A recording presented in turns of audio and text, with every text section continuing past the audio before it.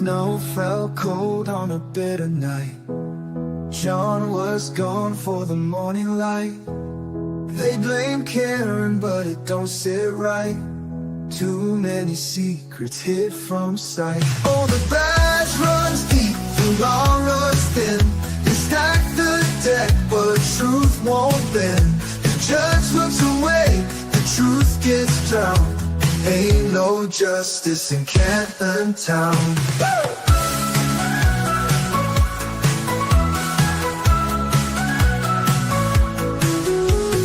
Proctor's story shifts and sways. Cameras vanish, records fade. The Alberts toast while the doubts grow strong. The folks still fight, won't be long. Oh, the badge runs deep, the law runs thin. They stack the deck, but truth won't bend. The judge looks away, the truth gets drowned. Ain't no justice in Canton Town.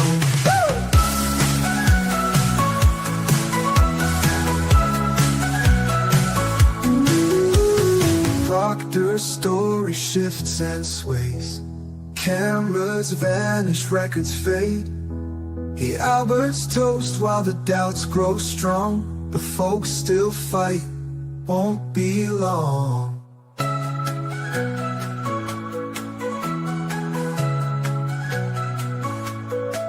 Oh, the badge runs deep, the law runs thin. They stack the deck, but truth won't bend. The judge looks away, the truth gets drowned. Ain't no justice in Canton Town.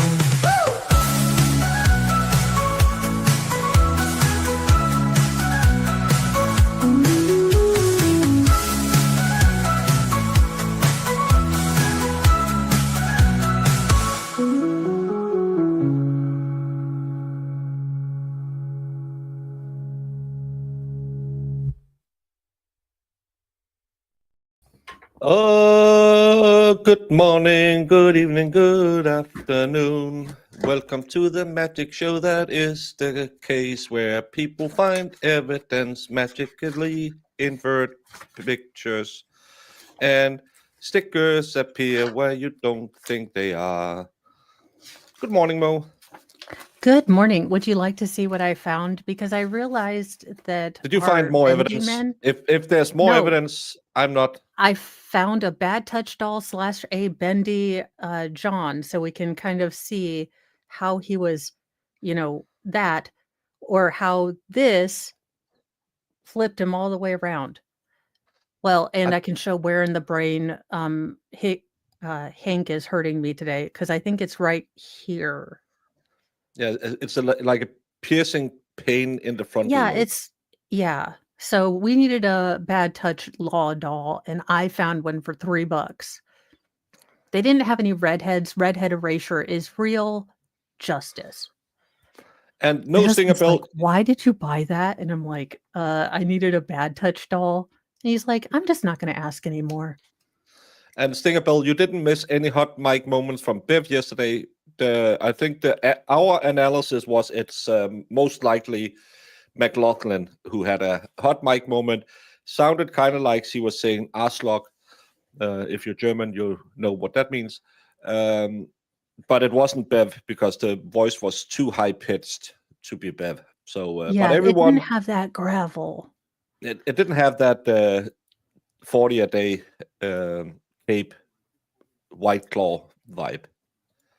Yep. But everyone wants to make it Bev because it proves she's biased. You don't need that to prove she's biased. Come on, just We've watch the had trial. plenty of examples that don't include. We don't need her to call Yannetti an a-hole to realize she's biased, because she told Yannetti he wasn't allowed to have a side bar. She's never said no to hanky panky. And it sounded too much like a woman, Gregory. That's the phrase I was looking for. Yeah, Bev has the vocal tones of a young, vibrant, Janet Reno. I remember her. She's from OJ. Yeah, she had the feminine grace of a linebacker for the Bears. Sue couldn't even hear that. No, you could hear kind of like show, but it could also be Gesundheit, which if you're German, you understand that. How late do you think court will be today? Think we will have a sidebar to cut down on the amount of sidebars because we have too many sidebars? I think they might have a sidebar conference talking about the amount of sidebars that could potentially lead to less sidebar or potentially more sidebars, depending on the amount of sidebars that we will need to combat the amount of sidebars that we have had. But thank you, T-Rex. Good morning, Stacy. Are we ready for more magical hair apparent talk today? They have to call it apparent hair because she didn't test it, so she cannot legally say it was hair. It's the same that they have to say that John was alive at the scene because they hadn't heated his body up enough that they could say he wasn't alive. Well, and you've got to remember, this person is actually, in theory, a scientist. So again, scientists aren't going to tell you things until they've proven them, until they've tested them, at least if you're a good scientist. Now, I can't wait for Trooper Joe Paul to explain his scienceology, because I think between him and Bill Nye will solve world global warming. Let's throw what's his name, Neil deGrasse Tyson in there as well, and then we'll solve every problem in the universe. What's sad is I liked Neil deGrasse Tyson. I thought he was, and then he took away Pluto, and I've never liked him since. He's the a-hole that decided Pluto wasn't a planet first. He was like, this doesn't look big enough to be a planet, and then we lost Pluto. I don't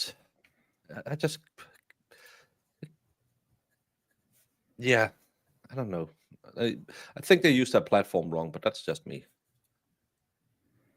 Because I think they're a little too, they get too political, and I don't like, that's why I don't really do politics. It's because it's too divisive. And it is. I don't care about American politics. It's not my politics. I don't know. I am in love with UK politics and those small nations where their politicians break out into fights that have to be stopped with tear gas. I like that. Like, give me that politics. I saw that clip that clearly someone was on the diet from that meeting with Macron and Starmer and whatever, the guy from Germany, I can't remember. Since Helmut Kohl, there hasn't been a good German chancellor. But everyone was up in arms. Oh, why are you lying about that? I said, could we have mandatory drug testing? Because you can't be a wrestler without having mandatory drug testing. Shouldn't all politicians do a piss test? I think it could fix a lot of the world's problems. Because we had a swap in our parliament some years back, and they found gunpowder in a lot of bathrooms. And of course, all of them said, well, the press has access to them too. So we couldn't pin it on any politician. We only had one politician who got stopped with it is a DUI, but it was a nose beer DUI. But he's a minister again, because he's a good guy again. We also had a minister who banged a 15-year-old and forced her to take Plan B pills, but doesn't mean he can't be a politician. No, I think he can be Pope too, if I'm reading the things right. Do you think John O'Keefe will actually be pronounced dead today? I think we can stipulate that he is dead, but I would really want them to stipulate how the hell he did die. Yeah, that's my problem with all of this. We are all, well, I wrote it down as day 17, but then I fixed it and put the date because I counted. Technically day 17, but Valhalla yelled at me yesterday, so it's day 16.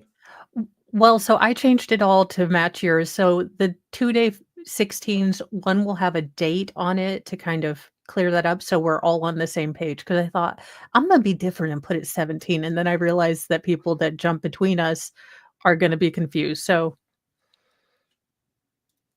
and welcome, Shizzy Raiders. Let's congratulate Lefty for coming into the monetization club on YouTube. Congratulations. And Lefty, I do try to watch. I don't understand games.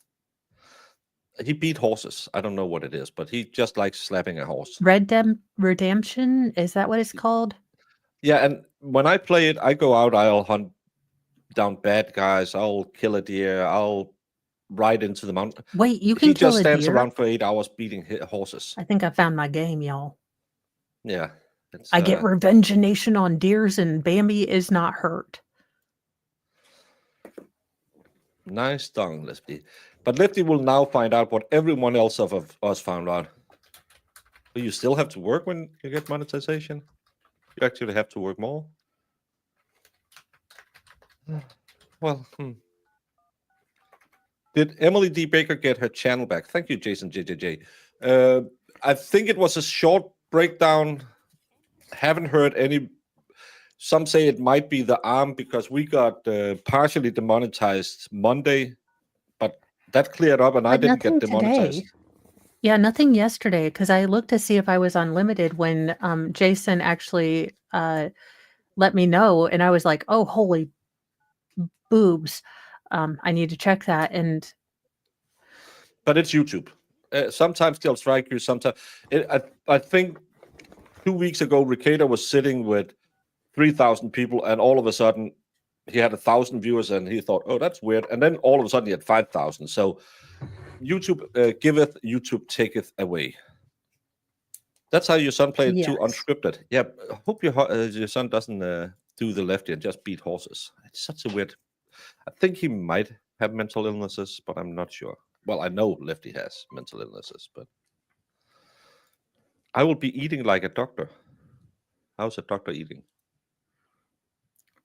I'm guessing Left-handed? Red Bulls and cigarettes, but that's just.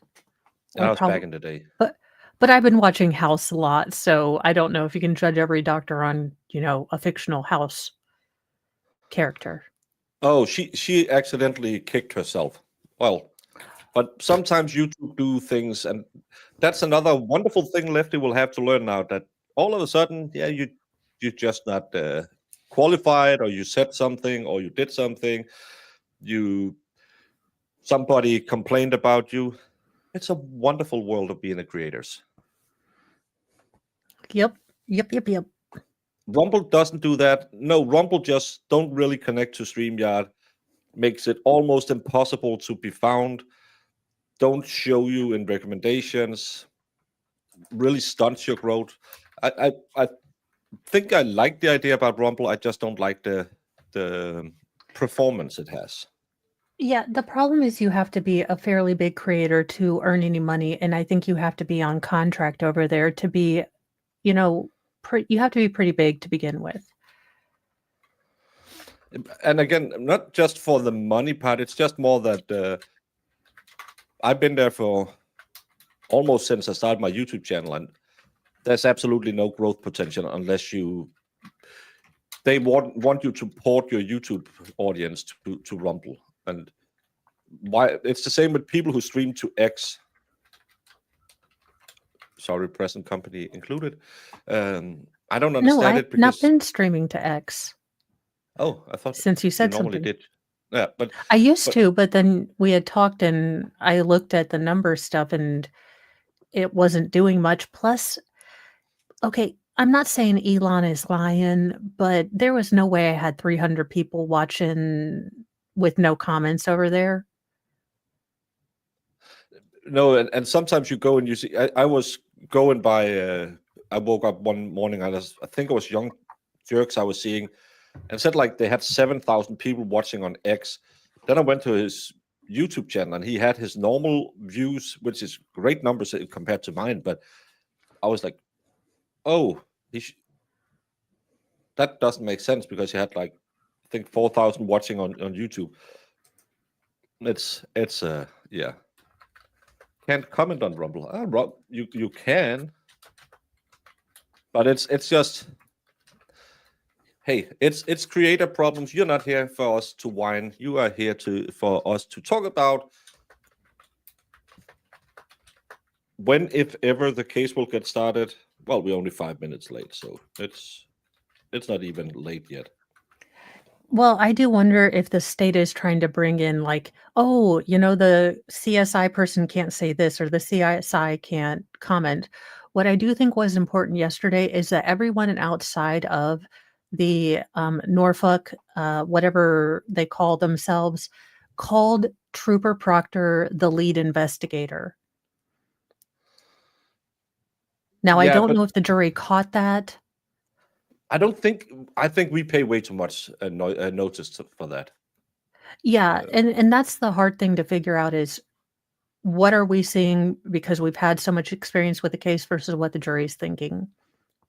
Yeah. And Mueller, I found you guys last Thursday while looking for another channel covering Karen Reed case. This channel was the first recommendation. Anecdotal, I know. Well, I'll take it. I'm streamer, don't cry. Yeah, we are blessed all in all, and Yeah, we're I happy mean, that you choose to spend even part of your day with us because why should you?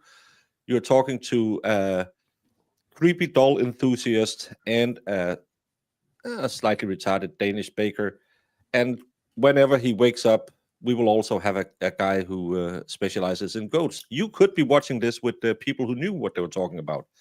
yeah, you Probably could be won't get watching this with lawful law lawyers. yeah, but some of them are boring and some of them are not as fun as us. But you can hang out with us and we will talk about no dolls, show you where on the doll Proctor hurt us.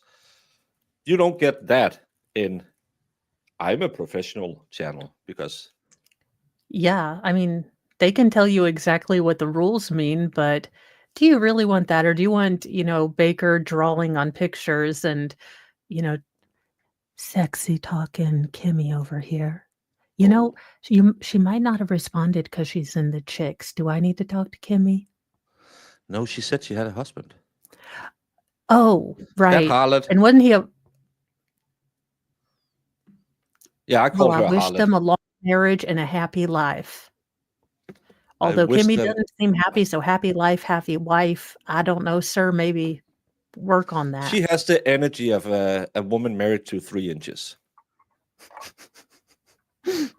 Thank you, T-Rex. Talking about 3 inches. I'm just excited for Bev for some Shaw tomorrow morning coffee with shiz is going to be amazing. Trial is going to be amazing. Bev from the Shaw drinking her claws all day. Yes, and in the Yes. afternoon before I go, I'm going to put up a poll. I'm going to show you 2 outfits or 2 jackets that Bev can wear tomorrow, and you get to pick between Hugh Hefner and the classic cape white, sweater tied by her neck. Morning. Valhalla, look what I found. What do It's you like a got? miracle. It's a Bendy John / Bad Touch doll, so I can show where in the brain Higgins is hurting me. That's creepy looking. I'm here And they for had it. no gingers. Ginger eraser is real. Why? Just not Why does that surprise you? well. Well, I didn't think the erasure had switched to dolls yet. Listen, Mo. Certain models just don't sell. Gingers happen to be one of them. Okay, you know what? Not everyone likes gingers, but if you like gingers, you like them to a frighteningly weird degree. Nick Rekieta isn't right about everything, but when he is right, he is right. I'll give you that one. Wallstorm will co-sign that. And evidence Nick, tech if you'd in the love to talk Commonwealth to me is not a about redheads scientist. and weirdos, They get on-the-job training and pass certification test on the job. This witness is not a scientist. She basically a lab tech. She actually did have a science degree, but she also have to pass these proficiency tests, which one of them, even though I can't mention it anymore for Valhalla because, give a girl a chance. She missed her DNA proficiency test, which was her main part of her job. Thank you, Holly Mack, for She gifting 5 Broken Baker memberships to Vicky she Hat, missed Heather she Musher, missed a follicle. That was all. She missed a follicle, Baker. Give her a break. yeah, and Nancy it's Iron, not like Melanie a K, follicle's and important Simi in this Sharp. case. Thank you, Holly Mack. Although, to be fair, I kind of feel bad for her because I didn't notice the reflection until Baker had to break it down like I was a 4-year-old with glaucoma. So I saw it instantly, and then everyone talked over me and said, no, there's 2 stickers. And I was like, Are there 2 stickers? How the hell is that car made? Look, at least Well, I admitted my mistake. I am trying. It's hard for me as a woman. Like, I had to fight all of my womanly instincts to admit I was wrong, but I did.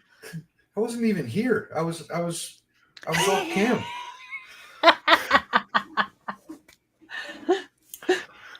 And welcome, Jamie. We are so glad you're here. In between your, undercover secret agent work. I don't know. Yeah, Rumor it's been a trip. Hi, Jamie. has Hi. her and Caffey Daffy might be the same person. Oh, you stop it. Don't you dare. Whoa. Jamie doesn't have a poncho, and she's never been to 34 or 34 Fairview. I'm not an idiot. That should be it. Jamie is here. That's amazing. I haven't seen her in forever, but I still must say, go Buckeyes. Beat the Wolverines. T-Rex, thank you for making Jamie's day. Because Jamie is a big Ohio Buckeyes fan.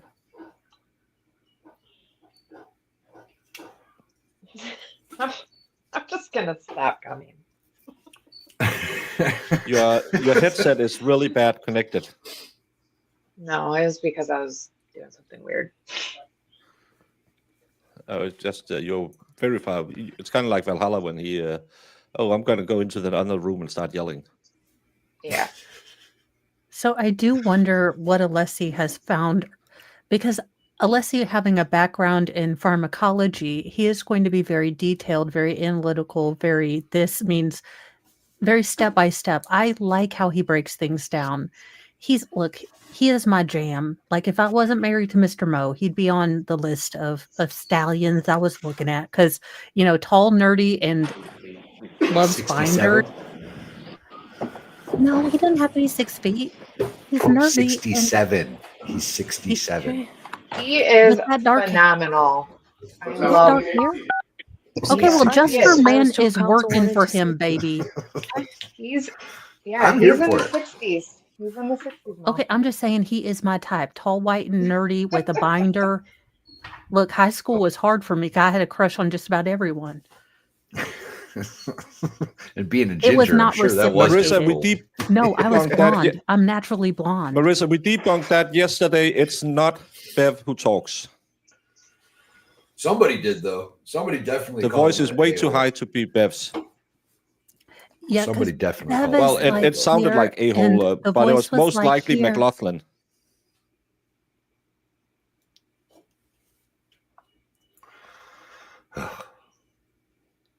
Oh, I Peggy know. isn't Essie in the is room back. today. Or Elsie, I want to call her Etsy, but I know that's wrong. That's right. Esty. Etsy? Esty. Etsy. Oh, okay. I always want to call her Esty. Etsy, but I Yeah, know I want that's to a call her website. S3 as well. It reminds me, yeah, like Etsy, like the Etsy website. I do that like we- that color. It's very pretty. Periwinkle, I would call that. Perry. Valhalla, you win. My husband would be like blue of some sort. Nah, it's a periwinkle for sure. I agree. Let you know that it's phenomenal. I love it. Valhalla is a man of mystery.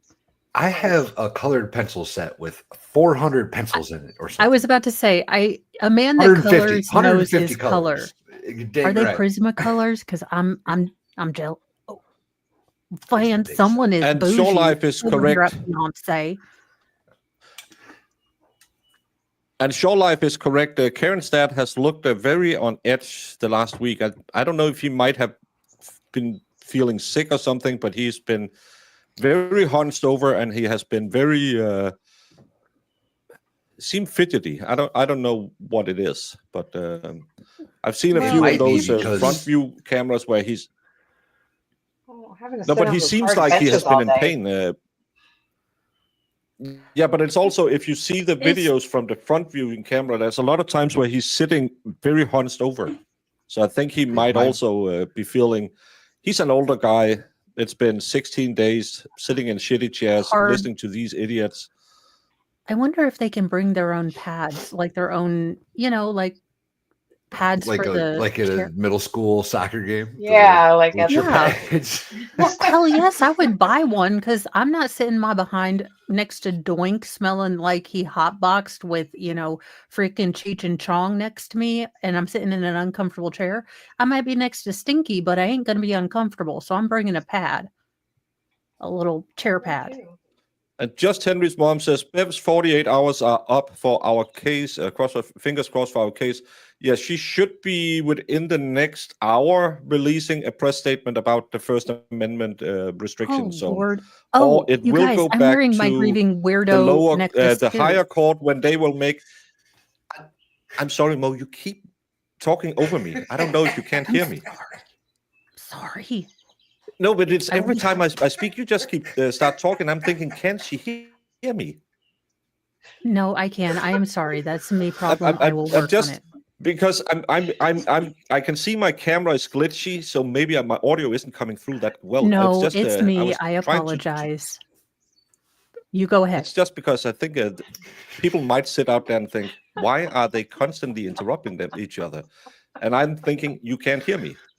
So, but they have this ruling in the higher court that it go back to the lower levels where Bev has to make a decision, which should be potentially, I would think it'll go back to the old standards of 100 yard from the courthouse, or else there will be a Supreme Court ruling on it. And my camera is really glitchy. I don't know if my computer is slow. What the hell is going on? I've seen other has a lot of problems with it these days as well. And Brandon says, this is the most insanely I've ever heard. Well, that's just my voice.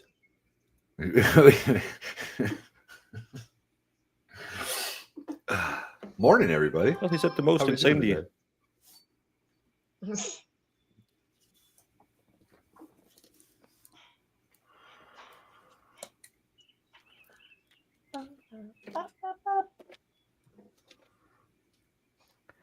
I'm gonna try and restart because I am super glitchy on my end.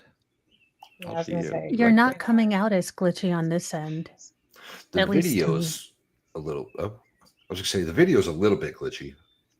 Well, I was looking at it on YouTube, and he's like roboting Oh, a little bit. I blame him. well, it was me. I was just having motor mouth, to be honest with y'all. So I'm going to try to be better. Well, what were you saying though? I don't know. I was saying I She wore my doesn't grieving. remember. I was wearing wasn't my grieving important. weirdo necklace because she pisses me off. Now this is a mother's necklace with the elements, so it's got MOTH and ER, but it looks like her little weirdo necklace. So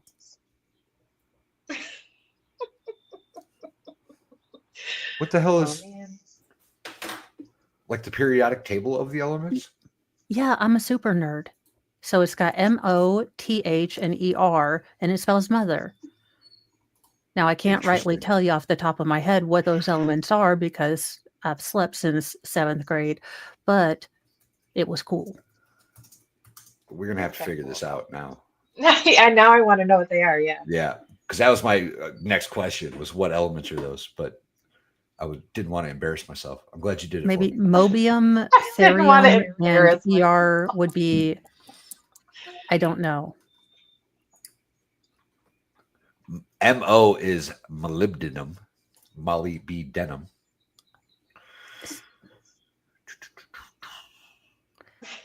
Holly Mac, I There's will be TH. bringing Bev on Friday.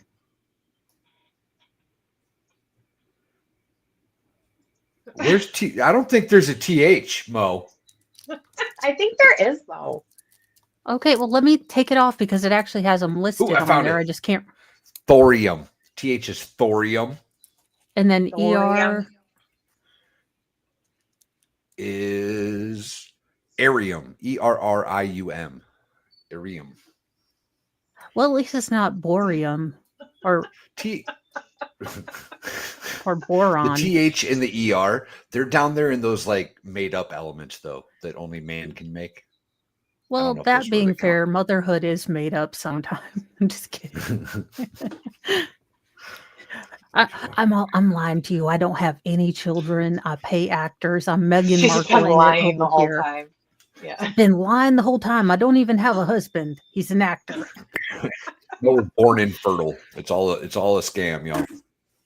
It is. She was unable to birth children from birth. She was born. Yeah, I just like visiting the maternity ward for no reason. I always joke with the hospital people. I'm like, sorry you're here. And I'm like, at least it's not the maternity ward. I've been there a couple times. I'd like to see new parts of the hospital if I could. It's not that interesting.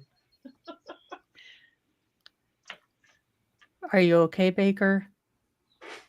He gone. Well, I see. He's had enough of our crap already. Yeah. I'm working on being quiet. Look, I waited for you to stop talking. I'm Good job, practicing. Mo. Somebody get her a gold star. I give myself gold star because I am my own You are supervisor. unmuted. You just talk when you want to talk, Molly. Well, I do. That's I it. don't want to interrupt people, and I was interrupting, so it's all good. Don't No, you it's let just a Baker joke. ruin your day. Yeah. He didn't ruin my day. I was interrupting. He's Danish. That makes him sub-American, if you know what I'm saying. We're better than him just in general because we have the Constitution. Fair Well, point. you know, We people also like don't to have complain. taxes at 47%. So I'm gonna be quiet because Baker's dealing with a lot. Taxes and socialism. All persons have any business before the Honorable Beverly Kidoni, I need Justice more of the Norfolk caffeine. Superior Court, and for the County of Norfolk. Draw near, give your attendance, and you shall be heard. God save the Commonwealth of Massachusetts. This court is now open. You may be seated. Good morning again, Council. Good morning again, Ms. Reed. Good morning, jurors. We thank you for your patience. Once again, we worked out something here this morning rather than having you watch us over a tap bar. So appreciate your patience. I do have to ask you those questions. Were you able to follow the instructions and refrain from discussing this case with anyone since we left yesterday? Everyone said Shut up, yes. Bev. Nodded affirmatively. Were you also able to follow the instructions and refrain from doing any independent research or investigation into this case? Everyone said yes or nodded affirmatively. Did anyone happen to see, hear, or read anything about this case since we left yesterday? Everyone said no or shook their heads. Thank you. Yeah, May we right. have They Ms. went home and Hartnett, Googled it. please? They know what they did. No kidding. I would. I don't care. That clip's getting played at Jamie's jury selection, guaranteed. Yeah, I feel like we saw you on YouTube, man. You would do all the things you shouldn't. Yes, Ma'am, I did would. you make this statement on 5/22? I don't know what the date is. Sorry. Yes. 5/15/25. I sure did. But you're gonna regret it if you don't got me on your jury. I swear to goodness, when I got jury duty, I was like, Brennan I had Mr. put Leslie. down ice Thank you, Your cream Honor. court Good morning, trials. Ms. Hartnett, and welcome back this morning. Good morning. They made me foreman. Your Honor, if I could please have Exhibit 145 that is in evidence Okay. published. Yes. Mr. Wolk?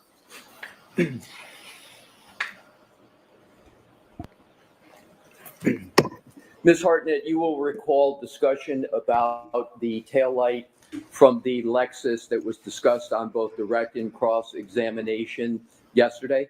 Yes. And you recall the discussion with Again, hopefully this time they'll ask about the missing water. Hopefully, the salt residue. Because this is way too clean when we saw the rest of the car. And sorry, I had a phone call. It was a real estate agent who called me. So, Oh, nice. but guys, the Danes have the best internet. Full stop. We do. Thank you, Brendan, for recognizing. And hear ye, all who business on Baker Stream will be heard in the court of Mo. Mo is spelled without an E. It's just Yeah. MO. regard Yeah, but to I don't the care. weather that was in existence on or about January 29th. I'm not going to go into it at all. I just want to sort of refresh and reorient to where we were on that topic. You recall that? Mr. Yes. Alessi, we don't have to do that. And I am now going to reference specifically what you referred to yesterday, I believe, as the inner part of the taillight, sometimes the inside of the taillight. Do I have that parlance correctly? Yes, that's correct. Thank you. So my question is, did you find any sand or salt or There we any go. other debris in the Right off the bat. inside portion of that taillight? No, I did not.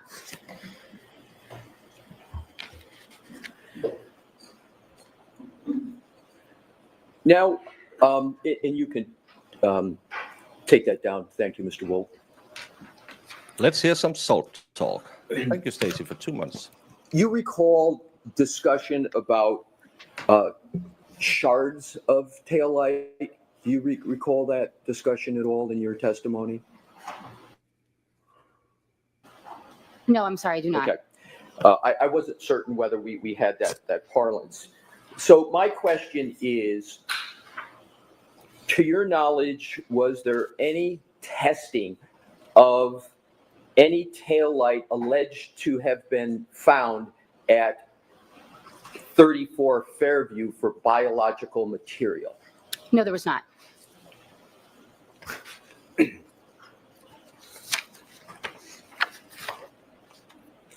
And could you just please state what your definition is inclusion when you refer to biological material? Those items were not processed in the criminalistics unit for any type of biological, meaning they would not tested for blood, semen, saliva, or a skin cell collection. I'm sorry, I missed the last part that you. Or a skin cell collection.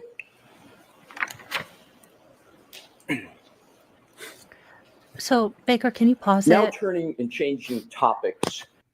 Of course. So, what I like that Alessi does is he defines with the witness what words mean, because he says biological materials, and then he says, what does that mean to you? Because I do like that, because then they're answering the question with the same common knowledge and definitions. And I don't think the other lawyers do that as much. And I really appreciate that Alessi does it. I like That's his all. breakdown. All they've done this trial think different than it's- last is fully convinced me evidence was planted. So there's that. I agree. By the way, I am fully convinced that they planted evidence. Yeah, and I really think the way he does it is because some lawyers have that idea that, well, everyone speaks our language, and they don't. And I think it's maybe an industry problem that, well, everyone knows when I say parlay, that means a pirate code. But Yes. maybe you're not a pirate. Don't ever assume that about me. Yeah, don't assume I think we all got a little pirate in Never us. assume piratey. piratey. I don't know what to call it. Hey, Rubia. Hey, Rubia. There was a T-shirt and a hoodie of the decedent. Do you recall that? Yes, I do. And are you okay with my parlance of T-shirt, the yellow or orange T-shirt on the one hand, and then the gray hoodie sweatshirt? Is that an acceptable parlance for you? Yes. So with regard to those two items, if I could, Your Honor, have published what is already in evidence, Exhibit 151 and 150, and Mr. Wolk, if we could please put those side by side.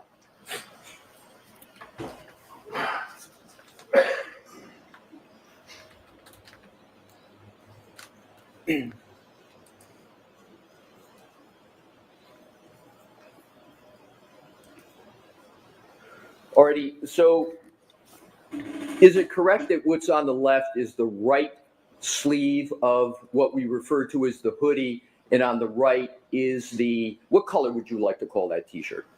Orange, please. All right, so the orange T-shirt. Is that what we're looking at up on the screen? Yes, so it's the right sleeve of the gray hoodie and the back of the orange T-shirt. Thank you. Am I correct that you included a handwritten note on your report that you found, quote, debris from each of these two items or from these two items collectively? I don't handwrite notes on my report, so I'm just confused about where you're asking that. Okay, I'll ask a different question. Hopefully it will be clear. Did you find debris on either of those two items of clothing? Yes, I performed a debris collection on each of those items and combined them. I'm sorry, it's not your fault, it's mine. There's a HVAC noise I can't hear. If you So could can we speak up turn just the a air little. conditioning off, please? I'm okay I with can it. speak It's up. just I'm if you could sorry. speak up a little. I don't want to Of course. discomfort people. Can you move the mic? Yes, I can speak up. My If you could apologies. speak a little louder, that'd be great. Thank you. Yes. Can you repeat your answer, please? Can you repeat the question? I apologize. Sure. Did you find debris on these articles of clothing? Yes, I took scrapings from each of these items of clothing and combined the debris. Yes.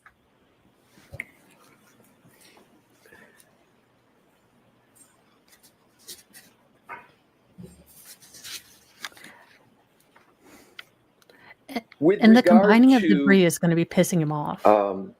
Scrapings, can you describe how the term scrapings relates to these two items these two items that are on the screen? Yes. Scraping is the mechanism I use to remove any debris that was remaining on both the sweatshirt and the t-shirt. I held each up over my lab bench. I took a long metal spatula and scraped Giggity. any debris that was on these items into a small glassine packet. You Is it don't correct mix that you items do from not different know elements where of clothes. the debris came I don't from know why she would've. specifically, other than it came from one or both items of both of these two items? Yes, that's correct.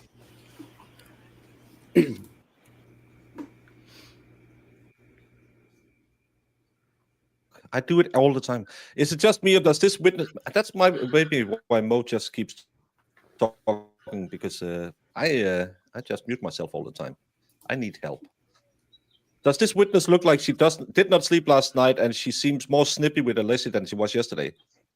No, yesterday she looked like she had a shiner on the right eye as well. So maybe she was getting the Sean Connery, as they called it. Just give her I a vote little we do a word smack. of the day. Oh my God. It's an open-handed slap. I vote we do a Just word give of her the a day in little honor of smack. Alessi. The word of the day will be parlance, Ooh. because it makes any tea moist. So Oh, the debris could be from just the hoodie, it could be just from the t-shirt, or it could be a combination of the both? Yes, the items were packaged together, so they were already commingled. So there was no way for me to determine which debris came from which item, and it would be misleading to label them as such. So I combined them. Exactly where my next point was going to go to. Thank you. Good. And my next questions. Bad So detective work. what, if anything, were these two items contained in when you got them? They were contained in a brown paper bag, and they may have been contained in a larger box, but I don't remember off the top of my head. So when you got them and you saw them for the first time, using your term, they were commingled together, correct? Yes, that's correct. And was there any debris in the bottom of the bag? There may have been. When I examine something on my bench, I also shake out the bag to ensure that nothing is left behind and that everything is examined and accounted for. Now, am I also correct that there is no description of the actual debris that you found? For example, you didn't specify whether it was little fibers, little hair, little pieces of this or that. Do I have that correct? Correct. I did not do any examination on it. I just packaged it. And therefore, you didn't note whether any of the debris was a plastic or a plasticine nature, correct? Correct. That would not be part of my analysis. Stinger Bell is asking if Court TV is shaking. It's I think it's Lawn and Crim but maybe refresh it. I have problems with YouTube right now. I have problems connecting to YouTube. Could be my internet that's effed up. I restart it all the time, but maybe just give it a refresh because that'll also The video give on us- my end, the give- video is choppy. Oh, it's Do you not want on my one of end. us to take over the video? I know you're the best No, at because it it with still the runs speed. through. It still runs through my stream, so it'll be. Oh, yeah. Take a moment. So Okay. I just try and refresh this one and see if that helps. And give her a dirty sheet of clothing, a scraper, and a quarter square foot map so she can get crap all over the court and not into the bag. Yeah, she's probably not the best collector of evidences. Separate pieces of debris. Well, she's a No, woman. I did not separate out the debris. There was no photograph taken of the debris? Not by me, no. Do you have knowledge of whether there was a photograph taken of the debris by anybody? I do not. So you have, as you sit here today, you have no knowledge that there's a photograph of the debris. That's correct. I do not.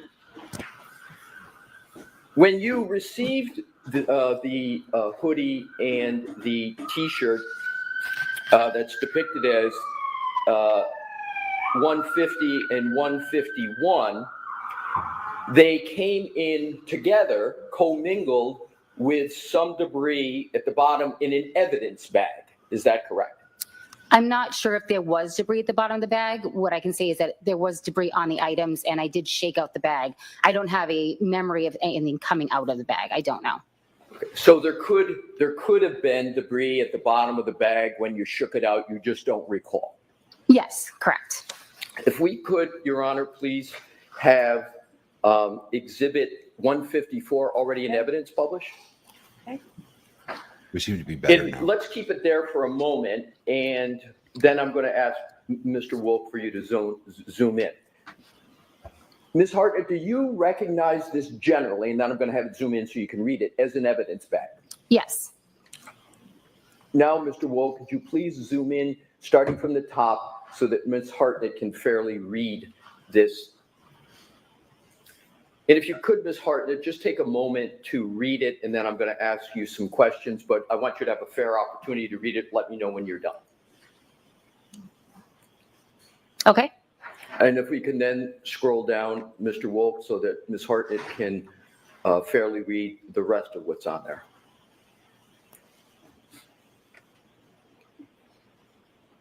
Okay. Thank you. Now, Mr. Wolk, if you could just leave it where it is now with. Just one question.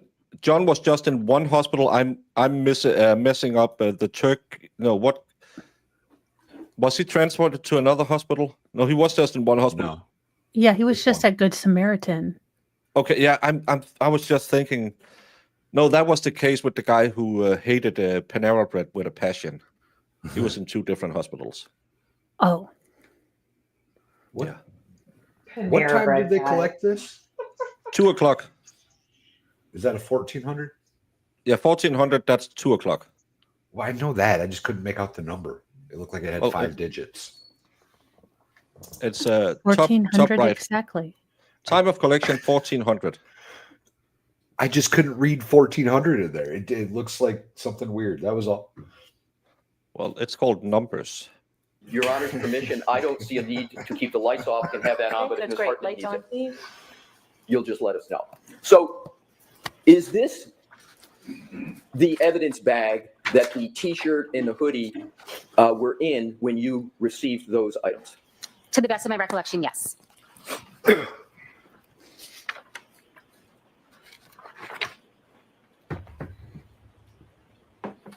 You see the name of collected by someone there. Can you read who that states it was collected by? Yes. And state what that is. It says TPR Proctor. And are you able to conclude what the TPR stands for? Generally, we use that to abbreviate trooper. Right. So that is former Trooper Proctor that it says collected by, correct? That is what's written on the bag, yes. And the date of the collection, if we can just, Mr. Wolf, just focus in on that. Thank you. The date of the collection is January 29th, 2022, correct? Yes, that's correct. Is it a fair conclusion from this evidence bag and your experience on the matter to conclude that former Trooper Proctor was the person who collected the evidence and put it in the bag? I have no knowledge of who actually collected it and put it in the bag. I can only read what I see on the monitor. In terms of, and if we could, Mr. Wolf, please take that down and put back up the side-to-side images. We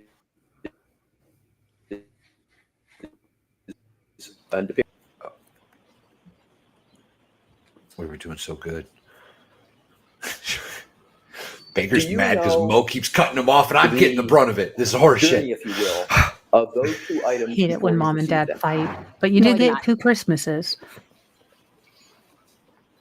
Silver lining. The debris that you ultimately Get socks for both your saw presents. on the hoodie and the T-shirt, and that which may or may not have also been additionally in the bag.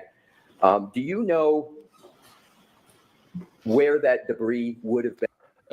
Yuri said they left it in Proctor's car and then went back to the pre-secure area and put it on butcher's paper, where they left it out for, I believe, 6 days to dry. But the whole thing is everything just went into one bag, so you can't tell if the debris was on the hoodie or the T-shirt. That's the thing. So she didn't do anything wrong because she worked with, and I again, like I said yesterday, I don't see her as one of the bad guys in this one. She just got a shitty hand and played it. Until she was like, I can't see if that's like a reflection or if it's a trick. I almost wonder if she's on the spectrum with some of her like very short answers. People can be spazzy and not on the spectrum. Valhalla, don't give everyone. Not everyone is an alphabet person. Come on now. Not everyone has a diagnosis. Who said she was an alphabet person? Well, it's ADHD or OCD or AIDS. It's you are always trying to blame people for everything. Been picked up from? No, I don't know the source of the debris. And you were not provided with information as to the potential source of that debris, correct? No. I think it's only on one side it's greasy. Were you I'm not aware of whether or not the debris, whether those items had been on the floor of an ambulance or a floor of a hospital?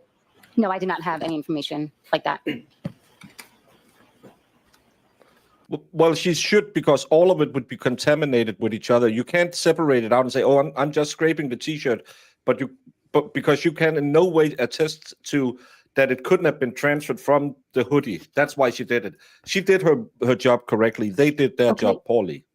Yeah. Baker, so this is the source of the 5 people. You have all the, people touching his clothes, trying to cut them off and get him off of there. So I get the conspiracy theory, but yeah, it's also possible that these are all first responders, touch DNA, because it's Canton, and why would they wear gloves? Hey, you don't get them at Mike and Ike's or whatever gas Hey, station I love you get your keep evidence Mike and bags. Ike's out your name. I'm going to go full Will Mike Smith and over Ike's. here.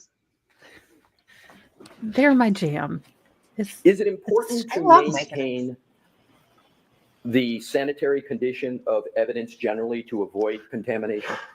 We do our best to avoid contamination once we receive items into evidence, yes. And what are some of the protocols that are used to avoid contamination of evidence? Generally. Generally, wearing gloves, putting items in packaging, mixing bleaching items. any materials or utensils that we're going to use, or using disposable materials, sterile materials when possible or necessary. We also wear lab coats when processing evidence. Is another protocol or technique to separate out pieces of evidence to prevent cross-contamination? Sometimes we will separate pieces of evidence. If the items are already mixed in with each other, then the items are kept together, can be kept together.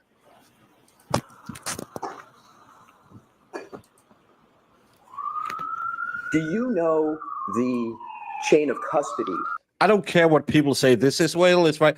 I have never heard any town with so many sirens And I don't believe that, it's only when the defense is up there. No, it does it the same when the Commonwealth is up there. Unless people are intentionally setting fires, how the hell can they have so many emergency calls? People are around town just setting fires. Remember, it is illegal to drive sober in Canton. They are going to accidents every moment. It is a little much. It's the third emergency we Oh have my had. God. I heard one when I came home from court today, and I thought, because I know they have had 3 within less than an hour. I'll hear more sirens today on this stream than I will in real life in like 6 months to a year. Fair. And Without a I doubt. live, y'all, my HOA, the youngest age is septuagenarian. I mean, every time we get a newsletter, it's more like an obituary read. So even I don't see this amount of, emergency vehicles in my aging population HOA. I will say, living in the country out here, I get it a lot because the ambulance place is like right down the road. They're flying all over the place.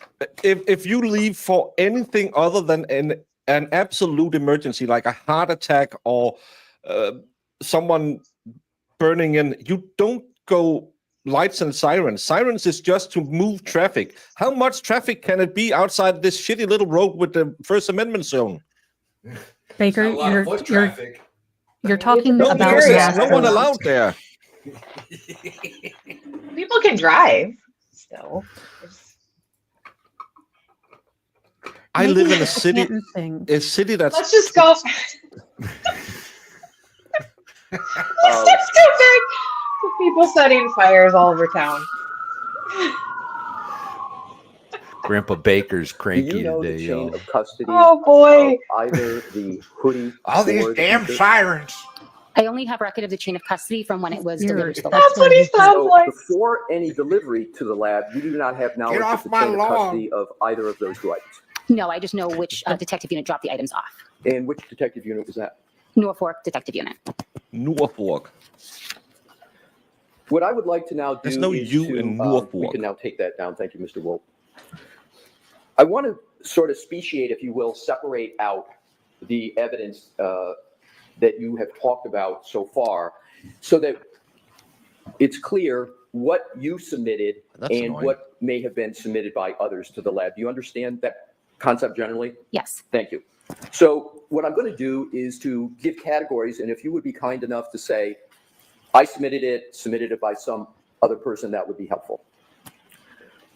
Any items that were collected from the vehicle, who submitted those to the lab or brought them to the lab? I did. The swabs from the red Solo cups. I submitted the swabs. Yeah, in the Turk case, we heard it like 3 times in the 2 weeks.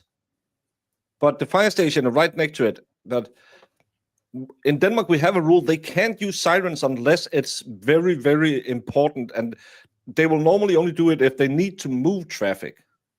And I just can't get every fire truck that leaves that station in a densely populated area. Oh, let's let it rip just to see if it still works. It's kind of like when the door pew pewer in NAM said, "Oh, let's just test if it works," and inside the base. That's not how you do it. The drinking glass that you were presented with at Canton PD. I submitted that item. The 2 clothing items that we just saw on the screen, the hoodie and the t-shirt. Were there also any fingernails that were part of the investigation and that you had knowledge of? Yes. Describe what those were, please. Fingernails may be collected at the medical examiner's office, and they're clippings from the top of the fingernails of the victim. And were those submitted to the lab? Yes. And by whom? By the Norfolk Detective Unit. And the phrase known blood standards, are you familiar with that phrase? Yes. Can you tell the jurors, please, what that means? A known blood standard is a sample of blood that is collected from an identified person. And which person were those known blood standards related to your knowledge in this matter? We received a tube of blood that was identified as belonging to John O'Keefe. And with regard to the fingernails and the known blood standards, who submitted those to the lab? The Norfolk County Detective Unit. So am I correct to conclude that for those items that you submitted to the lab, you knew sort of the journey, if you will, but that those items that were submitted by, you, I think you referred to as Norfolk County, was that what your parlance? Yes, correct. You don't have knowledge about those other than that they were submitted by them? Prior to them arriving at the lab, correct. I have no knowledge of where they were stored or anything like that before that. And no knowledge of those items not submitted by you would include no knowledge of the chain of custody of those items, correct? No knowledge prior to them being received into the lab. That is correct. Your Honor, if I may have a moment, please, probably be 30 to 45 seconds. Thank you. Okay, wait. I love Alessi. He's like, I'll need 5 seconds or 8. He's like,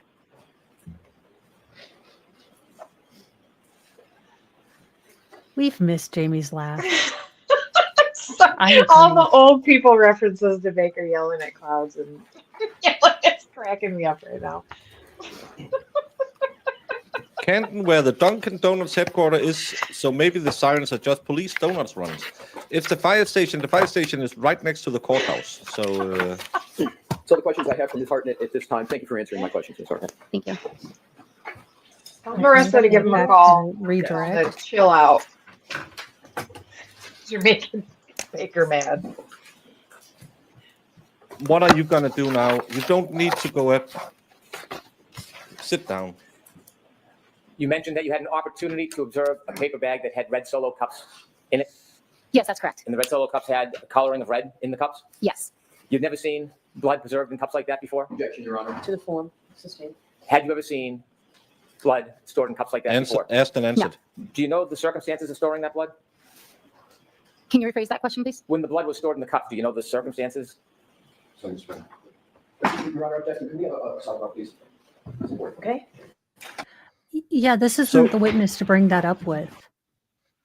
And are you really going to try to say that? Yeah, he's going to say, well, this is totally cromulent. Even though she yesterday answered and said, I've never seen it before, I wouldn't have done it, and I've never seen it since. I would never have asked that questions. I would hope that the jury would have forgotten that they talked about it yesterday. Yeah. Quit bringing up the Solo cups because it looks stupid. Yeah. He's just going to again point to, but there was snow, my dudes. Snow. Yeah. And that doesn't make it okay. No. Yeah. Well, having learned that Fairview is only a few minutes from Canton PD, I am coloring in those cups. done with these know firsthand what that comprised of, what the item was? Are you asking me if I knew what the contents specifically of the cup were? No, I do not. And so the red cups with the red spots stored in them, do you know the circumstances surrounding the effort made to try to preserve that evidence? Can you just be more specific in what you mean by circumstances? Sure. Do you know where those red cups came from? I was told they were collected from the scene. I don't have firsthand knowledge of the collection. And you weren't at the scene that morning, were you? No, I was not. Do you know what the circumstances or the challenges were that morning? No, I'm not aware. Not. Oh my God. You said that you respond to active scenes and sometimes, like in this case, after the event happens? Yes, that's correct. Is there a difference when you're at an active scene as opposed to when you arrive at a scene that is past the event? I would say multiple units are working at the same time, attempting to document, preserve, and collect evidence. You were asked a few questions about the top back of the Lexus SUV. Yes, that's correct. When you were first asked the question, you were asked if you had studied that area, and you said you didn't recall if you looked at that area. I did look at the area. I looked over the entire vehicle, but I didn't know anything specific in that area, no. When you say you looked over the entire vehicle, did you look over did you study all sides equally? Did you spend time with the entire vehicle? I believe I made an effort, yes, to look at the entire vehicle. When you studied the back of the vehicle, not the right side or left side, the back, middle, did you find any hair? I did not note any hair, no. Did you find any scratches? The only scratches I noted were ones that I'd spoken of previously on the right. When you looked at the left side of that Lexus, did you find any dents or scratches? Nothing that I noted, no. Did you find any hair on that side of the car? Not that I noted, no. Did you find any dents, scratches, or hair anywhere but on other than the right side quarter of that Lexus? I did not note any. I also did not examine the interior of the vehicle.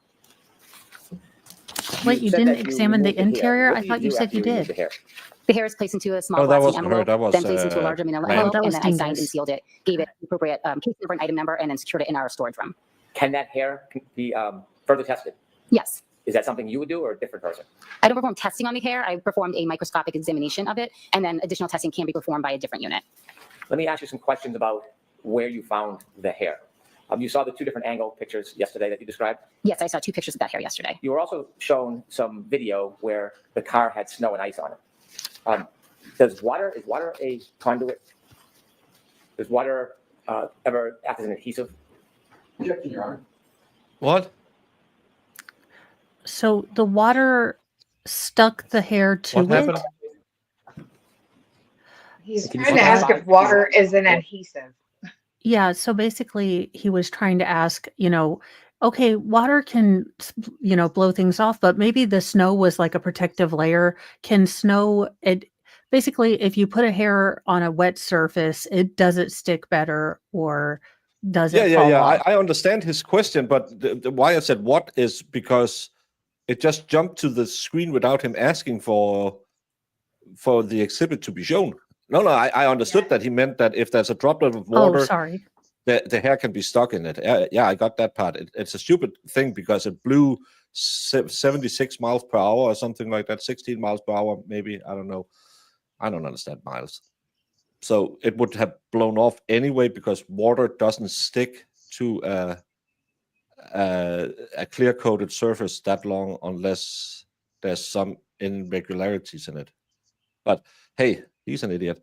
Red Solo Cup, I filled you up. Let's have a frame job. Let's have a frame job. You used that one yesterday, but thank you, T-Rex. TM on 129.22? Yes. When you first saw this vehicle, it didn't have that snow on the right back near that taillight, did it? Objection, Your Honor. Ask it differently, Mr. When Brennan. you saw this vehicle for the first time, did it have that snow packed into the back right of the car? No, to the best of my recollection, there was no snow on the vehicle when I saw it. And the hair where you found it, you see the red back taillight, the piece of red that's showing? I do see that, yes. In reference or relative to that red, was the hair to the right, left, below? I don't recall at this time. Okay. Do you see the ice or snow on the right side quarter panel of that Lexus? I don't see it on the quarter panel. I'm not sure what you're speaking of. If we could move that video forward, please, to 702.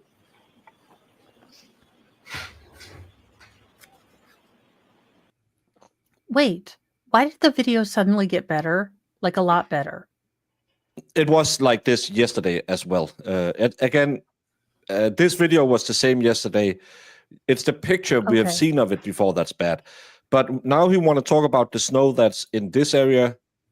Doesn't it look like there's been snow on the side of the car as well?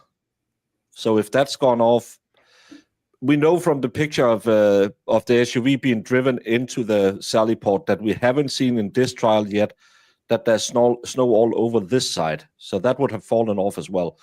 If I was at Leslie, I would bring that up and show it and say, hey, what about all the snow on the windows and on this side? But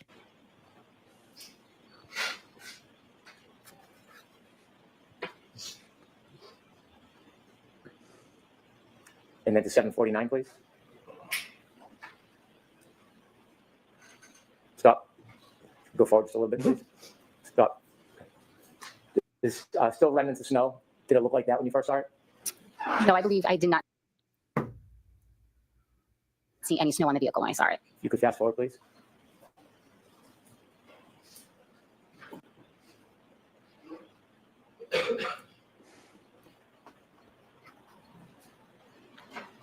Thank you. You can take that down. Thank you. You were asked. Wait, Baker, can you pause it had real quick? information about when the So this is a crime scene. You think this is a red rum instrument. You have it in a garage full of, those were stacks of plastic water bottles, meaning someone is going to come here and pick up a water bottle any old time, very next to the car. Now it is on the left side, but you also have nothing marked off. How is this a secure scene? They had one piece of evidence or one piece of tape. They did have one piece of tape, and you know, magically, you can't cross crime scene tape. It's imbued with the same protection, you know, in Harry Potter when they are out in the woods and they hear those muggle hunters, and they stand right next to the barrier, and they can smell them, but they can't see them because one of them is wearing cologne. Or Okay, maybe they were just skunking it up like. the problem with that is you have those stacks of water bottles, and I'm a mom. I can tell you that everyone is going to go over there for a water bottle and mess up the field. None of this was done with scientific thought in mind at all. But Mo, again, have you seen Harry Potter? I have, but I also have another question. This leads me to a follow-up. You hate Lord of the Rings, but you watched 8 damn movies Yeah, they're good. to go through Harry Potter's story, and Hardly they did any a lot walking. of hiking in Hardly the any last walking. 2. Hardly any walking. They did apparate, I'll give you that. Yes, that's correct. And you offered us, you don't have no idea, right? Objection, Your Honor. They just fly around No, I do not know more. when the damage occurred. You were asked whether or not More damage broomsticks, and I would existed on watch that car Lord of the Rings again. prior to that day, prior to January 29th, 2022. You remember that question? Yes. There's Did you know eagles. there are ring videos of that car They've from got January eagles. 28th, 2022? Ring video? She doesn't know that. What the hell is he talking about? Stupid I want to show you ass. some photos and ask you a few questions. If we could have 147C, please. Yeah, why would she talk about the Ring video? That's like trying to have If you could close her up. put in Proctor's text Do you remember what that's a messages. picture of or photograph of? Yes. What is it? That is a tear that was on the right sleeve of the gray sweatshirt. The threads coming from the side of that? Looks exactly like a dog Yes. tooth. Those threads. Could you Sure pull those does. threads and pull them out by hand if you wanted to? Can you repeat that question? If you pulled on those threads, could Speculation. you pull? I didn't attempt to pull at them at all. Did you examine them to see if they were woven or loose? Those threads. Yes. Okay. And what were they? They were loose, the fibers that had started to separate off from the shirt. Separate and weave. I don't want to say they were separated from the shirt completely. The weave was starting to separate. If we could have photograph 57. You know, I What never is she thought we'd talk proving about here? weave in this case, but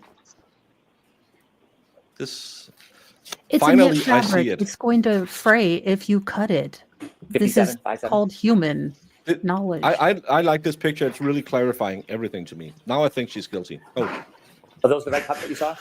Yes. And what color is the fluid inside? I noted there was red-brown stains inside. And do you see that white object, the rag or the why is there six solo cups with red liquid inside, but there's no liquid inside these 3 with red color in Okay, them? I have a theory, Baker. It doesn't make sense. It's stupid, but I put my brain. So we have 3 cups that have stuff in them, but if we put them in the bag, they might spill. Add 3 empty cups and it'll stabilize in the Stop and Shop bag. That's my guess as to the logic of why they're there. I'm thinking Jello shots. Well, that too. the Also, paper why towel? is he noting the paper towel that makes it an unsterile You place? were asked about, you can take that down. You were asked about who had custody of items. Yeah. You only have custody of items once you receive them, right? Yes, that's correct. If somebody had access to that rag and dipped it in those cups and then smeared it on the taillight, and you went and tested, would you potentially be able to find that red liquid on the taillight? Objection, Your Honor. Sustained.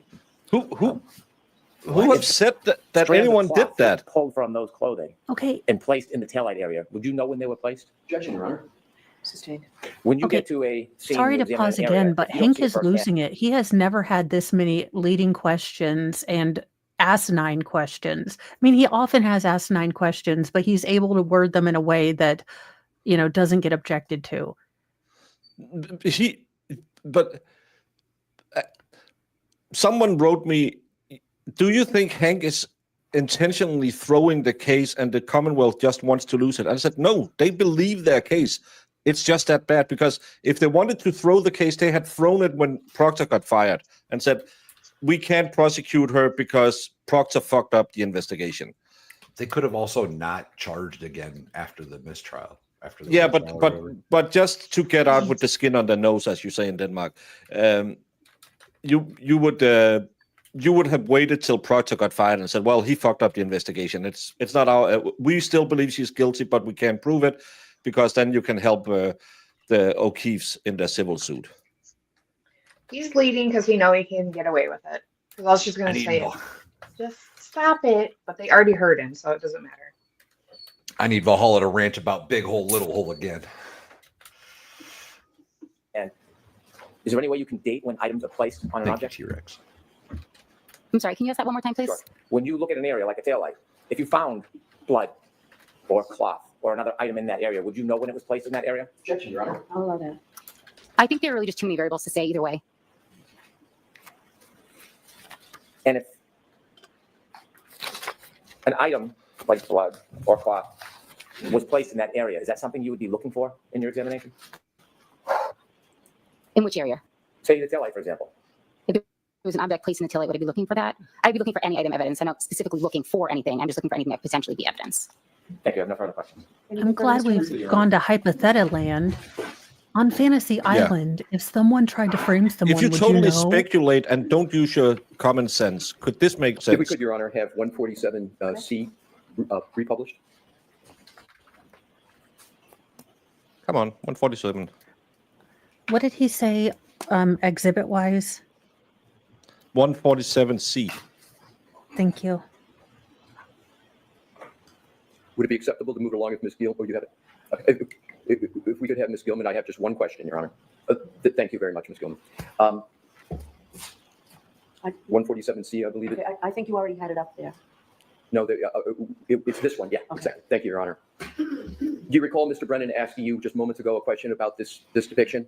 Yes. And to be clear, this is the right sleeve of the gray hoodie, correct? Yes, that's correct. You didn't perform any analysis of this area of the right hoodie, did you? I performed damage analysis on each of those tears on the sleeve. Right, but you didn't perform an analysis as to the source of that item, what it could be, correct? Can you rephrase that question, please? Sure. You didn't do any analysis of what could have caused that hole in the sweatshirt, did you? No, I did not. No further questions. Again, thank you for answering my question. You are all set. I wanted to correct something from the record yesterday. I wasn't sure when it was appropriate to do that. Okay. Do you recall which you were asking the question? Yes, Mr. that's West asked me the interesting. question. Your Honor, are we going to proceed along with that? So why don't I see your time? So she wants to correct her record of testimony she gave yesterday. That's what she said. Interesting. A Mr. Alessi question, I think she said. Let's see if. I wonder if she's seen the reflection. Yeah. She saw. No, the I sign. think she saw the. All right, so Opened Ms. up Heine. her mind. Come on, Baker. All right, Ace so of base, Ms. let's Heine, I go. am going to let you step down because questions from both sides are completed. Okay, So thank you you. though. Nope, you're not allowed to do it. I think she saw the GIF I put up of the two doinks doing the mirror spot, and she thought, are there Okay, two Mr. clowns, Brennan, who's your or next witness? is it a mirror? Next witness is Dr. Scotty Bell. Scott D. Bello. Oh, he is Hey, calling we're the getting Emmy. called. Yeah. So we are getting the Emmy. The Emmy who they were too amateurish to get. See counsel at sidebar, please. I wonder what And she got I wrong have from looked at yesterday. the order that Bev have put out on the First Amendment. To me, it seems like she just keeps it.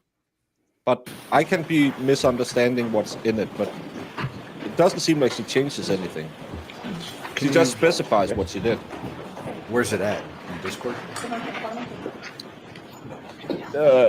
Maybe Jemima can share it with The you. original Emmy, Marissa. Where'd you go? Remember her as talking fast. Better go down. All right, Oh, Mr. she Brennan, is whenever you're here ready. and Thank you. ready. Good morning. Please introduce yourself to the jury. Good morning. My name is Irini Scoribello. That's spelled IRINI-SCORDI-BELLO. I am a medical examiner employed by the Commonwealth of Massachusetts. How long have you been a medical examiner for? In the state of Massachusetts since December of 2016. In general, I have been a medical examiner. Can you send the motion thingy to Valhalla? The That's First the one. Amendment order from Bev. Yeah. Thank you. Since, yes, I did. Where did you attend medical school? Maybe one of the kids I is sick. completed medical school in New York City at the Mount Sinai School of Medicine, now known as ICANN School of Medicine. Did you attend a residency? Yes, I completed my residency in anatomic pathology at the Mount Sinai Hospital. Is that what you specialized in during your residency? Yes. After your residency, did you go right to the medical examiner's office or did you work anywhere else? After my residency, I completed a one-year fellowship in forensic pathology that was done at the Office of the Chief Medical Examiner for the City of New York. And then I went to work as a medical examiner. Is there a certain type of doctor you are? Do you have a particular? Yes, I'm a forensic pathologist. What are your duties at the medical examiner's office? My duties and responsibilities at the medical examiner's office include performing examinations and autopsies to determine the cause and manner of death in cases that fall under our jurisdiction.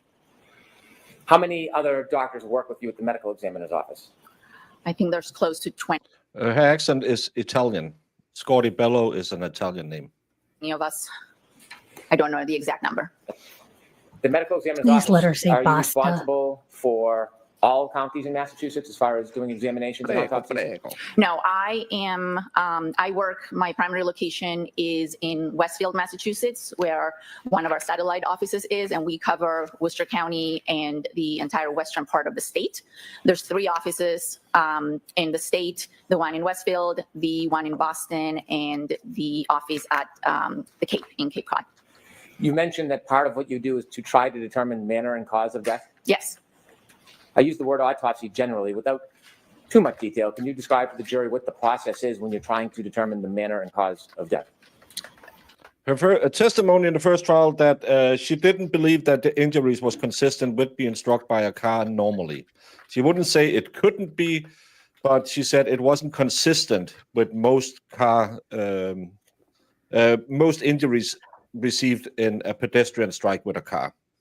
And she's the lady that in the text messages was mentioned that it was amateur hour, that they couldn't force her to change her testimony on, well, not her testimony, but her manner of death determination on the death certificate that it was murder, because she said undetermined. And because there's 4 different types of death you can have. And her closing her eyes, that's something common that I do when I'm trying to remember certain things. So I'm sure she's she keeps her eyes open. I'm sure she looks with her eyes when she's doing an autopsy. But when she's trying to remember things, I think that at least I do. I close my eyes and try to, visual out what I'm remembering. So I don't see it as shifty or anything. It's kind of normal for me, but it could be a tell. Yeah. Not a bad You way. would like me to explain what an autopsy is? Please. An autopsy is a large surgical procedure with 2 main parts. The external examination, which is an examination of the outside of the body, where we document physical characteristics such as hair color, eye color. We document any identifying features such as scars or tattoos, height, weight, and then we also document any signs of disease or any signs of injury on the body. The second part of the autopsy is the internal examination, where we make surgical type incisions on the body, and we examine the internal organs of the neck, the chest, the abdomen, and the pelvis, as well as the head and the brain. Part of the autopsy procedure, and this depends on the kind of case we're doing an autopsy on, might include other studies such as taking evidence, toxicology, which is done on almost every case, and any additional dissections or any additional steps we might feel we have to take. But that's in general what an autopsy is. Do you ever seek the assistance of any other doctors or professionals that have specialties in your determination in an autopsy about manner and cause of death? Yes, absolutely. We often, like I mentioned before, we perform toxicology on almost all our cases, and those samples are sent to the toxicology state lab. We also have a board-certified neuropathologist and cardiac pathologist in our office, and very often we will consult with them in determining cause and manner of death. Are cause of death and manner of death the same or 2 different things? They're 2 completely different things. Can you explain to us what the difference is between the 2 of them? Yes. Cause of death refers to the disease or the injury that initiates a sequence of events that ultimately leads to someone's death. So that disease or that injury can be a natural disease such as atherosclerosis or coronary artery disease, or it can be some sort of injury. The manner of death has to do with the circumstances that led to the death. So there are 5 manners of death that we use in our practice. The most common one is actually natural. Natural means that the person's cause of death, the disease that killed them, was due to natural causes. And that would include heart disease, diabetes, cancer. All those are natural processes that take place in the body that lead to death. And so the manner of death is natural. If trauma or an injury is involved, then we have to decide then let me back up. If trauma or an injury is involved, then the manner of death is no longer natural. And therefore, it could be that the trauma was inflicted in an accidental manner, in which case the manner becomes accident. If it was inflicted by another person, with the intent to cause harm, then the manner becomes a homicide. And if the trauma, and when I say trauma, I should include both physical and chemical trauma, chemical when it comes to intoxications due to drugs, etc. I think he wants her there, and then he's going to call the brainiologist, and the brainiologist is going to say she was wrong because she didn't look at the squishing of the brain, which clearly means he was hit by a car. That's what I think. I will be interested what the neuropathologist has to say, but Sorry, as a the neuropathologist, technical term is a brainiologist. oh yeah, that's right, brainiologist. I am interested in what the brainiologist has to say, but unless he is also an expert in kinematics and force and all of the causes of this death, he can give me his opinion. But as a juror, I'm going to be waiting for the reconstructionist. Yeah. Because up to this point, I still don't know how John, let's see, he has 2 glasses. He's on his phone. He bends over, left, right, sorry, takes his arm like this. He's bent over like this. Then it hits his arm, but not his body because he's kind of leaning over like this. He kind of dropped a penny and he's like, fuck it, I'm going to pick it up because I'm not Elon Musk. So somehow he drops either the phone or the glass. And then he was putting his shoes. I saw it in the. I think it was Wendy Murphy said he was putting his shoes back on after kicking the taillight. But with 2 glasses in his hand. And then his arm was something like this because he was doing the thing from Fortnite because he's like floss. And then, I mean, it makes total sense. He flew 20 feet and landed by the flagpole because he's an American patriot. After he turned off his phone real quick one last time. Mo solved the case again. Bang to I that blame call Fortnite. the Bald Duck Honey City. Is there a pun here? I don't understand. Horny, not honey. Oh, Horny City. Horny. ZD. I don't know. Thank you, Brennan. Trauma was self-inflicted, then the manner of death is suicide. Probably dirty. So we have natural, accident, homicide, suicide, and then the 5th one is what we call undetermined or could not be determined. That is when the circumstances in a case are not entirely known or clear to us, and the information that we have does not support one manner of death over another. In that case, we classify the manner of death as undetermined.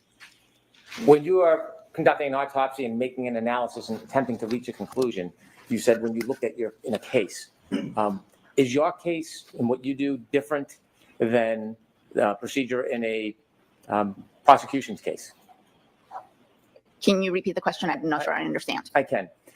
When you're making your determinations about cause or manner of death, do you have any limitations? Okay, so the cause of death is something that is determined by the autopsy. That is my opinion or our office opinion as to the disease or injury that led to that person's death. So that is, I don't have any major limitations unless we're dealing with cases where, the body's decomposed and we're not able to do, all the testing necessary. But in most cases, the cause of death depends on my findings during the autopsy.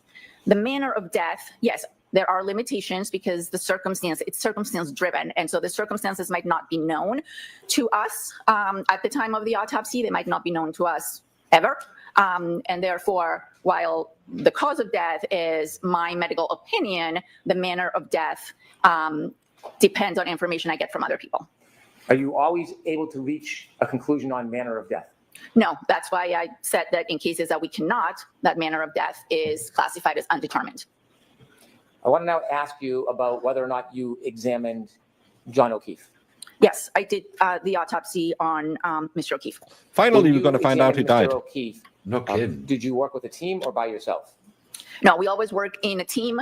The team is made up of the medical examiner and a medical examiner's assistant that helps with the actual performance of the autopsy, especially when we examine the head.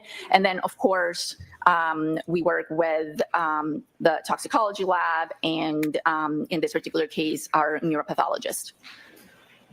The medical examiner's office, is that a division of the Massachusetts State Police? No, Is it a division of the Norfolk County District Attorney's Office? no, Is the medical examiner's office independent? yes. When you conduct an autopsy, are representatives of law enforcement or district attorney's office able or allowed to attend an autopsy? Yes, they're usually allowed to attend the autopsy if they wish. Is that an uncommon practice? No, it's not uncommon. Do you remember when your autopsy of Mr. O'Keefe occurred?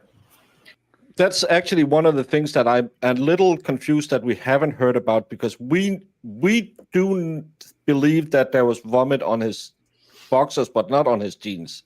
I think that's the thing we heard a lot about. How come that was on his boxers, but not on his jeans?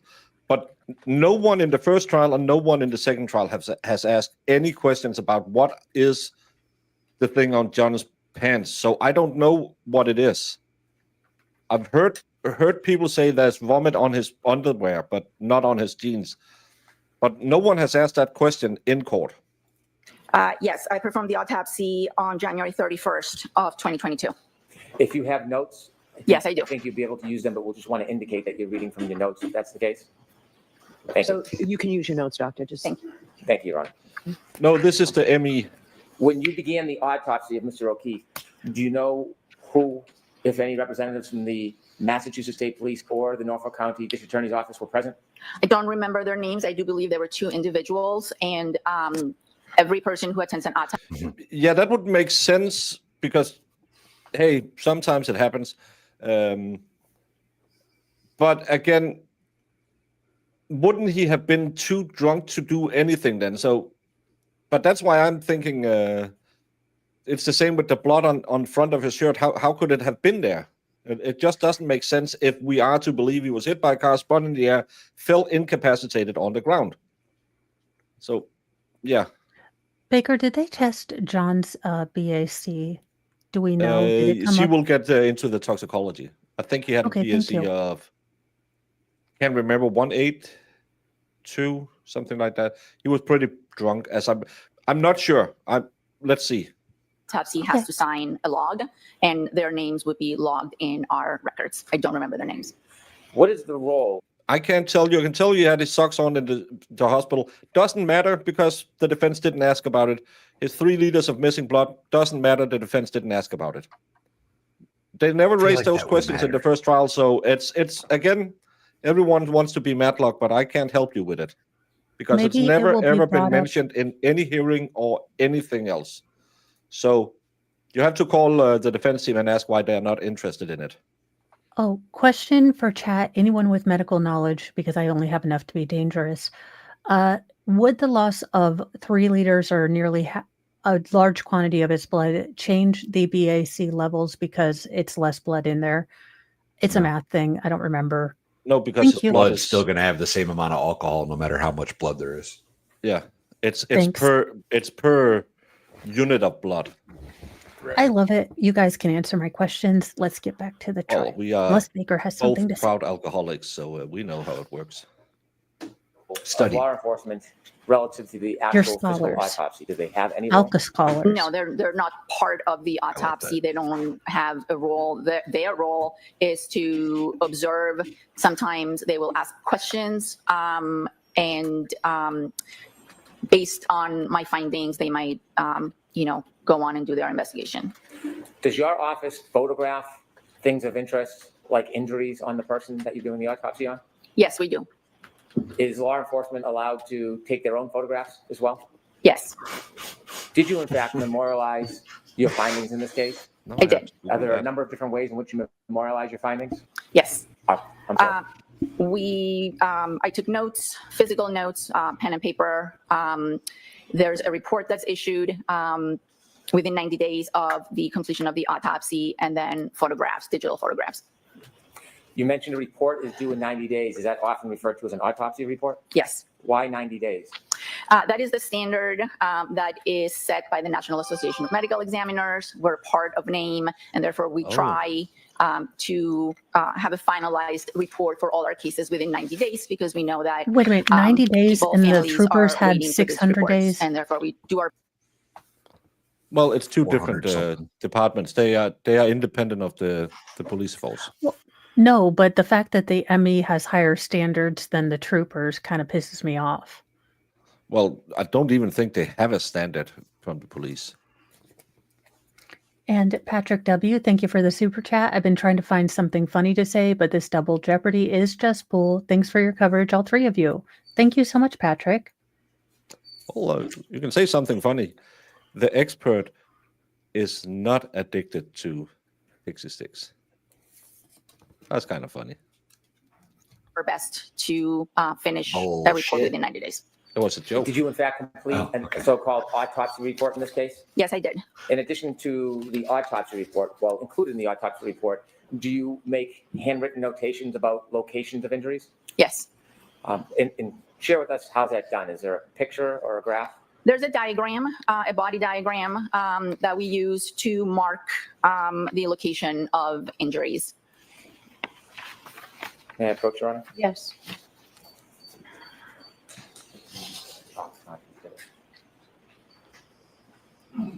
I do like when they use the diagrams instead of the autopsy photos because I think it's a little less jarring for the family and it gets the same information Yes. across.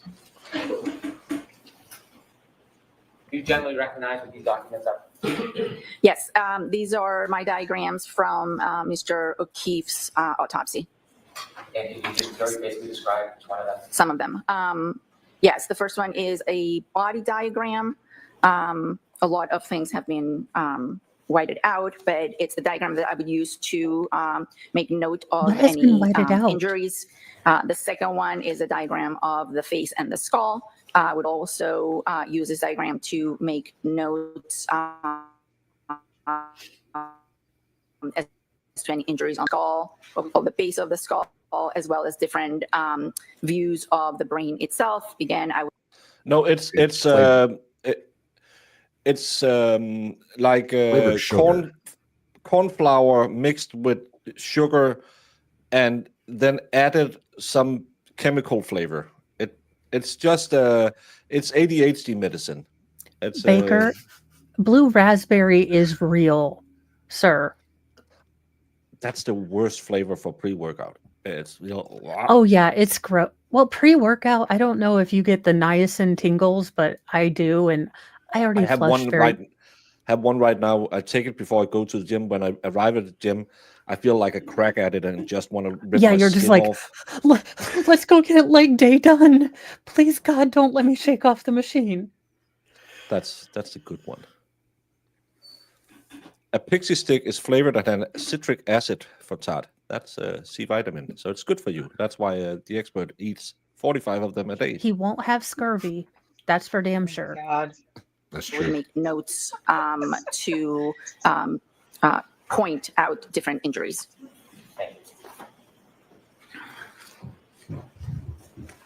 All the greatest thing about America: sugar and chemicals.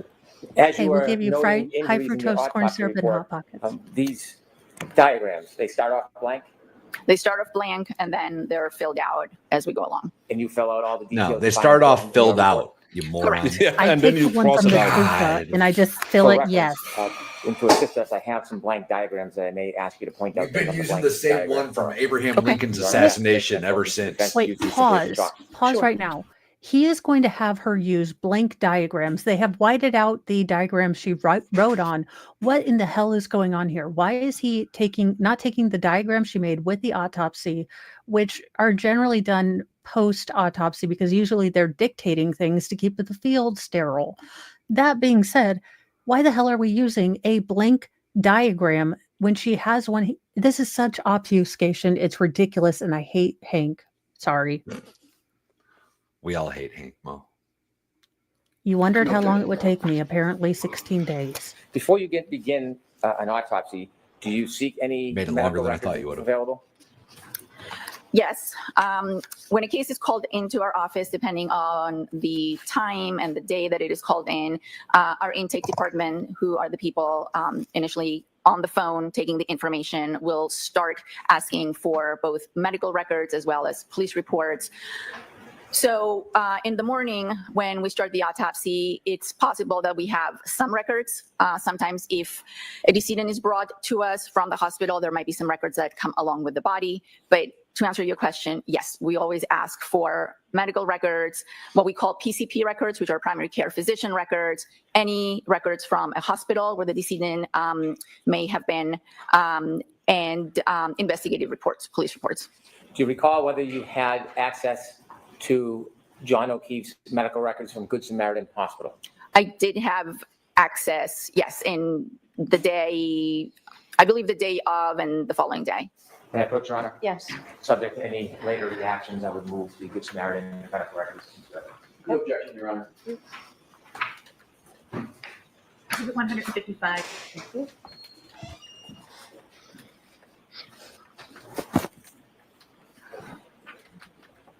This time, I would move for identification of all photos of Mr. O'Keefe's injury that Samaritan Hospital for identification. Okay. Exhibit JJ for ID. Further, this time, I'd move for identification of all OCID occidental evidence photos. Exhibit JJ for ID. Your Honor, this time, I move all CSSS 5 photos for identification. On Wednesday, we do arms because if you want a thick mummy down on knees with her meat curtains flapping in the breeze, your arms better be swole. Curls are for the girls, boys. Curls are for the And it's girls. Thursday, so no arm days today. So you're not supposed to do arm curls? Yes, this is the diagram that we use during every autopsy. As you can see, we note the name of the decedent. Every case has its own number. In this case, it was 22-1697. And then we take note of, as I mentioned, during the external examination, physical characteristics such as hair, eyes, teeth. And then on this diagram, we would note any scars we see on the body, any tattoos we see on the body, any injuries we see on the body, and any therapeutic interventions. Those would be things that are sometimes done either by emergency medical personnel or at the hospital. Everything would be noted on this diagram. Now, if you could take us through, I'm going to ask you, we'll go body part by body part, if that's okay. I'm going to ask you to begin with Mr. O'Keefe's face, the front of his face. And if Yes. you could enlarge that, Ms. Gilman. Thank you very much. Did you notice He's hung like any me, that injuries on one on the Mr. picture. O'Keefe's face? And if so, could you, I think there's a pointer available for you, doctor?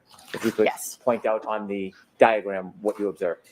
So on the diagram, well, first of all, there was medical intervention on Mr. O'Keefe that included an endotracheal tube that had been placed to help him breathe. But once all the intervention, all the medical devices were removed, I observed on his right upper eyelid a 1 centimeter laceration. So as we're looking at the diagram, this is the right side and this is the left side. So on his right eyelid, there was a small laceration. I also observed abrasions on the anterior and the left aspect of the nose. So the nose. Remember, they were talking about that it was a very, very small laceration. This is 1 centimeter. That's pretty much on an eyelid. That's noticeable. Yes.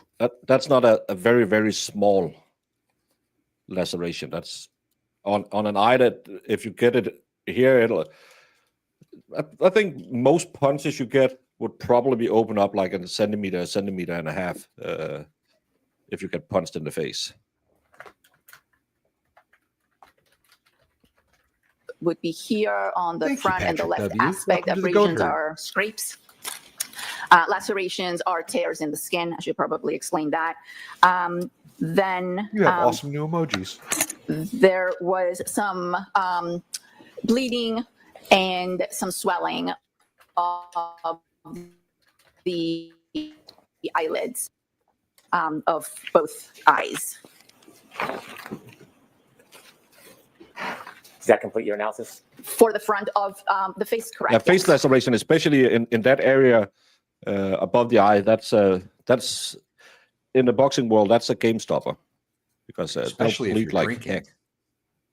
Also, thank you, Patrick W., for gifting a membership, and that went to Zenden. So welcome to the Church of Mo. We have the Triangle of True Crime, Fun Times, and Sarcasm. Also dark chocolate, so it's not really a triangle. And Patrick V gifted a broken Baker membership. We don't have anything, but you gifted the memberships to the experts. So now he gets access to nothing that he didn't have access to begin with. But I appreciate it anyway. He gets access to notifications and the Sue Bird. May I approach, Your Honor? Yes. I'm such a bad. Why isn't he using the head diagram? There's a specific diagram for the head where she Maybe indicated he's building all it of, up. God, Hank, you suck today. Yes, this is a photograph of Mr. O'Keefe's face. Does that photograph depict any of the observations of injuries made that you described to the jury? Yes, it shows the small laceration that I noted during the autopsy on the right eyelid. You can see some of the swelling and some of the bleeding over his eyelids, and that's pretty much all I can see because it's a side view. Is there an apparatus? There is what we call an endotracheal tube, as well as a C collar or a C stabilization collar. That's something that would have been placed on him by medical personnel. All right, move this into evidence and ask for the instruction. Okay. No different, Your Honor. All right. So, folks, during the testimony of Dr. Scordi-Bello, photos will be introduced to you. They're photographs of John O'Keefe that Dr. Scordi-Bello from the autopsy. So you'll have them in the jury room with you. I'll put them in an envelope, or I'll ask that they be put in an envelope. So if you don't want to look at them now, you don't have to. At some point, we'd ask that you make sure you look at it. That's BS. I have never heard that instruction in my entire trial watching, and I've been here for 2 years. Have you ever heard it, Baker? Never. Evidence is evidence, and you look at all the evidence. You don't. Oh, my fifis can't take a little blood. Well, get out.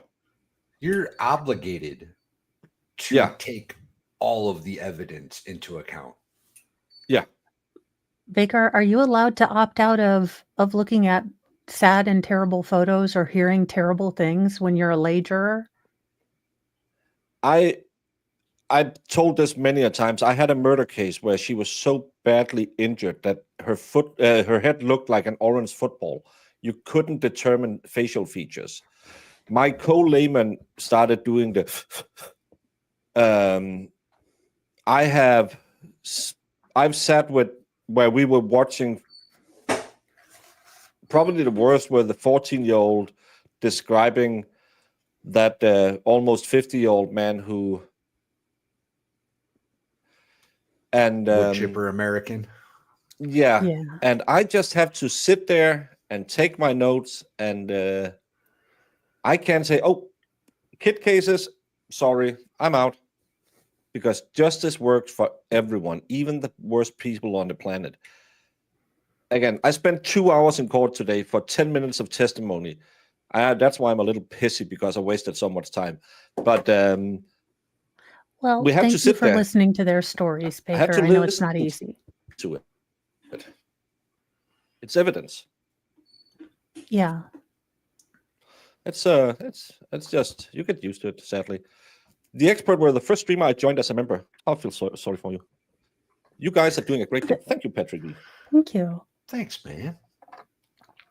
No, the expert is a fun guy, and everyone should go follow him because he has the best Friday night live show. He does. Sometimes Mo is on. I am. And you can follow our Dollywood adventures there. These photos Less than 3 are not weeks. pleasant, and you may find that they're graphic. But what's important for you to know is that your verdict must not in any way be influenced by the fact that these photographs may be unpleasant or graphic. The defendant is entitled to a verdict based solely on the evidence and not based on pity or sympathy for Mr. O'Keefe, which might be occasioned by these photographs. So consider the photographs only as they draw your attention to a clinical, medical status, or Like the goats, great coverage. Maybe your goats should be the jury and let them chew on the facts. Well, I'll tell you this. They would have had a better verdict than the last jury. Thank you, Patrick. Appreciate you. I've just never had a case where we actually the one where I caught him, the murder case.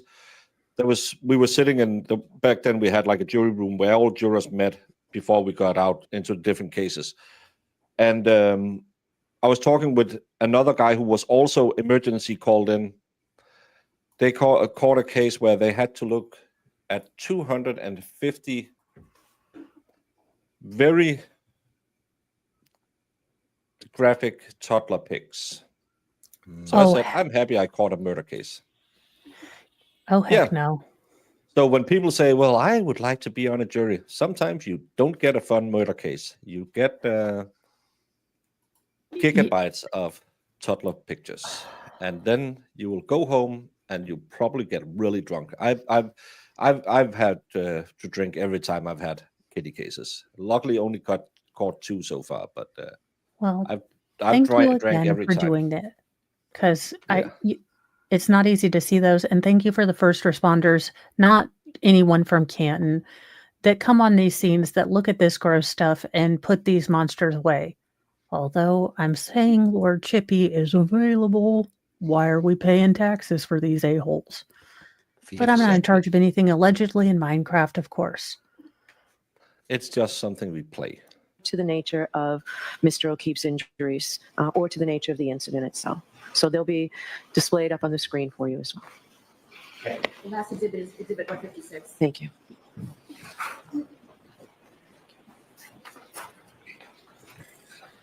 Ms. Gilman, can you show the jury? And Doctor, can you point out the injuries you were describing by using the diagram, or when you were using the diagram? Oh, and thank you, Anime Rumpy, for gifting 2 Rumble members. I don't know, Rumbleless? I don't know what it is. 3 Rumble memberships. Thank you so much. Rumblers?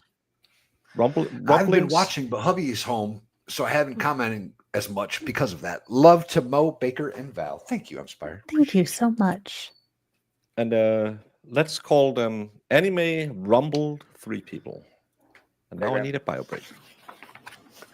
So the laceration, the small laceration that I previously described would be here on the right upper eyelid of Mr. O'Keefe. You can see some discoloration that's bleeding under his eyelid. As a bouncer, have you ever seen someone get a small cut in their eye and nose when they're knuckled, if you will? The neck Yeah, collar I got are also present Especially here. if you're wearing and rings or the something. Injury, which I noted I was wrestled on in high the school, front and and I left side of split- his I don't nose, remember which you which eye, cannot see but here the because this eyelid is looking at the right got side of his split face. open, and it Take that was down, a pain in the ass.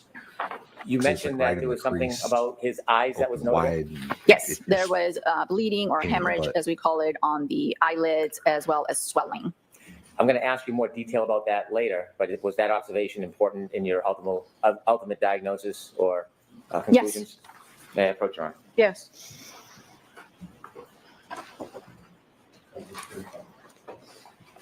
Was his nose broken? Another photograph, do you recognize that? Yes, this is another picture showing Mr. O'Keefe's face. Again, the medical intervention is present, and you can see more clearly now the discoloration on the upper eyelids. Is this vantage point helpful for your ultimate conclusions and diagnosis? Yes. Your Honor, move this in there. No objection, Your Honor. Exhibit 157. With the court's permission, I'd like to show this to the jury. Yes. P645, please. Doctor, could you point out what was significant regarding Mr. O'Keefe's eye area? So I noted that there was discoloration, that's bleeding, that's blood, that's under those eyelids. The eyelids appear puffy, that's what we call edema or swelling. And then also there were 2 abrasions, 2 scratches on Mr. O'Keefe's nose. You can see one here, and then the other one on the more front part of his nose. Could you take that down, please?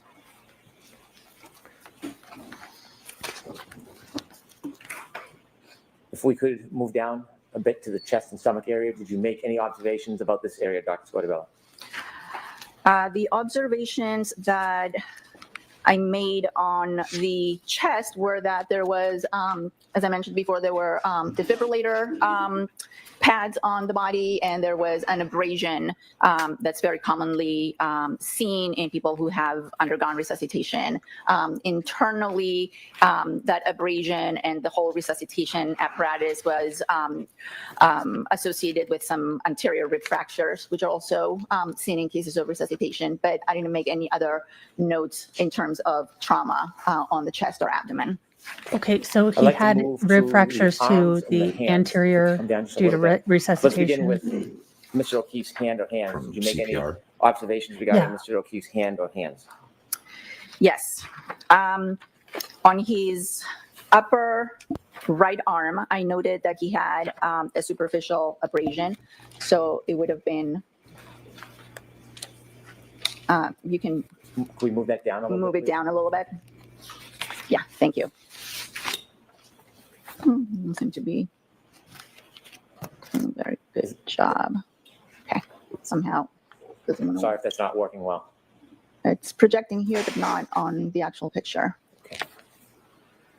There may be a second. have it point. backwards? I can do it here. Okay, great. Yeah. So on the right upper medial arm, that would be the inner side of his arm, there was a superficial abrasion. Again, that's a scrape.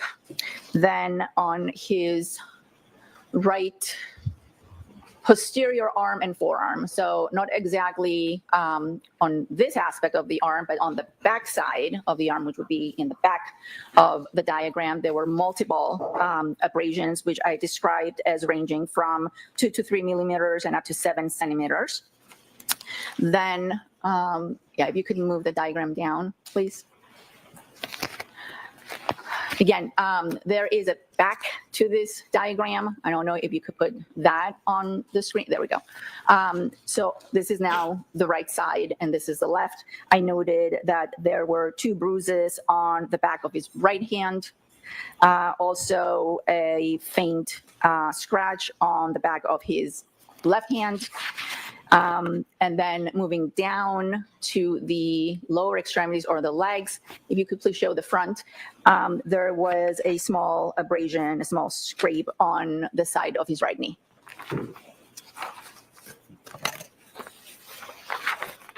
May I approach your arm? Yes.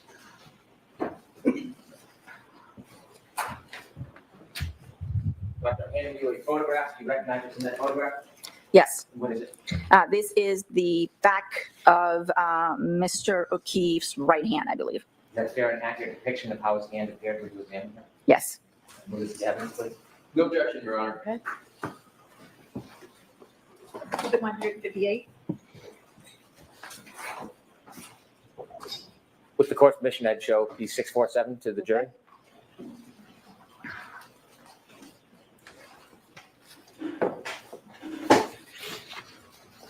And could you explain, you said there were 2 bruises. Could you point those out for us? That looks like where you get Yes, an IV. There's one I'm not- here and one here. Did you attempt to assess those, determine whether you could conclude or opine on a cause of those? No, I did not. Well, I take that back. I'm sorry. So this particular one has 2 small little pinpoint defects in the middle, which we sometimes see when emergency personnel tries to get access to a vein for fluids, for intravenous fluids. So, but I Okay, did not well, put but that he in was my report. I just described cold it and as a. not alive. So how did he form a bruise? Well, no, I take that back. I'm smarted myself out. They hooked him up to a ventilator, hooked him up to cardiac resuscitation. So his body is still technically doing stuff because it's medically aided. So he would create a bruise. Maybe. Don't take that as Yeah, he would gospel. create this bruise because it looks like there's puncture wounds in this one, but he wouldn't create. Is this ligament? What's this? His knuckles. What? Why is he his? And this knuckle? Valhalla, help me out. Swollen? Could be. Looked pretty swollen to me. That could be lividity on his hand, I guess. Yeah, All right. This one, but this Yeah. one, and you have this, but I'm just trying to. My knuckle doesn't pop like that. Okay, question to someone who's not in a lot of physical altercations. Wouldn't the knuckles be more hurt here? I don't know how you punch. Do you punch people with your knuckles or your fingers? I feel like I don't Depends know. on how good you're trained. You Hopefully your knuckles. You try and do it with these two knuckles, because if you do it with these two, you'll break your entire arm. The only thing Because I know is these not are to tuck your connected thumb. You don't put your thumb in, because then you'll break that. Because of some people will say that you should do it because it'll stiffen up, but it'll just make it fucked up, and you'll break. Don't do that. You'll break. Don't do that. But some people do it because they'll say, "Oh, do this because then there's more power behind your punch. You're It gonna doesn't break move." your Okay, thumb. now That's the stupidest when thing do I I've ever heard. employ the Steven Seagal? Only in knife fights. Never. Hey, Works I in run a knife bit fights. like Steven Seagal, so I feel like I'm seen. He's not Which running is not anywhere. I at saw all. him at the Victory Day parade in Russia. No He's crap. fatter than I am. He and That dude's I are barely walking. non-runners now.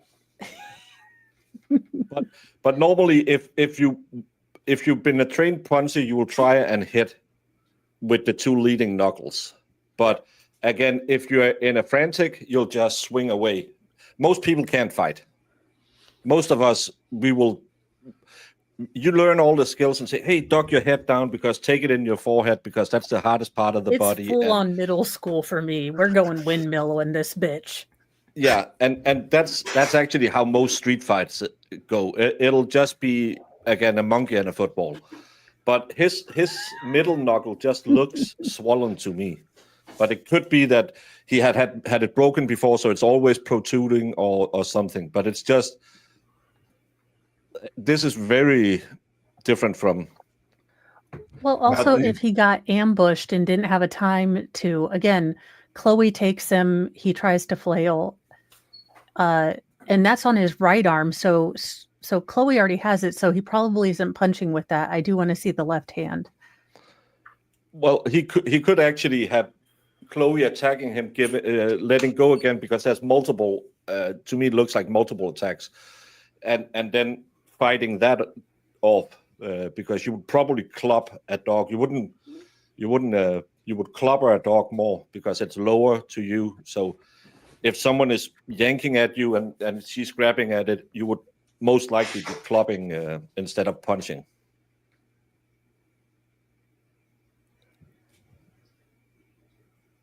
The confusion. Is it common to see that type of coloration where medical personnel put intravenous or other types of support into somebody's hand? Yes, it's very common for the skin to bruise when someone tries to get access to a blood vessel.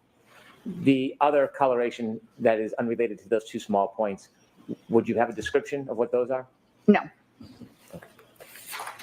I'd also like to show you exhibit number 1. Oh, let's get the dog bite picture back Exhibit on. number 1, please. Thank you. You use the word superficial. What does that mean? Superficial means that the abrasion is on the superficial layers of the skin, usually the epidermis and sometimes the dermis, but there's no penetration of the skin. When you're assessing to determine whether there's any penetration, do you measure the length of the wound or the abrasion? Penetration would be measuring the depth. If there was actual penetration, I would have to measure how deep into the skin. Giggity. For example, when we assess stab wounds, we have to measure the depth of the wound. In this particular case, you can see that these are scrapes or scratches, and there's no exposed underlying fat or muscle. And therefore, to answer your question, I measured their length and gave a range, but I did not measure their depth. As a routine practice during an autopsy, doctor, if there was penetration or depth, would you, as a routine, measure that? I would make a note of it. Are there any such notes in any of your autopsy findings or reports about depth? No, I did not make a note on the depth of these ones.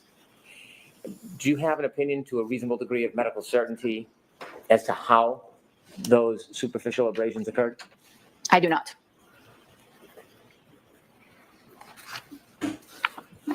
And I asked you about the hand, which we just saw. So she won't testify this is a car. You can turn around and say, well, so she doesn't believe it's a dog. Well, she doesn't believe it's a car either because she has no idea how it happened. And I should ask you the same question. Do you have an opinion to a reasonable degree of medical certainty how that coloration, aside from the medical intervention, do you have an opinion to a reasonable degree of medical certainty how the other discoloration happened on Mr. O'Keefe's hand? I can state to a reasonable degree of medical certainty that that's a bruise, a contusion, but I cannot tell you how it occurred. And to summarize finally what we've been through so far regarding the scrape on Mr. O'Keefe's right eye, can you provide an opinion to a reasonable degree of medical certainty how that scrape occurred? No, I cannot.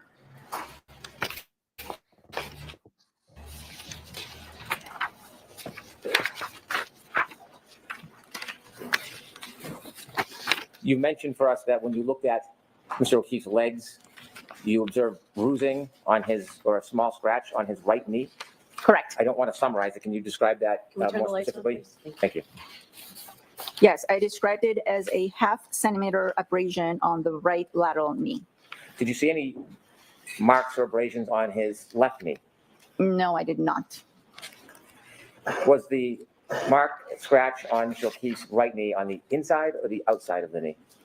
It was on the lateral aspect, which would be the outside. Thank you. May I approach? Yes. Dr.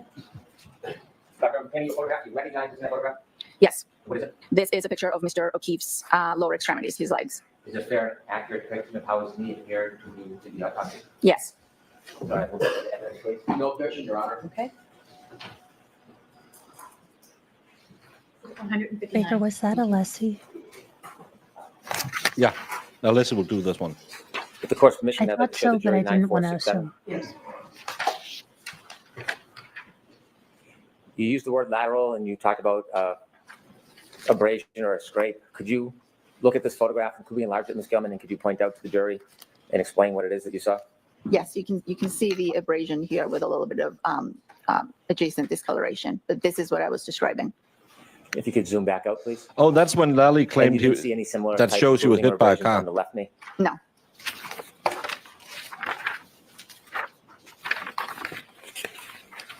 During your autopsy, did you notice any injuries internally to Mr. O'Keefe's rib area? Yes, I did note that there were rib fractures on the anterior, that would be the front, of his 4th and 5th ribs.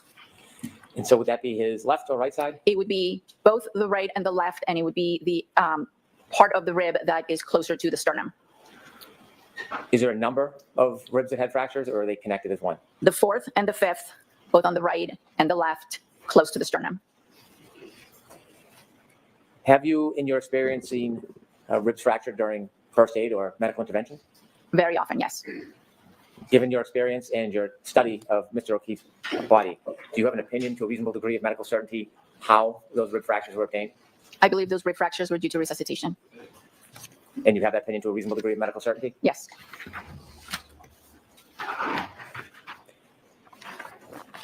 Was there laceration of the spleen, the I'd like to show liver? you a Were different there diagram, one of internal injuries? the head area.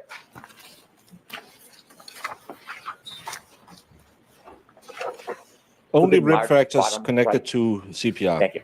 Using that diagram, could you assist us, doctor, and explain to us any observations you made about the back of John O'Keefe's head?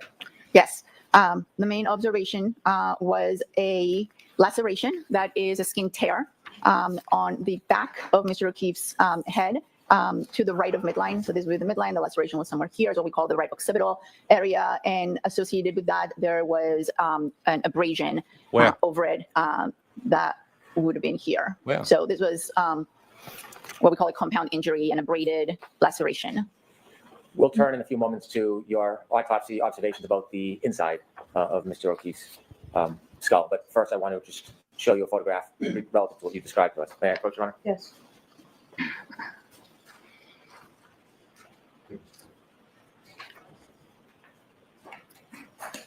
Showing you a photograph. You recognize what's in that photograph? Yes, this is a picture taken at the time of autopsy. This is the back of Mr. O'Keefe's head. The hair has been shaved off so that the injury can be clearly photographed, and it's a laceration with an associated abrasion. Thank you. Can I move this into evidence? Okay. No objection, Your Honor.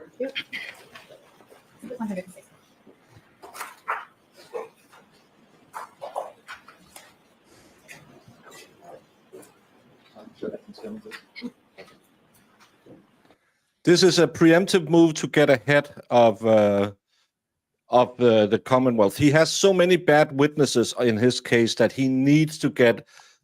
This is like tearing the Band-Aid somewhat off, and he needs to do it because he will have the forensic brain expert come in and tell that this lady was wrong about the head wound. But he has to get the bad facts out there, because if he doesn't, the defense will bring them out and it looks like he's hiding them. So it's better to get those bad facts out yourself than have the opposing side bring them out. That's why they're not objecting to, all of the Higgins text on the defense, because they're bad facts. Karen was searching for another dude, but you have to get those out there. You can't, fight them. Otherwise it looks like you're hiding something, which... And he's already hiding the lead investigator. So this is tactic to get her, and then he will get a better expert to determine that she's not good at her job. When you examine the laceration, do you measure it? Yes. And did you measure it in this case? I did measure it. How long was the laceration? I measured it as 2.5 centimeters, which is close to an inch. Do you examine a person's body before you begin to intrude? Do you examine the outside of a person's body first, or is there a certain procedure or order? Yes, the external examination is done first, and the internal examination is done second. I want to show you that photograph that you just recognized, and I would like you to explain what you see to the jury. Ms. Gilman, with your assistance, thank you. This is the laceration that I noted, and this is the scrape that's associated with it. Take it down, please.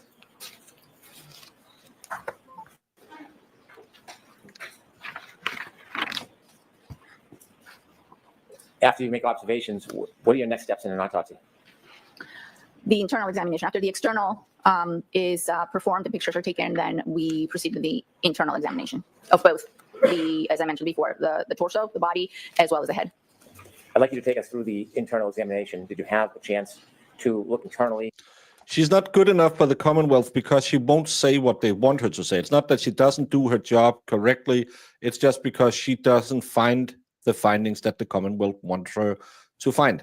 So don't take this as a criticism of her job. Take it as a criticism from the Commonwealth that she's not willing to say the words they want. Remember, there is a text out there.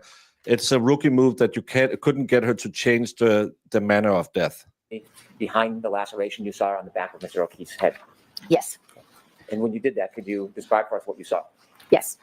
The way we examine the head is we make an incision with a scalpel behind the ear from one side to the other. That allows us to reflect or pull back the scalp, and that will expose the skull underneath.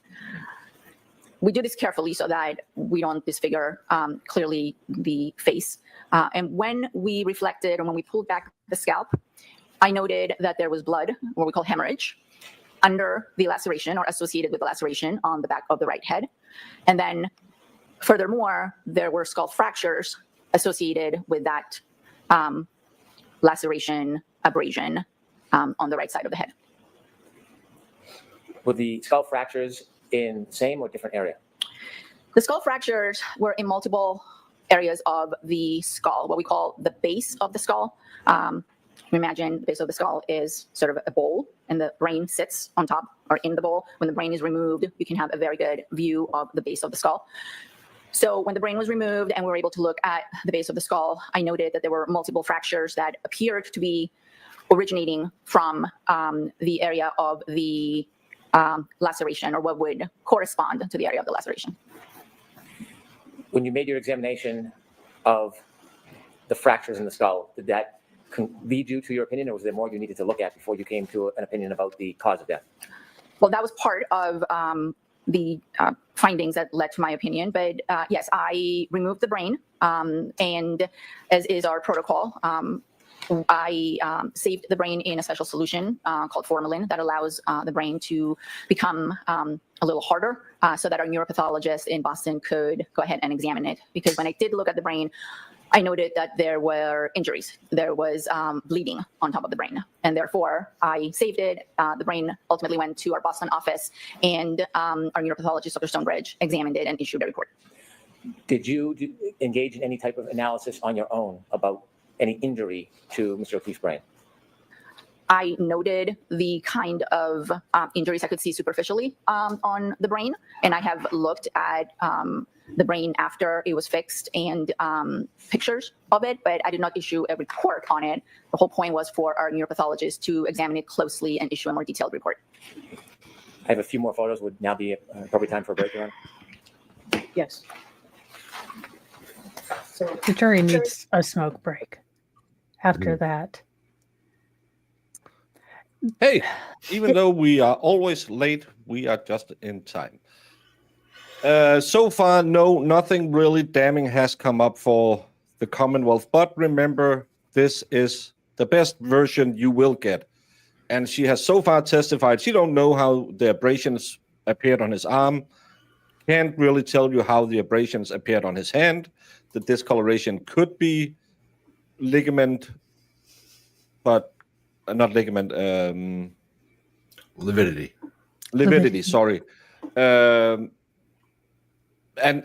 that mark to if they are going to do the Lally thing and claim that very black, it kind of looked like someone had put out a cigar on his leg. Yeah, that's kind of what it looked like to me. It looked like a burn mark or a mole. Yeah. It did not look like it looked like there was bruising. I'll give them that. It looks like there was bruising around the knee that wasn't really from any particular origin. It was kind of amorphous as a shape. But that black bit, I don't know. That's how I describe my body type on Tinder. Amorphous. Anamorpheus, animal-like. No, indescribable, just more. I will say this is like the most chaotic. Something is wrong with Hank. Hank normally, as dumb as his strategy is, has a plan with witnesses, and he's jumping all over the place with her. What a sick woman. Thank you, Brendan. Yeah, death doctors are weird people. I'm sorry to say it. That's weird. I mean, it was going to be my perfect job because I don't people and they don't talk back. But then I learned I had to deal with blood, and I faint at blood. So I'm streaming. Imagine being a loved one from John and hearing what they did with his brain, so heavily touching. Maybe that's why Peck isn't in the room today. Yeah, and it's not because they want to desecrate the body. It's because they need to find out, the fractures. And they do try to make it so if you're laying them to rest, you can, the body isn't all, redonkulous. And what kind of medical examiner don't know where the scratches come from? Most of them. Because most scratches, if you have a significant other, just go over his body and see how many scratches that he has that he says, I have a scratch there. If he has four lines going on his back, don't ask about those. That's a different kind of scratch. That he would probably know where that came from, and you would probably catch charges after finding out. But I bet you if you looked at your body right now, you'll find scratches you didn't know what is. And a scratch is a scratch. But these deep gouging scratches, it could be everything. It could be anything. There's no way to determine it is exactly a dog. So I do have questions about the scratches on his arms. So they are fairly insignificant. They didn't get into the muscle, the fat, or anything.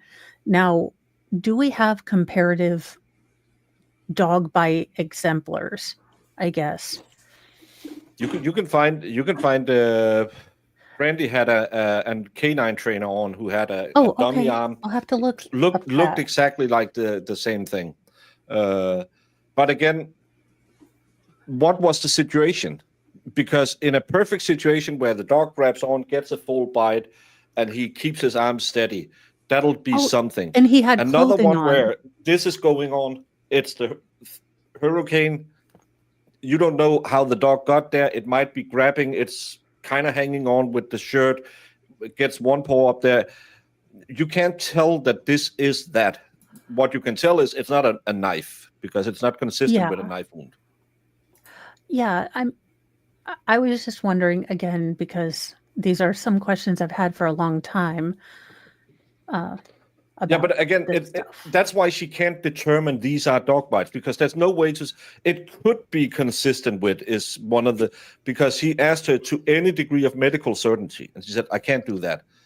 But you can speculate and say, "Is it consistent?" Yeah, but that's because that's a way you have to present it in court.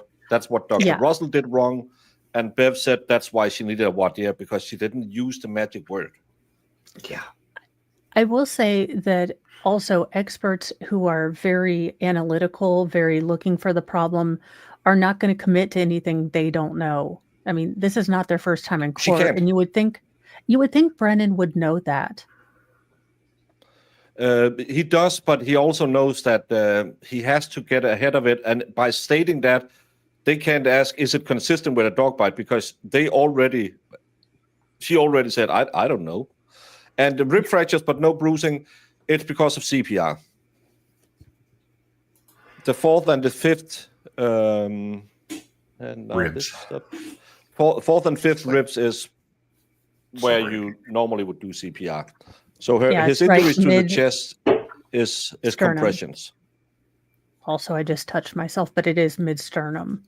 So it would be right between. I touched now, the problem is when gravity takes hold and they're like right between, the nurples. And I'm like, okay, like when they were 18 or when they're now my current age, because we have some questions. The CPR person said he'd never been asked that. Been asked what? Never been asked, okay, where gravity had my nurples at 18 or where gravity has them now. Oh, the CPR guy in this. What CPR guy? I went to a first aid thing when I first had children, because children and mine. So when he said between the nurples, I was like, question as a lady, like now nurples or like 18-year-old nurples before gravity, because there's difference. Do we know if they hooked him up to a heart-lung machine to try to resuscitate and warm him? I believe they had him attached to a. Well, he was on life support for a little while, right? So they had him. Yeah, you could see you could see the tube going up under the sheets when you saw his legs. Wait, that's to did they do infuse, the bone? Did they do the infusion into the bone? That's why they had the tube in his leg, to get into his thigh bone. It's pretty good. Interbonal IVs are insane. Interosteal. Whatever it's called. The medics, when I was in the Army, the medics had this like 6 or 16 prong needle thing that they were supposed to put in your sternum. And the medics in the Army, I don't know if you guys know this or not, but usually when they practice medical stuff, they practice on each other. So they actually had to put those things into each other. Oh my God. I'm so glad I failed basic. I was going to be a medic. I loved when we had to do the the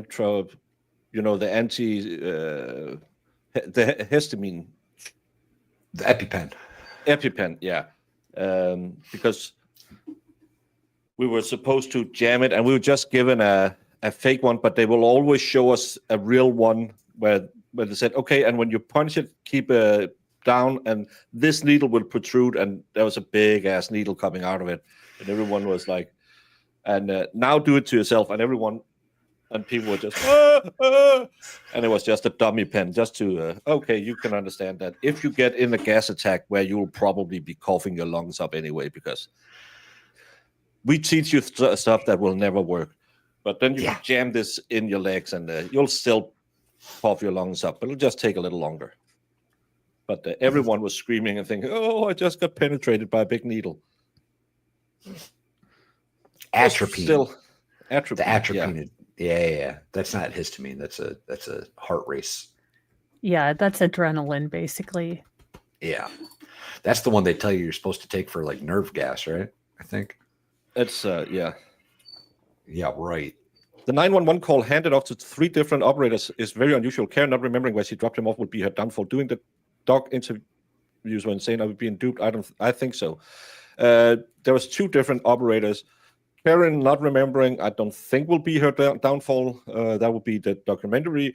I still don't think there's anywhere near enough to get anyone who still claims that it's beyond reasonable doubt that she intentionally killed John O'Keefe, which is a prerequisite for second-degree murder, are lying. No one out there who has watched Trial 1 and Trial 2 believes that Karen Reed intentionally killed John O'Keefe. If they tell you that, it's because they're lying or they don't want to face what we have seen in court. There's no way anyone can claim it. I know Caffey Daffy and all the other idiots who are friends of the MSP will try and claim it. But you can't watch this and say that this is beyond reasonable doubt. The medical examiner won't tell you how the injuries occurred.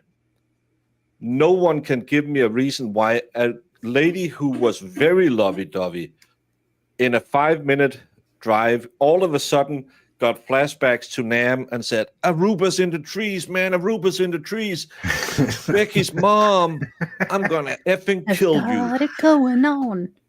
And then you can't tell me that there's any explanation that a trained 46-year-old police officer in pretty decent shape just stood in the road and waited to get hit without any injuries. If anyone will sell you that ticket, they are lying. You can't convince me otherwise that anyone who have seen it. Could she potentially get the OVI manslaughter? And can people believe that? I think so, because that doesn't require intent. So people could think, well, maybe when she drove off, she hit him and he fell and he hit the fire hydrant and they just fucked up the crime scene. I can believe some jurors will go for that. We saw that in the first trial as well. But there's no way. This should have never have been a second-degree manslaughter case.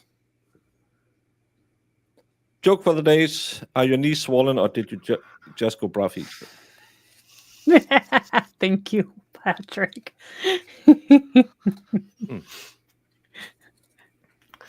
Timberman had a pretty good one, too. Yeah, Timberman was pretty funny. Eris thinks that she will go to prison. I don't. Well, if she gets a lesser included OVI, I think the maximum is 15 years. But Bev must also take into consideration what the fuck she's been sitting through. And I still believe, and I don't trust juries. I've been a juror for 14 years. I don't trust them, especially in America, because it's just people who don't want to be there, who has to be sitting there for months. I wanted to be there. Yeah, but you want it. But the people who get elected is the people who don't want to be there. The people who just want to get out of there, and they don't want to have one more mediocre chicken and parm from D&E Pizza. So they just want to find a conviction. My guess is still that they will be fighting over some kind of DUI charge against her because she admitted she was drunk. But not enough to call it DUI manslaughter. Or OVI, because everyone is always in Massachusetts, OVI, it's the same. Yeah, no, it's a vehicle, not an, I don't know what the other one is. A helicopter? A helicopter. Manslaughter is still 20 years, but I don't think you can get to a manslaughter. It's, yeah.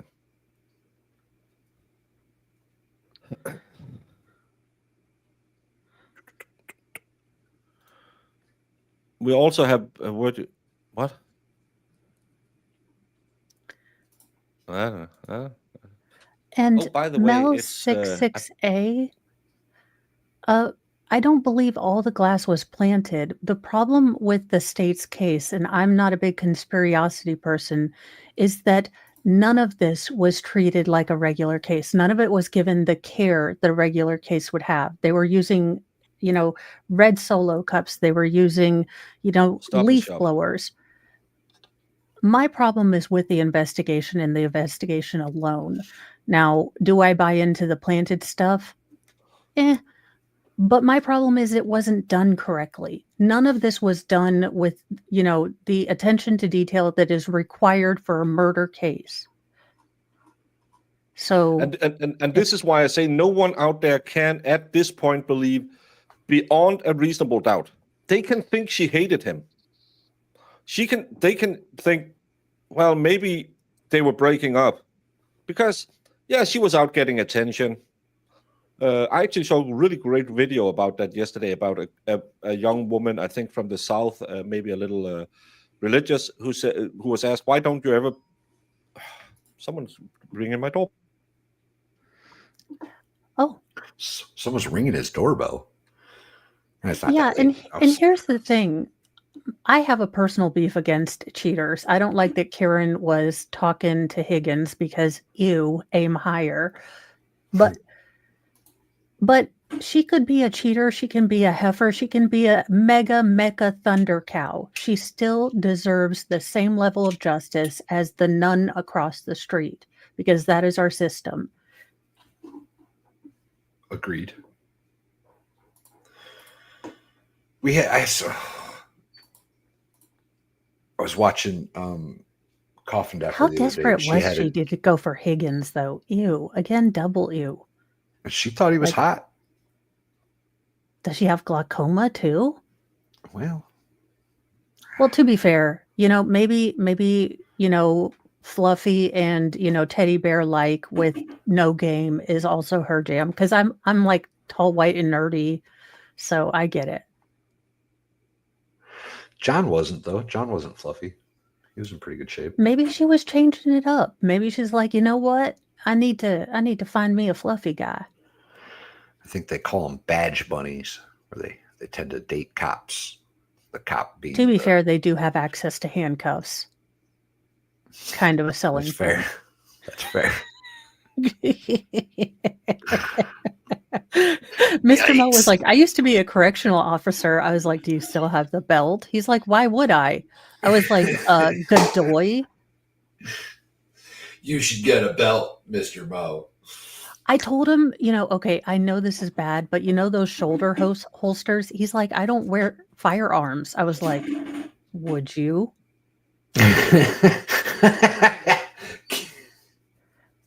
Maybe I'm as bad as Higgins because I just randomly say these things in Walmart instead of like in appropriate places. But I think of them at the wrong times. And then with, CRPS, I don't know if I'm going to remember again. So I'll just spit them out. I like it. Yeah, Mr. Mo doesn't take me in public most times. He just puts you on the internet. Well, at least I have friends. He's like, you found friends to talk trials. And then he's like, so what did you do today? And I'm like, Higgins is dumb.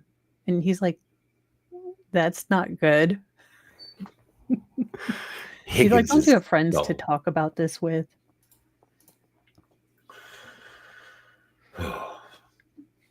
I'm curious to see what happens on Cross here. Yeah, can we just speed through direct and go straight to Cross?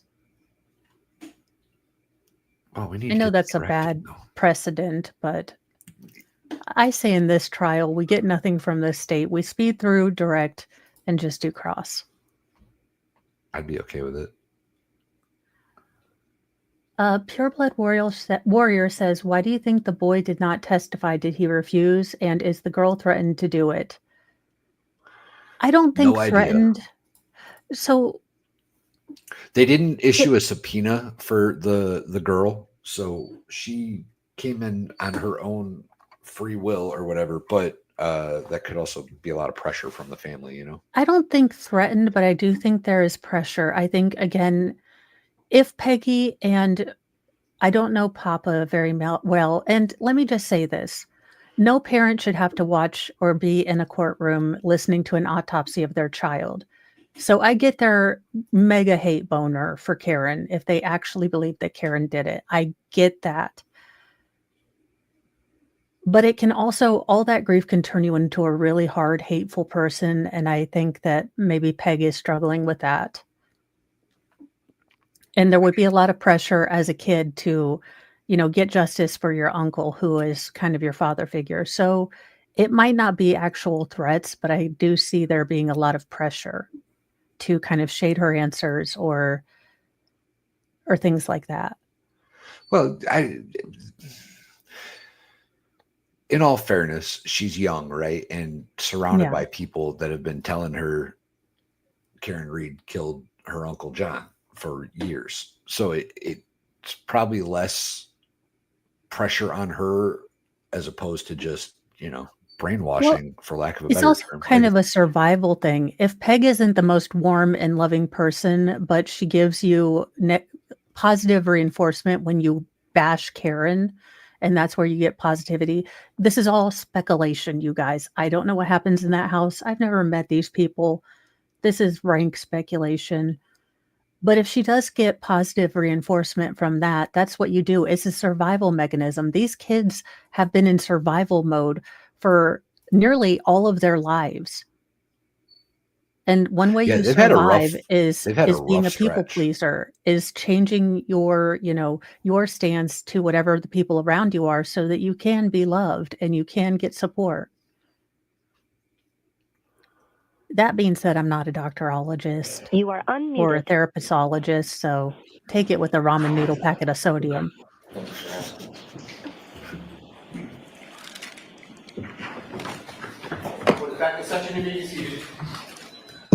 So you wanted to see me? Yes, please, Your Honor. Okay, over here or?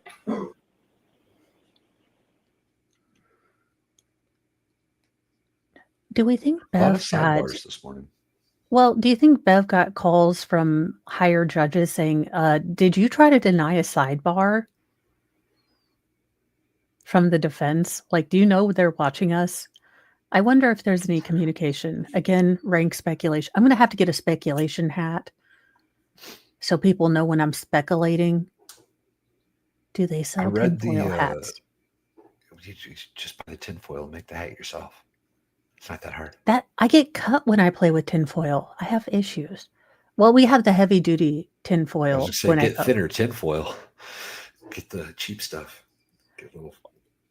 Yeah, but then when you make baked potato, it tears. Well, just buy it for your hat, Mo.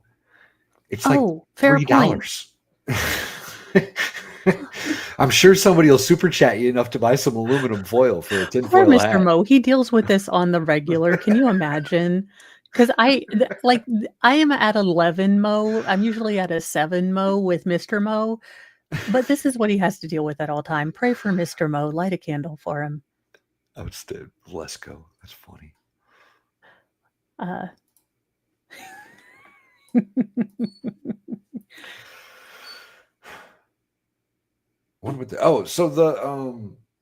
was reading the First Amendment thing because she's got the buffer zone, right? It went up to the appeals court. The appeals court said, hey, you should take a look at this. And she, like Baker was saying earlier, she basically just said it. Like it didn't appear to me that anything changed. She just kind of reiterated what she did the first time. So I'm interested to see what happens there. They'll probably smack her for that. But I'm sure the judges in this courthouse are all talking, right? I'm sure they're all up to speed with what the circus is in their town. Well, and I'm basing this on sort of the Daryl Brooks thing where the judge, I think, got calls from higher ups to kind of change the way she was running her court. And you could kind of tell a difference later in the trial when maybe she got a little bit of a talk about control your damn courtroom. The problem with Daryl Brooks is you needed a Borowski. He was not going to listen to a woman. He wasn't going to listen to anybody. It wouldn't No, but Borowski would have put him in the side room and not let him come back because he's being a good boy and he super promises this time. Well, and Borowski wouldn't have he wouldn't have explained every little action that he had. Oh my He certainly wouldn't have made the claim, "You're scaring me," to the defendant. That would have never happened. No, he'd be like, "I'll meet you outside my office."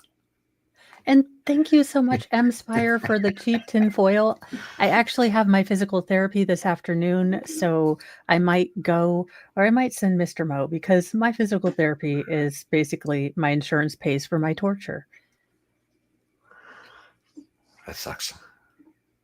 Well, so it's not for normal people, it wouldn't be bad, but what they do is, in theory, annoying and overstimulating my leg will eventually desensitize it. Now, that doesn't math out to me, but I'm not a doctorologist, so I'm going to trust the doctorologist for now. I thought, Marissa, I may have misread, I guess. I thought it said something about the extended areas.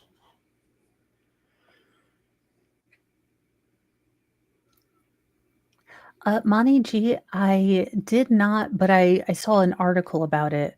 There's so many cases and Courthouse things. property. Valhalla, do you ever feel like as a streamer, you're running as fast as you can, but there's always so much more things that you want to comment on or talk about or trials, and you don't have enough time? Well, sort of. I don't know. I'm glad I'm not Maybe. the only one. But Valhalla, you're so late. I want to be you when I grow up. Like just No, you don't. very comfortable in myself. I promise you don't. You don't want to be It's me. not fun in here, Mo. It's not fun in here. Look, my nebulas of thought are confusing even to me. Mr. Mo's like, how are you feeling? I was like, honestly, if I knew, I would tell you, but I can't tell you right now because feelings are hard.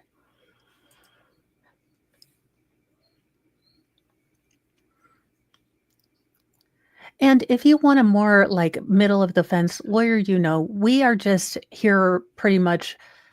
The state hasn't proved not one daggone thing to me. No, and that's the obligation of the state is to prove their case without a doubt, right? So we haven't got there yet. Not by a long shot. And that's what ticks me off. If you do a job, if you take an oath, do it. Don't do 10% of a half-assed job, because that's what was happening here. It didn't seem to matter last trial, though, because they didn't prove shit last trial, and that jury had no concept of what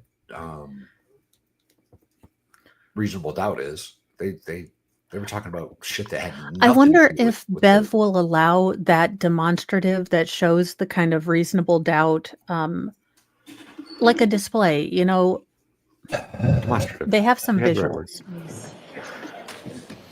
I need a new place with no neighbors. I don't have time.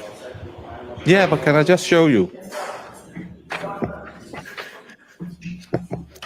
Well, I saw one. I'm going to give you those both marked for ID.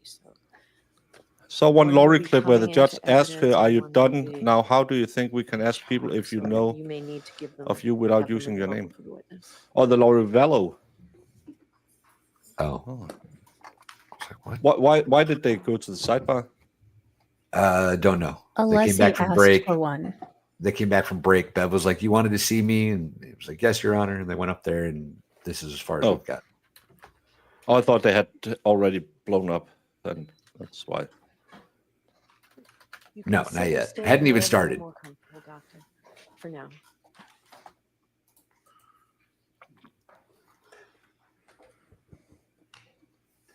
We did get a few super chats while you were gone. Oh, thank you. Yes, sir. I gotta say, my favorite part of the trial is when OnlyFan is on and y'all are chatting, because almost everybody in this trial is unbearable, unless you're in the trailer. He's sitting in a trailer with all his lot lizards. Brendan. Tutti Frutti Baker gave the Smex worker the wrong time. Yes.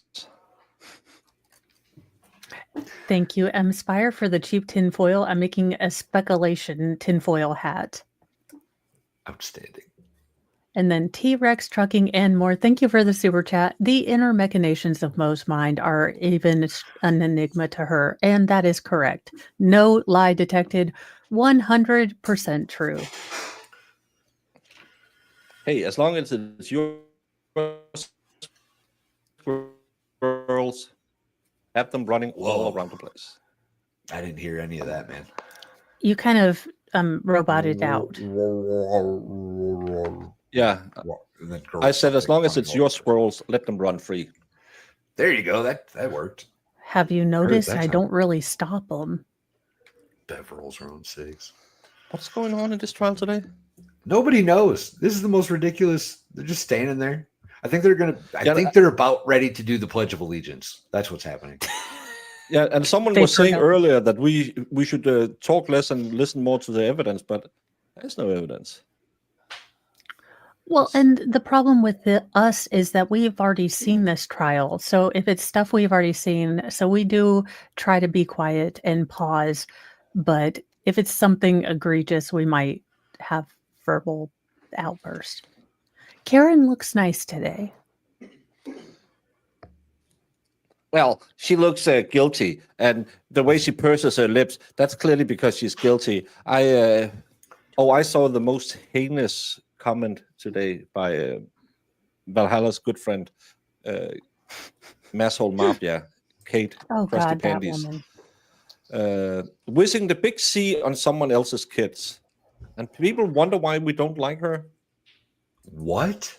What? Yeah. She's a terrible human. Yeah, I don't understand how you can...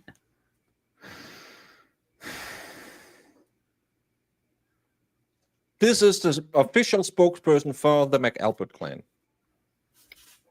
Also, on Caffey Daffy's, again, Caffey Daffy, I know you probably don't listen to me because I kind of torched you for the Maya Kowalski thing, but you are going to get your channel nuked. So have fun with that with this chick. No kidding. It's your nerd Baker. Thank you. Nah. And I bet she's like, I'm a Christian. She probably wears a crucifix. Yeah, that's always there. I'm a Christian.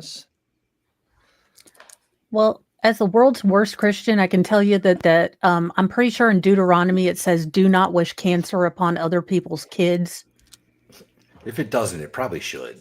Let's be Well, fair. in the book of Mo, chapter Dillhole, verse 1, chapter 2, chapter 2, verse 1, do not wish injury upon other people's kids unless you're a dill hole.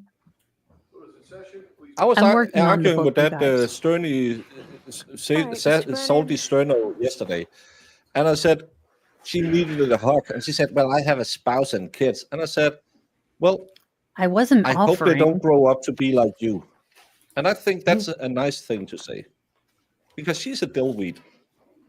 She is a dill hole. Doctor, when we left off, you had described all the injuries to the exterior. Did the audio get worse? And we had talked about your observation. I don't think he's near the mic. The fractures in his skull, and also Do you have your it observation posted? of Mr. O'Keefe's brain. You mentioned earlier that you use other resources, other testing. Did you ask for any type of assistance on toxicology analysis for Mr. O'Keefe? Yes, it is routine, and it is protocol to submit toxicology specimens to the lab for examination. May I approach, Your Honor? Yes.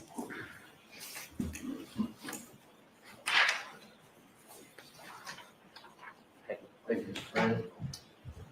Doctor, I'm handing you a document. Do you recognize that? Yes, this is the report of toxicology from the State Police Crime Lab for Mr. O'Keefe's autopsy. Have you seen that document before? Yes. Is that a fair and accurate depiction of the report? Of course. That's I actually think mostly women sign up for it, but yeah. Saw it before? Yes. All right, introduce this as the next exhibit, please. No objection, Your Honor. Thank you. Exhibit 161. Thank you. I have that in front of me. Thank you very much. Thank you.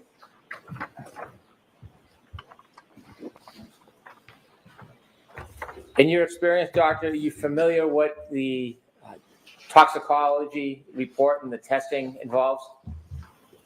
I'm sorry, what was your question? Are you familiar in your experience with what is involved in a toxicology test? In general terms, yes. And if you studied Mr. O'Keefe's toxicology report, was that important or part of your analysis in your ultimate conclusions? It was one piece of evidence that I took into consideration, yes.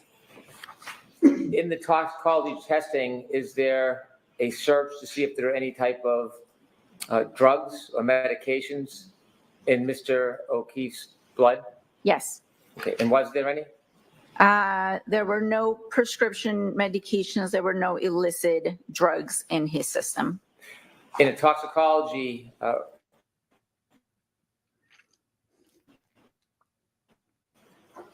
Yes. what is the difference between ethanol in heart blood and ethanol under 1102? In vitreous humor? Yes. So we usually submit multiple specimens for toxicology. Some of the specimens are used for screening of classes of different drugs, and then other specimens are used to confirm, the presence and quantify a particular drug. So in this particular case, the lab tested the heart blood, which showed that it had an ethanol level of 0.21 grams per deciliter. And they also tested the vitreous, which is the fluid that sits behind the eyeball. And in that specimen, the ethanol was slightly higher at. It's the man who said hemoglobin. He can't say ethanol. Yeah, and who said a hematuba? Hematuba, that's what, not a hemoglobin. But hematuba. After your autopsy and observations of Mr. O'Keefe's body, inevitably, did you come to a conclusion about the manner and cause of Mr. O'Keefe's death? And I'll ask you first about the cause. To a reasonable degree of medical certainty, did you reach a conclusion about the cause of Mr. O'Keefe's death? Yes. The cause of death was determined to be blunt impact injuries of head and hypothermia. You mentioned two different things, blunt impact and hypothermia. Was Correct. there a primary cause of death in your opinion? The blunt impact injuries of head. Hypothermia, was that sufficient to be a primary cause of death, in your opinion? In the absence of head trauma, hypothermia is a cause of death, but I'm not able to make that determination in this case because we do have the blunt impact injuries of head. So if I understand, Yeah, but did she find Warner spots? not saying How did to a she confirm the reasonable degree hypothermia other than of he was medical outside? certainty that hypothermia was the His cause body of death? temperature was like Not the 80 primary. degrees. It contributed, but the primary cause True. of death was blunt impact But injuries was of there head. medical findings Did of you it? learn what Mr. Because O'Keefe's there are body sometimes temperature findings. was when he was brought to the hospital? Yes, some of the medical records stated that his body temperature was 80.1, I believe, degrees Fahrenheit. And what is a normal body temperature? 98.6. 98.6. There. Regarding Can you pause, the Baker? I know blunt- something, and I'd like to spit it out. So, they are discussing whether 98.6, because I run low, is actually too high as the human body temperature. They started using 98.6 during the Middle Ages, kind of that kind of time, when a lot of people had undiagnosed syphilis, and other diseases. So they do think that the basal body temperature of a human might be somewhat lower, not by a lot, but just an interesting factoid. As long as it's undiagnosed, they can't claim you spread it. Force Yeah. injuries. When it gets as to the the cause tertiary of level, death to though, Mr. kind of O'Keefe. noticeable. At some point when you were conducting your autopsy, or even at the end when you drew your conclusions, were you able to reach a conclusion as to the manner of Mr. O'Keefe's death to a reasonable degree of medical certainty? No, I was not. Ooh.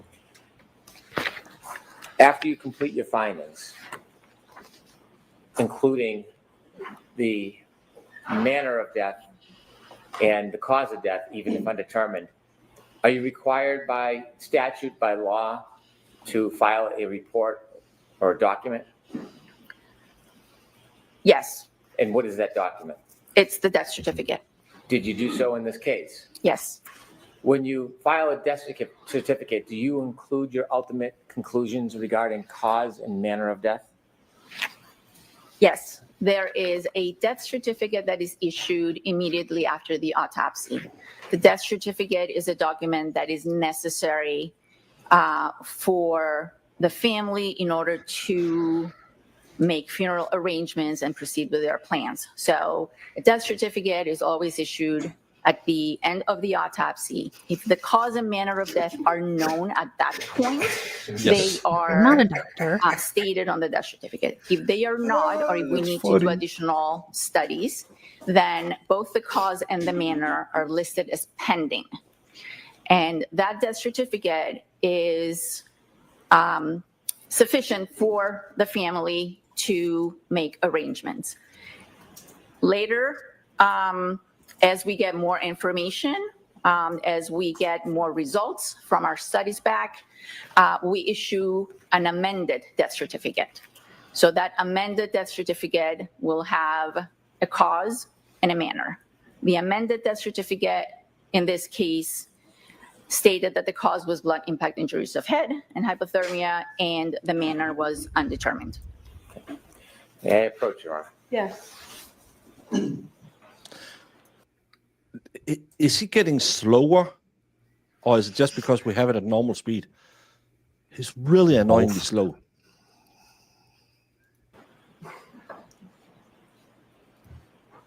Do we know? It will. Was she the medical examiner for the Birchmore? Doctor, I'm handing you a document. I think she was. You recognize that document. How did she find that manner of death? Yes. What is it? I wonder. This is the final or amended death certificate for Mr. O'Keefe, stating that the cause of death is blunt impact injuries of head and hypothermia, and that the manner of death could not be determined. Do you recognize that document as accurate? Yes. All right, move this into evidence, please. No objection, Your Honor. Jemima says she doesn't think she did Birchmore. 162. It's still officially from the 31st of March, a self-deletion. After issuing the death certificate and after the 90 days pass, have you done any further study or investigation on I would this expect case? it to be. No. It was staged that way, right? So like Thank that you. I have no makes further sense. questions. Wow, it took us 6 weeks to get my sister's death certificate here in Oz. Seems kind of a long time. Oh, well, I'm sorry for your loss. I think we got it. My dad's when he died. I think we got it fairly quick. Yeah. I bought 10. What? You bought? I bought 10? 10 certificates.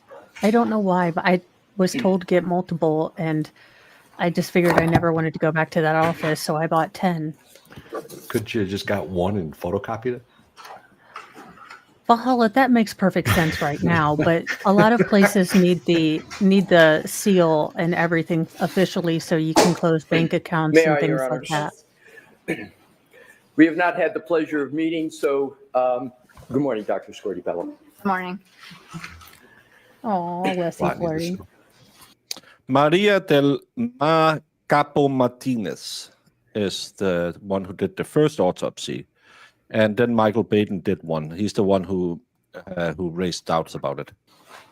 With regard to cause of death as opposed to manner of death, is it correct that a forensic pathologist is tasked with determining that cause of death that includes contributing factors, injuries, and circumstances regarding the medical legal death investigation? Is that a fair statement?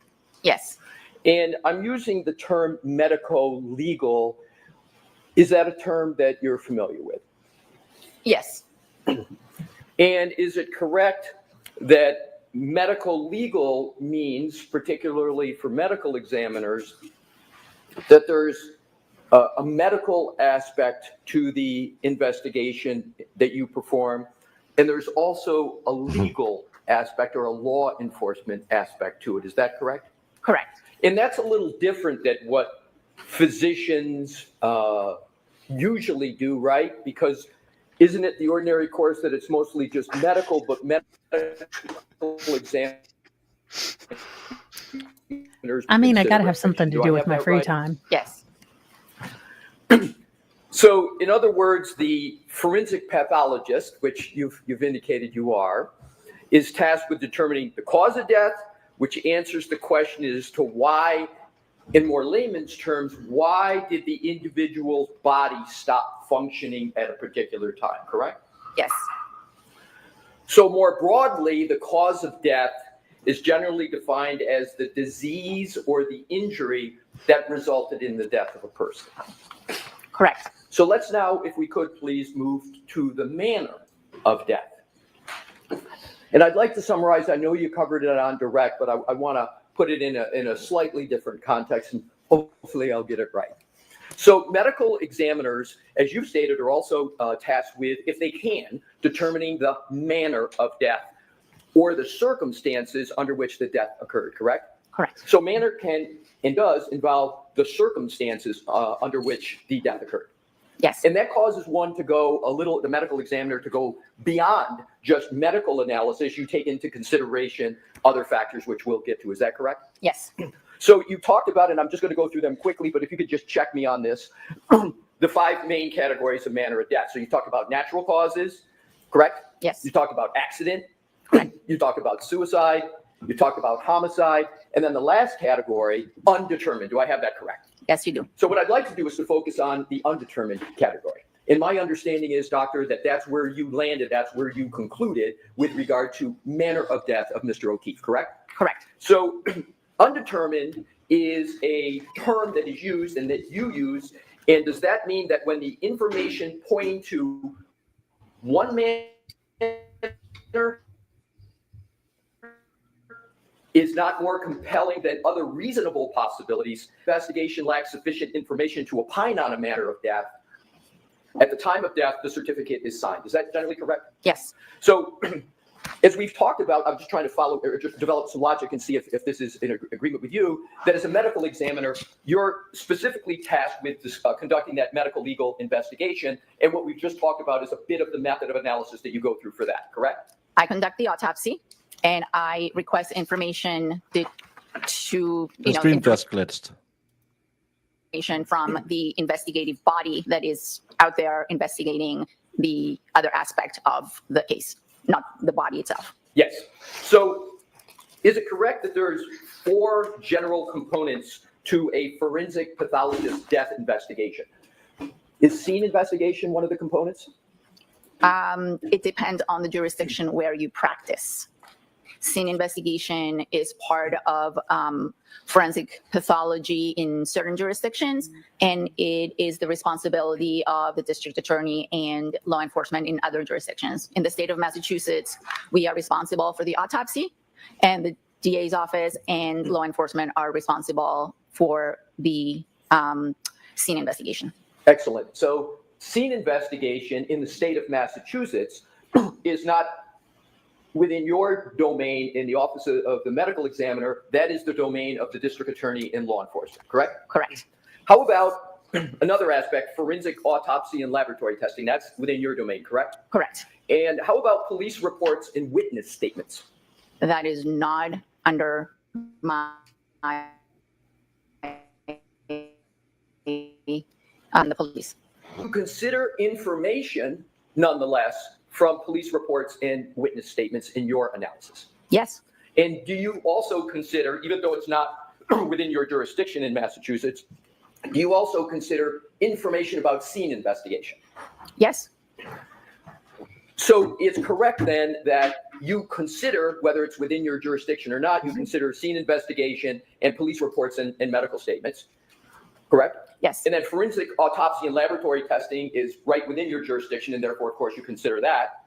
And then lastly, medical history and hospital records. Is it Therefore, am I correct that that's something within your jurisdiction and that you consider in performing your forensic pathologist death investigation? Yes.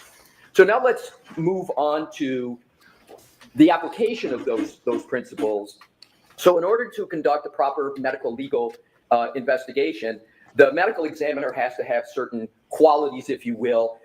Is one of them being Sleuthie Goosey has well-grounded a in lot of general stuff medical knowledge? from this trial. You Yes. might be able to Is look it up. another appropriate training and experience in forensic pathology? Yes. In other words, you wouldn't want a specialist, for example, in cardiology without anything more to be conducting a death investigation. Is that correct? I would not want them to be conducting an autopsy, correct? Right. Would you want a neurologist to conduct a death investigation? Personally, or are you asking me that? No, I don't think every physician has their specialty and their training, and forensic pathologists are trained to perform autopsies and cardiac. Again, this is just to set up that when they get the brain doctor there, he has no knowledge about how a dead brain would look. Except he's a neuropathologist. So the pathologist means that he does study the injuries to the brain and things like that. Yeah, but he doesn't know what impacted it in the same way as a pathologist. No. Okay. So yeah, you're right. So he will cut into the brain and says, yeah, that's a big lump there. But he only looks at the brain. He doesn't look at the entirety of the picture. He is not holistic. It's not a holistic. It's not holistic. He's not a holistical doctor. Yeah. The surgeons are trained to perform cardiac surgery. Would you want a neurosurgeon to be conducting a death investigation? To be performing an autopsy? No. So you wouldn't want a neurosurgeon to perform an autopsy? No. Because you don't believe they're qualified to do so, correct? I don't believe they've had the appropriate training to perform an autopsy. Going back into the many qualities of a medical examiner and attributes, they also have to have the ability to form opinions based upon all the available information using the scientific. I'll wait till a break. So my question was, so in her office, there is a neuropathologist. Did they go out and just get a neurologist? Because I'm guessing if Dr. Scortibello works close with a neurologist, then he's also going to come back with undetermined. So did they go out and get a new neurologist? If you listen to her previous testimony, she said she sent it to the neuropathologist at Boston that works with them. But so she had the lady with the tattoo. She was the neuropathologist who looked at all the neuroscientist. Yeah, but they're getting a new one of those to tell you that it's the brain rattling in the can that made him die because of the car. Okay. But yeah, I think he's a neurosurgeon, not a pathologist. Then and this is why they want.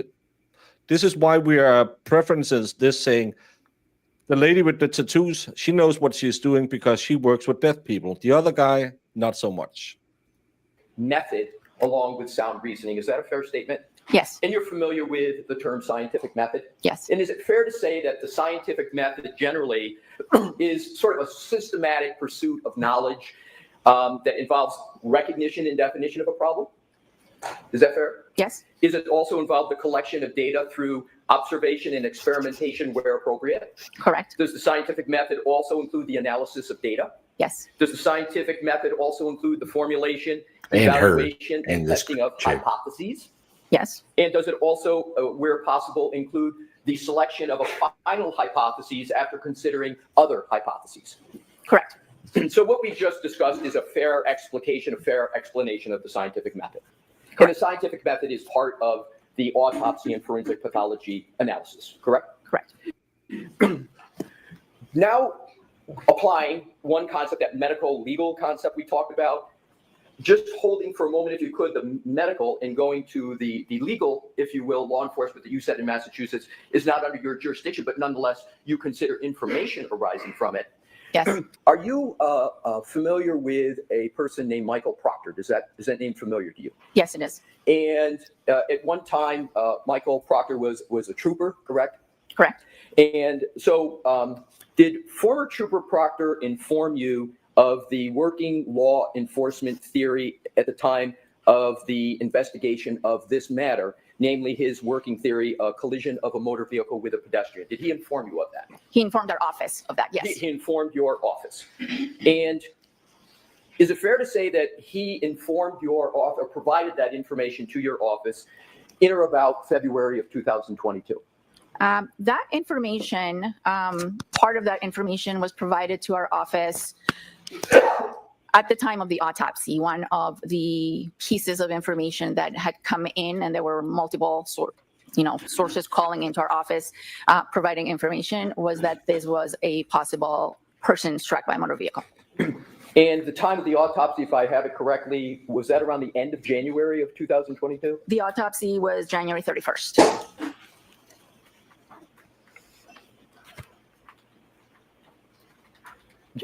Your Honor, if I could, with your permission, please publish. This is January a photograph 21st. which Your Honor has and 31st. stipulated. Oh, yeah, because I thought. And this is the one. So they He wasn't dead yet. autopsied him a week before he died. Yes. Oh, that's a shitty day. Okay. Like you have to train to be the autopsy dummy today. Objections to Brennan? No objection. Okay, so we'll mark They the have first called him reading former against- proctor many times. Exhibit 100. And I think that's a new strategy because all the defense attorneys have started using that of late. May I, Your Honor? Yes. Thank you. Dr. Scordy-Bello, if I could hand that to you, please. You could take a look at it, and when you've had a fair opportunity to look at it, you can just Invite look if back you up, are. and I'll proceed at that time. Yes, I recognize the picture. Well, I've never seen this picture before, but I know what it's depicting. Thank you. What is depicted in that picture? It's a picture of two individuals standing in a morgue setting, which looks very similar to our morgue at the Cape Cod office. Very good. If you could just hold that for a moment, and with the court's permission, could I publish that for the jury? Okay. Thank you. Mr. Wolf? And if you could please zoom in on the two individuals in that picture. Dr. Scordy-Bello, do you recognize any of the individuals in that picture? To be perfectly honest, no, I don't. With regard to the person on the right, do you recognize that person? No, I don't. And you said you recognized the setting, correct? Yes, And if I heard you correctly, you said this is the Cape Cod facility? it appears to be correct. Right. So you testified earlier. Does this one have booties on and this one has the standard issued MSP shoe? Because everyone wears this shoe in the MSP. But if this one has booties on, why doesn't this one have booties on? It looks like this guy has covers on his shoes. Maybe he was outside. They didn't seem to give a whole lot of craps with the clothes. They stayed in, what Yuri's truck for 10 hours. They also questioned people about the previous trial in Wadir, so I don't know why we're dancing around that for a bit. Because it's technical. Guy on the right about to pull a departed maneuver. Here, if I correct, office, the chief medical examiner. Yes, he was. And you're normally in, as I recall, Westfield, in an office that covers Western Massachusetts. It's Westfield. Correct. But you were at the Cape Cod facility, as I understand it, because there was a staff shortage and you had to travel down to Cape Cod for this. Is this correct? Correct. So you were at your normal home base sort of facility. This is a facility that you went to for this autopsy, correct? For this autopsy and multiple others, yes. Yes. And you were covering a staff shortage, and that was the reason you went to Cape Cod, correct? Correct. And what's depicted in this picture are two individuals. For two individuals to be present, is there a protocol that they had to follow to be present for that, like sign in or an authorization? Yes, there is a sign-in sheet that individuals have to put their name and their shield number and before they can come into the autopsy room. So they have to put a shield number down, correct? Yeah, she just said that. Yes. And does that therefore mean that even though you don't know who they are, that they are with law enforcement? Are you able to determine that? Correct. I believe they were with law enforcement. So those two individuals were with law enforcement, but you don't know who they are. I don't know who they are specifically and what their actual position was. But they were with law enforcement. I believe if my memory serves me right, there was a person from crime scene investigation and someone from state police.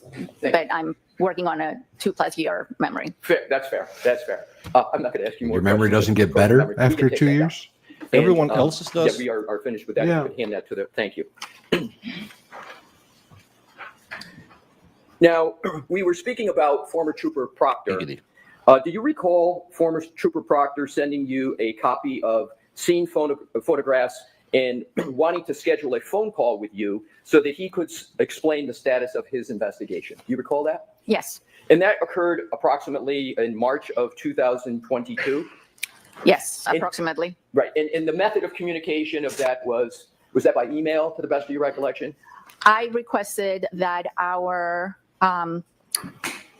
medical legal investigator, we have our own investigators at the office that are responsible for obtaining medical records and sometimes being the liaison between us and law enforcement to get reports. I requested that she contact whoever was in charge of the investigation and set up a meeting, a phone call. So since it had already been a few weeks since the autopsy, I wanted to make sure that if there was any She wasn't privy to that text, so it can't come in through her. additional information that could be provided to me, I could take it into account because I had 90 days to issue a report and a death certificate on this case. Now, you've mentioned the 90 days on direct. You just mentioned it now. Is the 90 days a hard and fast rule, or is it just something you aspire to as a matter of good practices?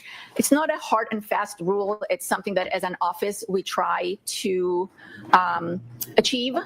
Again, the reason being that there are family members, next of kin that are waiting for these reports and these death certificates for various reasons. So is it possible to go over the 90 days? Absolutely, if necessary. But we do try to finish our part in those 90 days.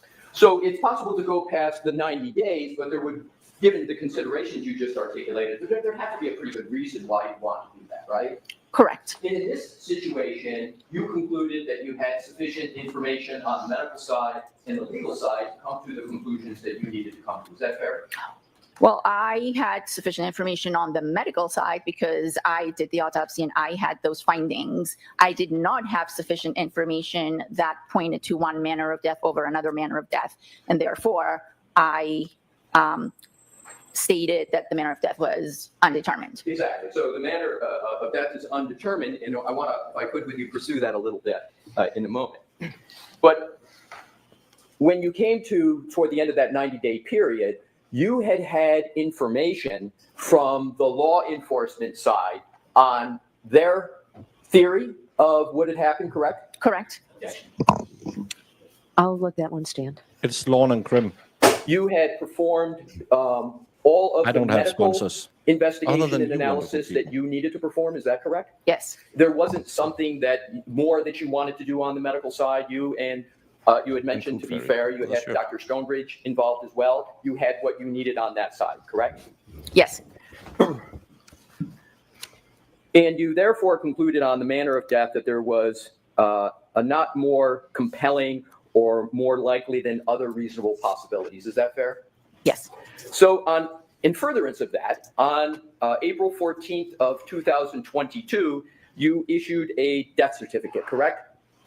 Yes. And please feel free to check your report of any dates or any other particular as I go through. Okay.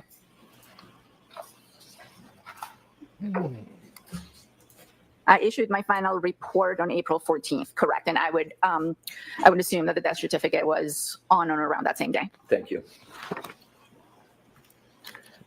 Now to back up a little bit with regard to the water autopsy, like that? as you stated, it was Yeah, conducted. I was just wanna wondering, do a she little bit puts of her a whole timeline. mouth on the On thing. January not- 31st of 2022. I thought it was just me noticing weird stuff.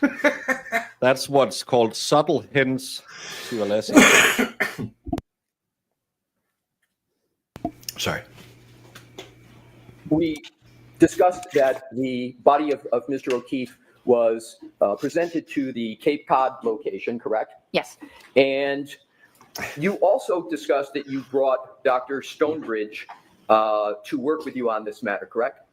She didn't physically come to the office. The way Dr. Stonebridge was involved is at the time of autopsy, when the brain was removed, having seen that there were injuries, I saved the brain in a special solution, and then the brain was transported to our facility in Boston. That's where Dr. Stonebridge examines the specimens. And after examining the brain, she issued a report. Who asked Dr. Stonebridge to become involved in the matter? I did. And Dr. spill enough. Stonebridge is How dare you? triple board How certified, dare correct? you? Correct. She's a forensic pathologist, correct? Yes. That means she's achieved board certification in forensic pathology like you? Do you know that? I do. I love it. Yes, she's board certified in forensic pathology. Why? She's a medical. It's not a big secret.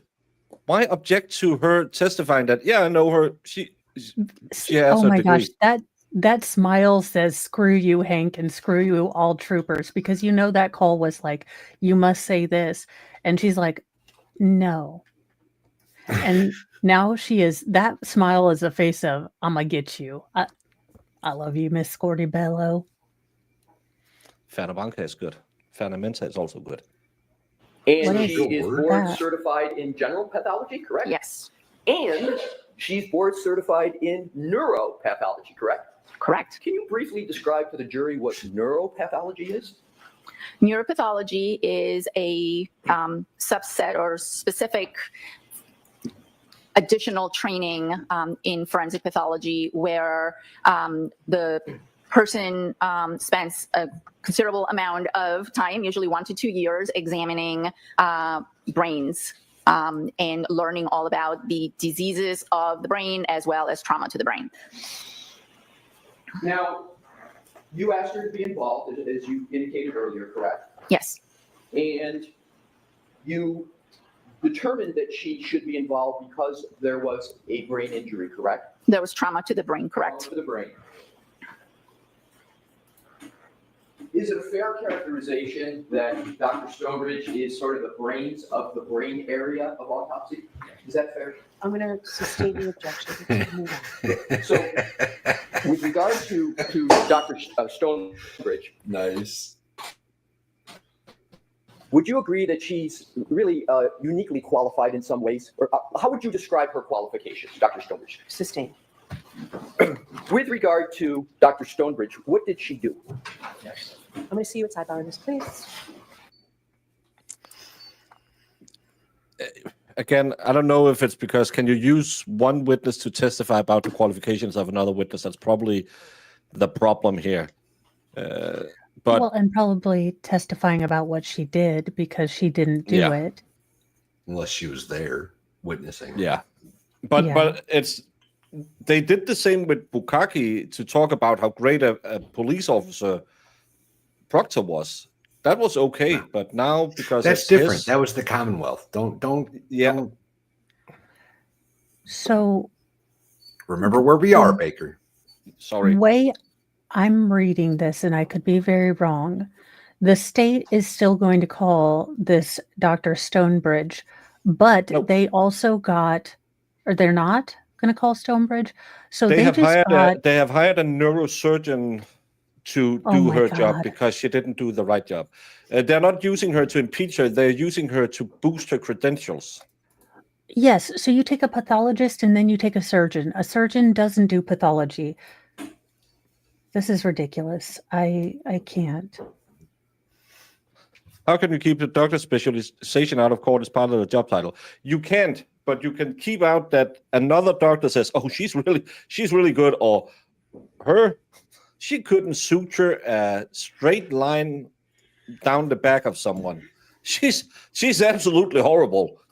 Oh, you're gonna call her? Oh, well, good luck. Wink, wink. Don't ask her about hypothermia. If you know, you know. I know med students do. And don't look at her weird and missing right toe.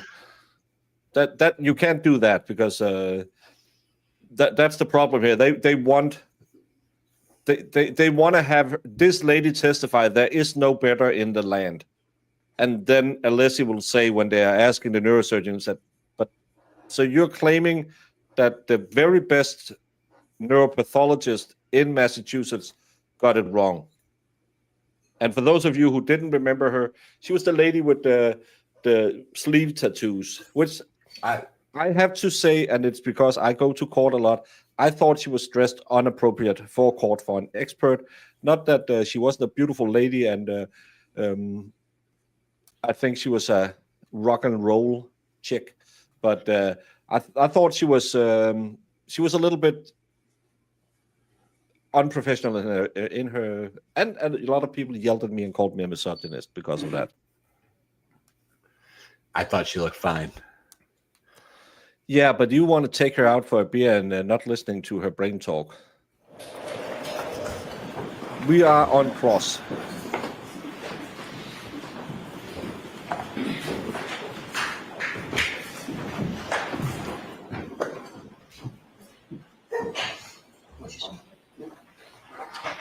Alessi has a binder, ladies.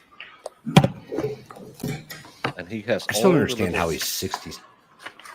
I understand know. how he's in his 60s. He doesn't look anything like 67. Clean living. Is he joining Gelflings? Asking for a friend. I bet you he's really boring.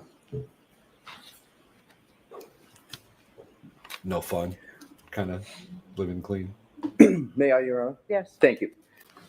Dr. Scorti-Bello, have you, are you aware of an attorney name, or excuse me, a doctor named Zeke Wolf? No, I'm not. Dr. Wolf. Now I'd like to move on to another category. Based on the information that was presented to you as part of your examination and analysis, is it correct? He is a South Miami neurosurgeon who works from the Miami Neuroscience Center. That you presume that because Mr. O'Keefe's body was found in the snow and his body temperature was 80 degrees, that he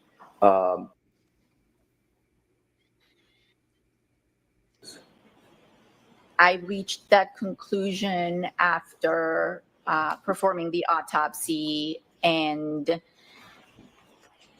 after seeing some findings that were consistent with hypothermia, and then combined with the information that was provided to me about Mr. O'Keefe's body being found in the snow, I came to the conclusion that was one of the things that contributed.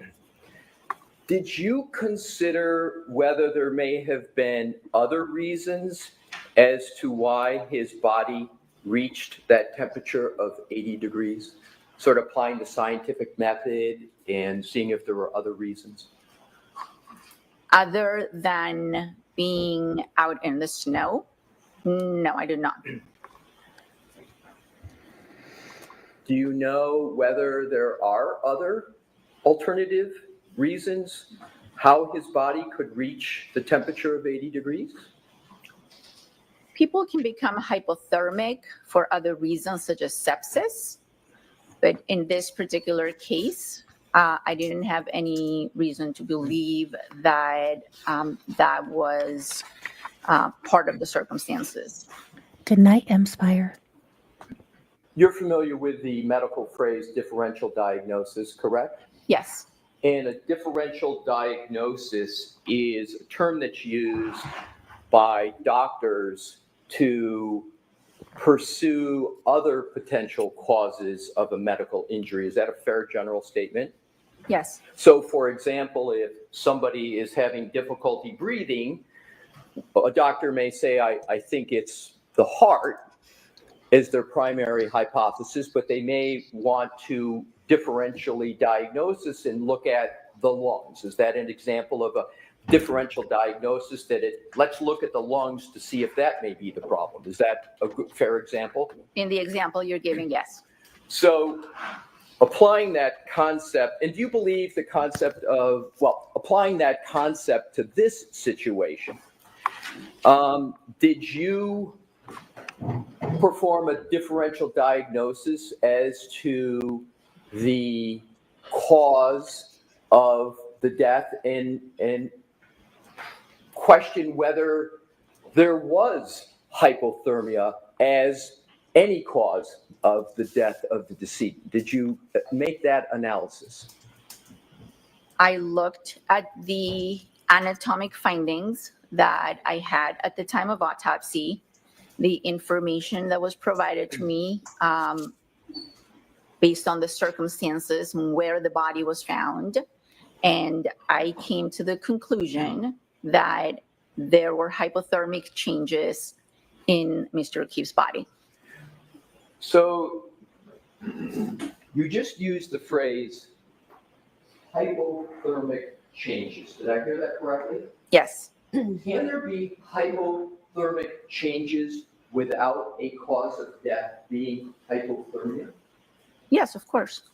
So you can have signs in the body of hypothermia, but you can also conclude that a cause of death is not from hypothermia, correct?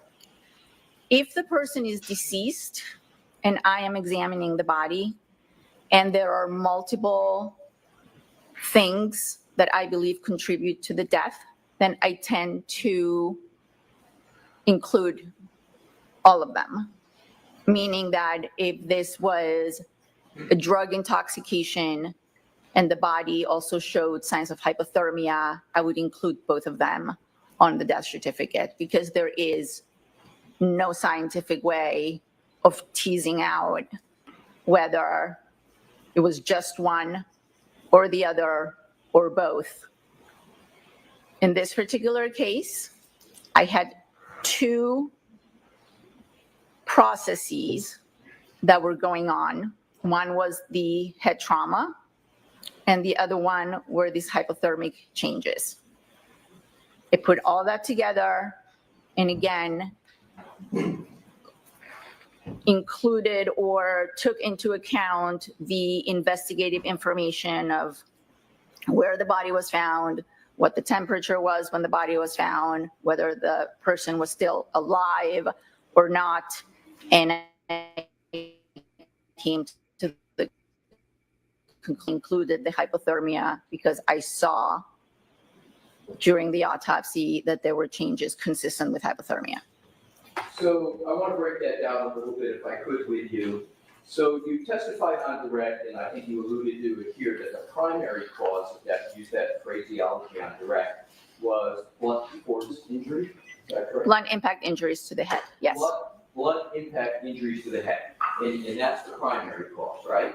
Correct. And then there's, and I'm not clear on what you referred to on direct as a secondary cause of death of hypothermia, but you used a little different phrase in some of your answers, and I want to make sure I got it right. Hypothermic considerations. Can you repeat what it was? It said have hypothermic changes. Hypothermic changes, and we agree that you can have hypothermic changes without a conclusion of hypothermia, correct?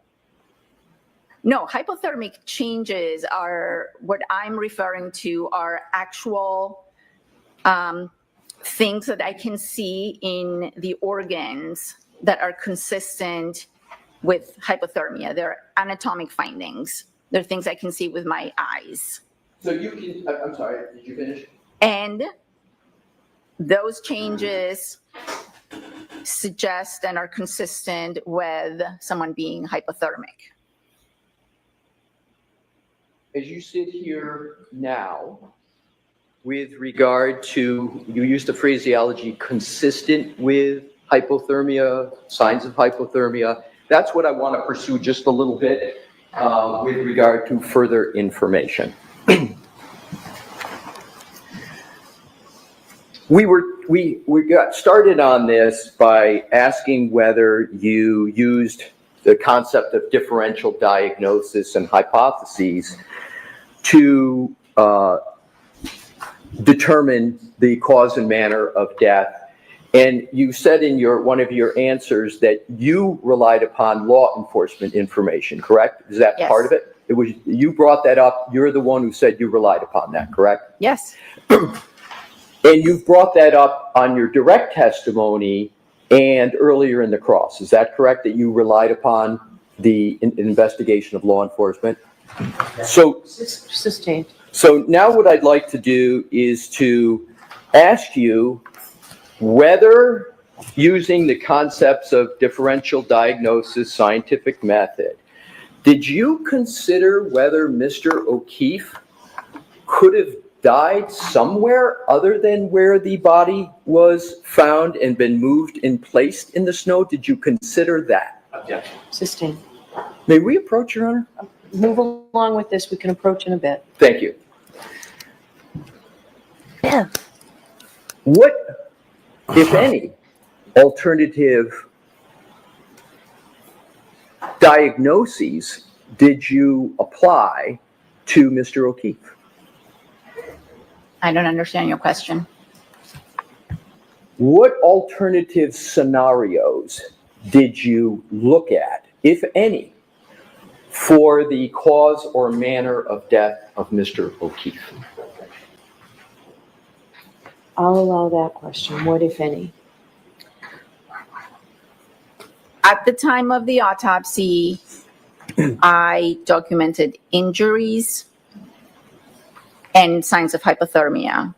I was provided with a set of circumstances, and at the end of the investigation, or at the end of my timeline, I concluded on the cause, but I did not conclude, or I did not determine a manner.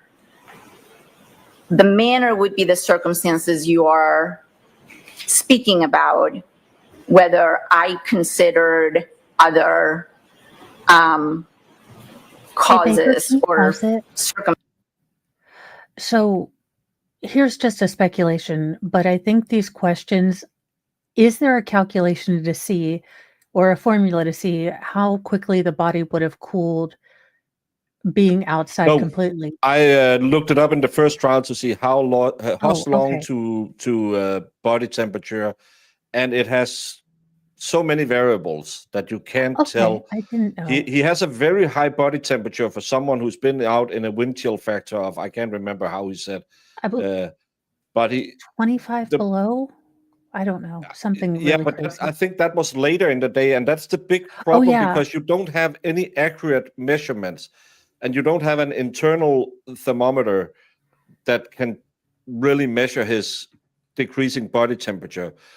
And we talked a lot about it in the first case, because when is hypothermia, how long to get to hypothermia, and all of this is one of those things. The reason I was off, I was just reading up on that, Mr. Asik Wolf. I can only see he's testified in very few cases, and that's mostly about medical malpractice. So I love that he already disproved her. He's probably the next one who's going to be there, so that could be fun. Okay, I was just wondering if that had been presented at the first trial. Thank you so much. There's no way that you can, in any scientific accurate way, determine that X will lead to a body temperature of Y, because there's so many changing variables. I just see Alessi with a chalkboard. Yeah, that's not how it works. I don't come up with hypothetical scenarios on how those injuries occur. I try to state the injuries, describe the injuries, state the cause of death and why that person died. And then I use all kinds of other investigative information that is provided to me to determine if I have enough to make a determination on the manner. Did anyone provide to you any alternatives as to the finding of the body of Mr. O'Keefe in the snow? Personally, to me, no. Did you ask for any alternatives to the nature and location of the injury or death of Mr. O'Keefe? I asked for all the information that was available. Understood, but my question is, did you ask for any alternatives to the information that was provided to you as regards the location of the injuries? Did anyone provide you any alternatives to where the injuries could have occurred? No. So I'm going to let the answer stand. So the answer is no, so there's no evidence of that. So next question. So you talked about the information you had at the time. What time is that? The text said, but again, that's they probably said, are you sure that it's not an accident? And she said, no, I can't determine that with the facts. And then they went back and said, this stupid C word didn't want to do what we did. There's probably not been someone standing in there shaking her saying, you must make this. Information at the time was a preliminary police report and verbal communications regarding the circumstances of how Mr. O'Keefe's body was found. And when I asked about the time, I'm not calendar time. Was this January, February, March, April of 2022? The preliminary police report was on the day of the autopsy, and then information, I don't remember exactly how long, but in the weeks following, information was, coming in. Do you have the ability to amend a death certificate? Yes, I do. And you can amend a certificate if you obtain further information with regard to the circumstances surrounding the death. Is that correct? That's correct. In your previous answers, you were talking about the information you had at the time. And I'm concluding that the latest that would be is April of 2020. Is that correct? Or been provided with further information, in other words, information after April of 2022 regarding the cause or manner of death? What do you mean, have I been provided?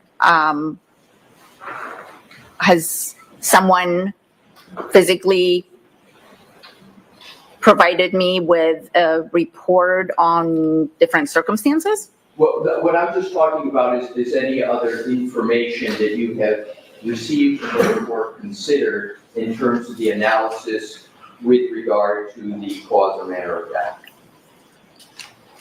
Received in what way? Here's what I'll do. I'll be a little more specific. What I want to do is to get at the head injury of the decedent, okay? Is it fair to say that the head injury, you called it a traumatic,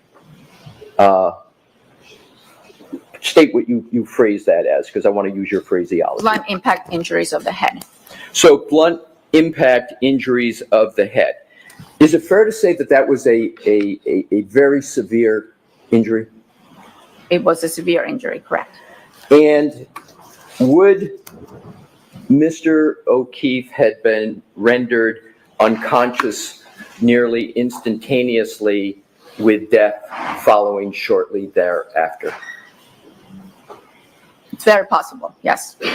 Is it more than possible? Is it probable that that's what would have occurred? I can't tell you how quickly he would have been rendered unconscious. He's not a But neuropathologist. at some point after that injury, yes, he would have been rendered unconscious. Is it possible he could have been rendered unconscious immediately? So she's answered it this way. I think you need another person for that. Let's move on from that, Yeah. Mr. Lessing. She's not the brainiologist. But she's very smart. Yeah, but she can't make that. You made your own determination. Can we just appreciate that none of the experts from the MSP seems as rotten as the police? Because they are not willing to tell stories that fits with the narrative. Yeah, that does take a lot of courage. I mean, I have no doubt that the full force of the Norfolk police office came down on her. You know, you need to change this. It was a car accident. You know, I bet she faced a lot of pressure to change. Yeah, and I think they probably do it in a lot of cases, and that's why they have been separated out, so no one can go in and say, but are you pretty sure that drug wasn't found on him or stuff like that? So I like that she's saying, not my department, I won't touch it. Of the cause of death, correct? Yes, that's my job. Understood.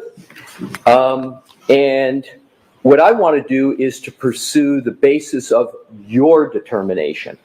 So you used the phrase brain impact injury. Blunt impact. A blunt impact injury.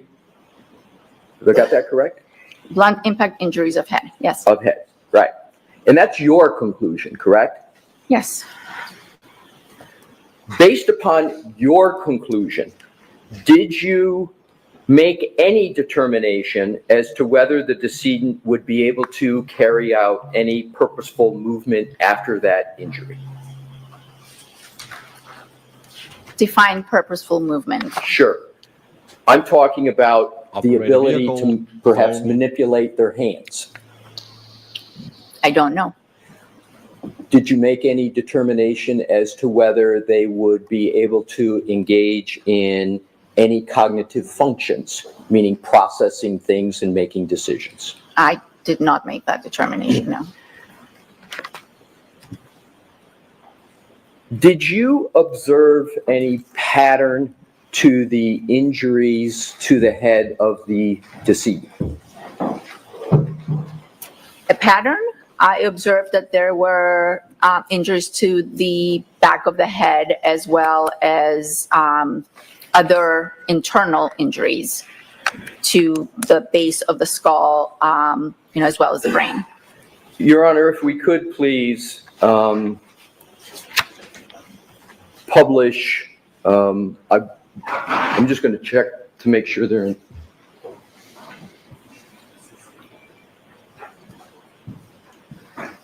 If we could, Your Honor, publish 160, that is an Head injuries can cause vomiting, but also we know from Stonebridge that he was instantly incapacitated, because my theory, if I had to guesstimate, would be that he fell inside the basement, probably around the bench, because I think in my mind that safety bar on the bench fits perfectly with the injury to the back, and it's really hard because it can take the weight when you drop it on it. So that was what I guesstimated, and then he got up and but she said he was instantly incapacitated, so that doesn't add up. Evidence, but before we do, Mr. Wolf, I would like to approach Your Honor and let you know in case there's anything further that needs to be done. Thank you. She described the injuries on direct, that it was just blunt force impact. Did you show it to Mr. Brennan? It's already been agreed to as an evidence. Okay. It is evidence. Oh, it's in evidence? Yeah, but I if he's just wanted to make sure if there's incapacitated, anything I can't see him Your vomiting either. So why don't you come over here, because why don't you come over to side? But if it's already in evidence, why can't he show it? That seems weird. Why doesn't he like getting questioned? Oh, that DePedro guy is there today. Interesting. Lying about what is happening in court. He's less truthful than I was on my wedding day. Which part? The richer or poorer, or the sickness and health? It's the till death do your part. Oh, yeah, that's a That's a tricky part of the contract. Yeah. Well, and you can't unalive them if you get sick of them. I think that there should be that clause. If you promise that you'll do it until death do you part, then you should be allowed to just. While I was gone, did Bev deny in another sidebar? No, she's actually called another sidebar.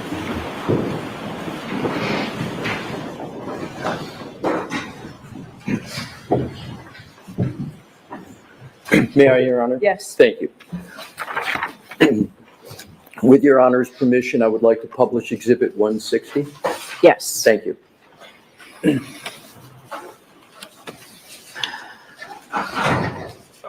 Bev is ready for lunch. Dr. Scorti-Bello, if you could please draw your attention to what is depicted on both screens. Pick whatever screen is most convenient for you. And what I want to do is to go over what is depicted there, and I'd like to start with just some basics. What is that white rectangle that is on the photograph? This, Yes. that's a ruler. And what's the purpose of the ruler? To show a scale. When I measure the injury, I use the ruler to document that. And if you could please draw your further attention to what I will refer to, and you use your own term, but just to start it, the horizontal line that is appears to be a laceration. You know what I'm referring to? This, yes, this is a laceration. Right, so it's fair to say that that's a laceration. Correct.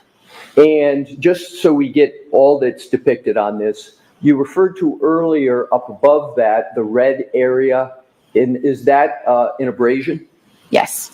And do you also denote to the left, almost like a J-type item going vertically up? Yes, and going up. Do you see that?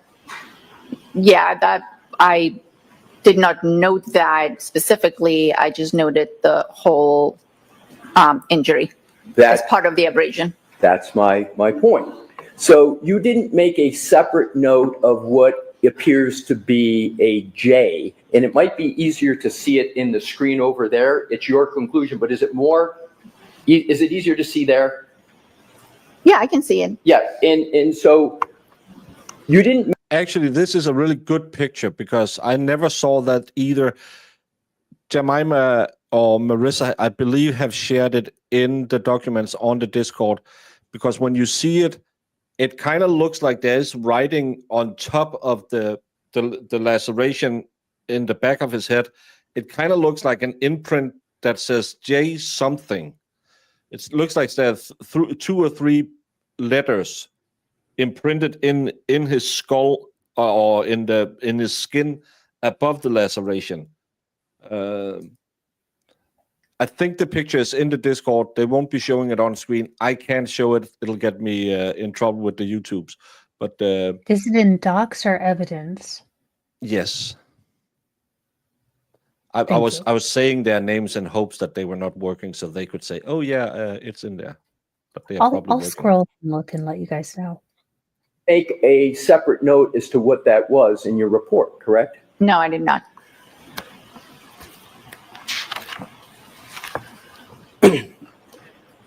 Do you consider that an abrasion or something else? I believe that's still an abrasion. Do you conclude that that J is different in any manner from the abrasion that you've noted above the laceration? I believe it could be part of the whole abrasion, or it could be something different.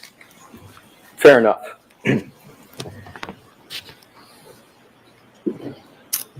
Would a fall backwards on a flat frozen ground produce a circular and not a linear abrasion is depicted here on the back of an injured person's head?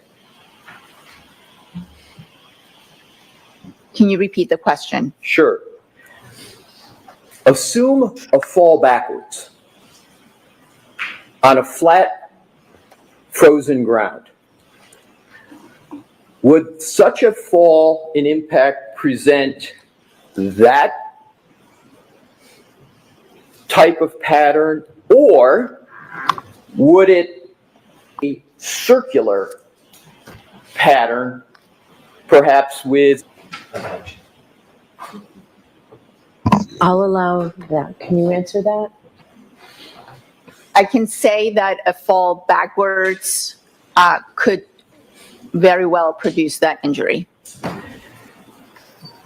Depending on what you fall on. My question is more specific, and that is a fall backwards where the person impacts the back of their head on flat, frozen ground. Would you expect that type of a laceration from that type of a fall? Not just a general fall backwards, but specifically a fall backwards where the back of the head hits flat, frozen ground. Would you expect that?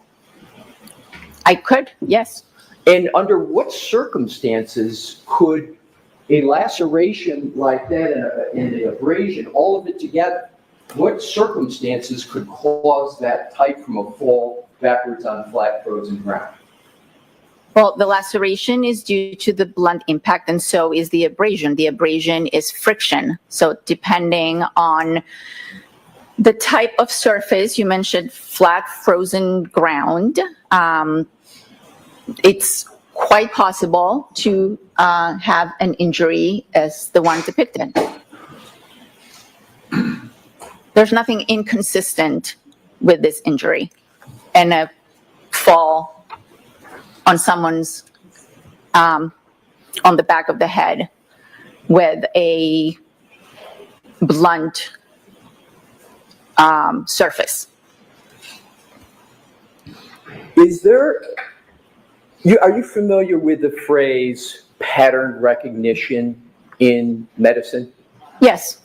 And isn't pattern recognition something that requires training with regard to being able to recognize certain patterns and determining what could be causing that pattern? Yes. And just merely recognizing whether there is a pattern takes certain specialty training, etc. Correct. And isn't pattern recognition a principle that you apply in the medical examiner's office? Yeah, we do. And so example of pattern recognition could be a knife wound, correct? Yes. Could be a gunshot. Correct. And there's certain patterns that you see on a decedent that can be consistent with those types of causes of injury, correct? Correct.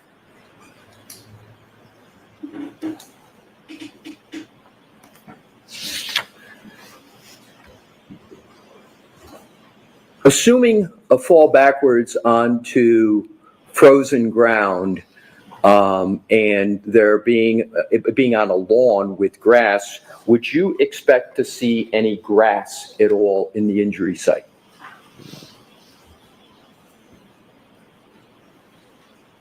It's possible to have grass. Is it possible to have well, are you familiar with the height and weight of the decedent generally? And if you need to look at your notes, please do so. Yes. I couldn't find it either. Mr. O'Keefe was approximately 6'1" and 216 pounds. So, assuming a fall backwards and an impact to head on, a ground with grass, a person who's 6'1", there is going to be significant acceleration forces that occur as they're going backwards. Is that correct? That's fair to say, yes. And therefore, the more acceleration forces, usually there's a correlation with the force of the impact. Correct. And in terms of force of impact and assuming grass on the ground, would you, do you believe it's more probable than not that one would then see some grass on the head? Objection. Sustained is that form. What about dirt? Given what you testified regarding the height of Mr. O'Keefe, and assuming what I just gave to you as a fall backwards and acceleration and forces, would you expect to see anything else on the back of his head? You have to be more specific than that. Right, I thank you. So would you expect to see, is it possible if that was the manner of the fall that there should be grass on the head? Is that possible? Sustained. Did you consider at all in your evaluation let me back up. Do you see any evidence of grass in this depiction? No, I do not. Did you recall ever seeing any evidence of grass when you were performing the autopsy? I did not see evidence of grass. Did you consider at all in performing your autopsy whether or not grass should be present given what was reported to you by law enforcement? Sustained. Did you make any considerations at all regarding grass in regard to your autopsy report? I did not see any grass. No, I did not make any determinations. And was grass at all even a consideration in your analysis? I had very limited information as to the exact nature of the surface at the time of autopsy. So the answer is no to that question. Thank you. Did you have any information regarding the circumstances that you said you look at in trying to determine manner of death as to whether there were any stones or rocks around the scene? That I did not have any information. So meaning you didn't have any information, I don't think they would have cleaned him up because I was arguing about that, and people said no. When it's a murder trial, they don't clean him because that could be potential evidence.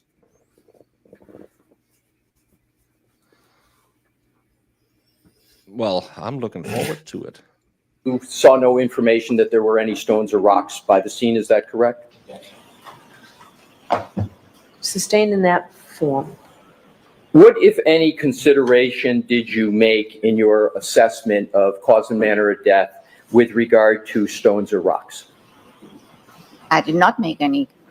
With regard to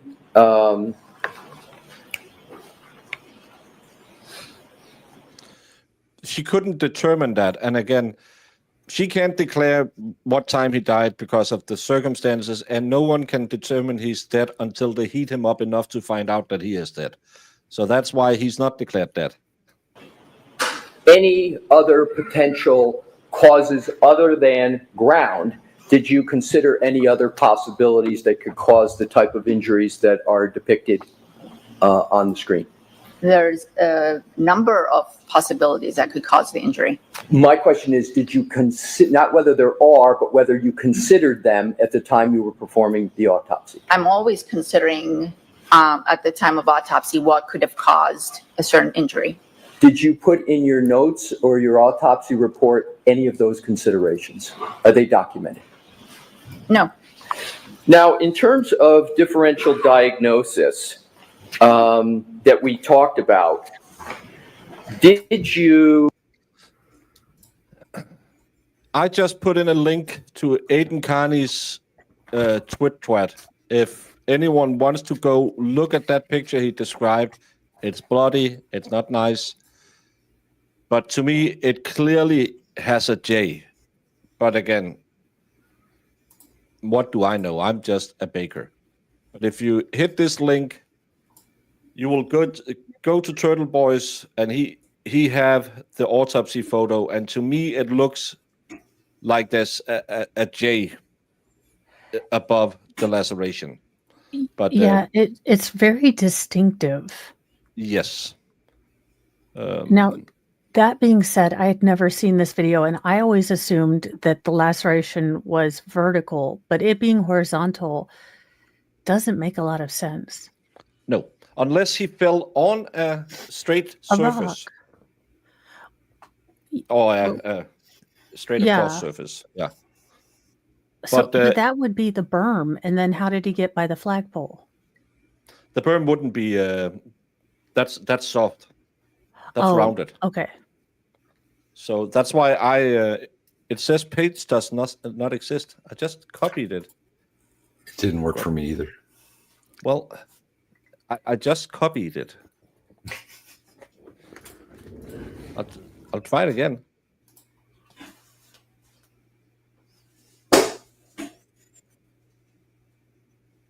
I don't know if it works this time, but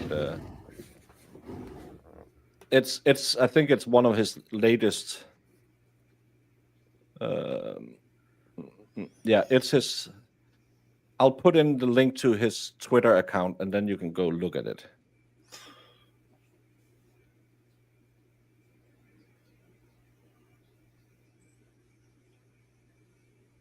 Yeah, top left, it looks like a J in my world. And you get over on Rumble, to all the Rumblers.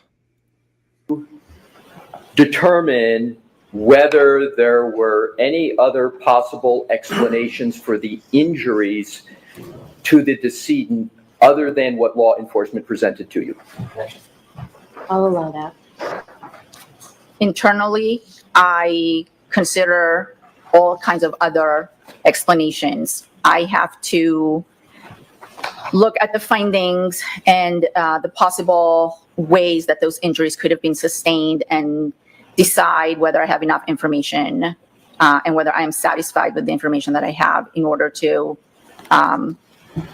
conclude or determine a manner. Did you make any notes at all about the considerations you were just speaking about, other considerations, any notes whatsoever in any document in your autopsy report? Not in my autopsy report, no. Did you make any other notes of those considerations in any document that you created for this case at all? I was thinking the same thing, but I can't get to any dumbbells named something with J that I've ever seen in Danish. For the record, if it's an imprint from a legible letter J, it's backwards. If you can see the J on the thing, then it would be a mirror image imprint. Okay, just to be devil's advocate, could he have had that particular head wound for a long time because it's covered by hair? I know it's red. I'm just playing devil's advocate. I'm just saying I shared the picture. I don't know what the picture depicts, but this is what they talked about. I have no knowledge other than what's said today, and he was asking about the J in the picture. So I'm just sharing it so everyone who wants to look at it, because I can't share it on screen, can go look at it and make their own determinations. That's what it's kind of like a service, man. No, these are I've had in discussions I've had with colleagues in terms of evaluating these injuries. And I don't want you to go into what other people said, but I want you to finish your answer. Right. No, I did not make physical notes of my considerations. I'm going into a different category, so I just wanted to. I don't know if it wasn't before. I don't know if anyone has grabbed it so far and put it in there. Alert Your Honor to it. All right. And it will take more than 10, 15 minutes? Oh, yes. Okay. All right, jurors, we'll take the lunch and recess. So we're seeing about 45 minutes. Surprise the jury. This is the skull fracture where it emanates from. There's a JR waits.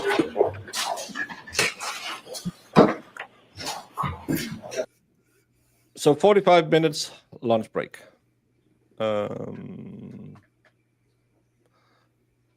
Well, if you don't have TwitchChat, I can just do the good old copy.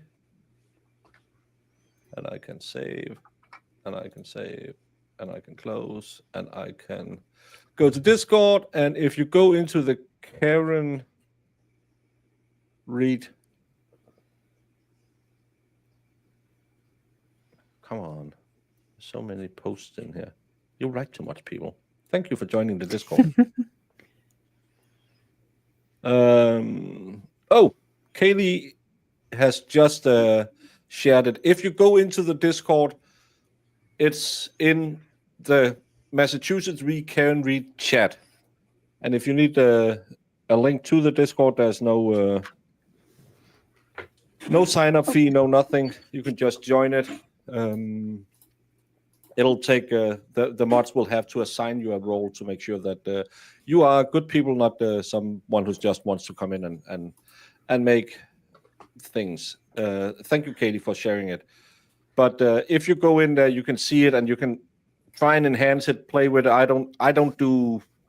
I can barely run a stream, so I don't do any of that things that everyone else can do with photographs. It's also in the evidence section. I couldn't find it in the evidence, but I blame Jemima. I do too. Dang it, Jemima. Oh, it's just been uploaded today by Jemima. Thank you, Jemima. Thank you. But you cannot get into Discord from. Well, maybe I should share a link over on Rumble because again, Rumble doesn't work with Nightbot. Daggone it, Rumble.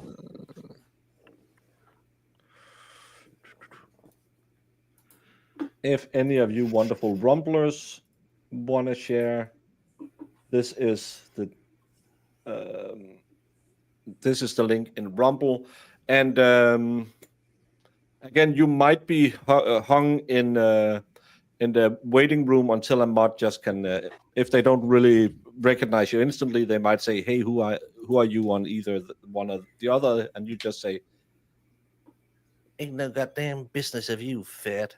And we will say, "Well, Jamie has a certain set of skills, and she will hunt you down. She will find you." Welcome to a whole welcome room full of rusty Shacklefords. I don't think we can see any dumbbells or free weights in the picture. I only think we can see the weight bench, because to me, again, we do have those like octagonal dumbbells in some gyms, really shit, but they don't roll over, so people like them. And it could like someone had punched someone in the back of the head, or maybe as someone said, pound, that someone slammed it. But again, this is pure speculation, and we don't have, because now all the crazies will go crazy and say, "Oh, they believe he was beaten with a dumbbell." I don't know anything. Yeah, and that's basically what she's saying. I mean, Alessi can pull out all these hypotheticals, but she's not Dr. House. She's not sending out interns to go find things and do illegal stuff. So, not to mention, that's why you can't get there. Because she's in Moscow. Da, da, da, da, da, da. That's a Boney M song, Mo. You would like it. They were led by a guy who didn't sing. It was the promoter who sang, and the guy spent most of his time tweaked out of his mind on coke, dancing like he was possessed by the devil. He and Doink might get along. No, he's more a guy. Well, but the two of them together would be a great reality show. The Odd Couple needs a remake. Yeah. The Odd Illegal Pharmaceutical remake. Yeah. I thought Plevin and Doink were doing that show.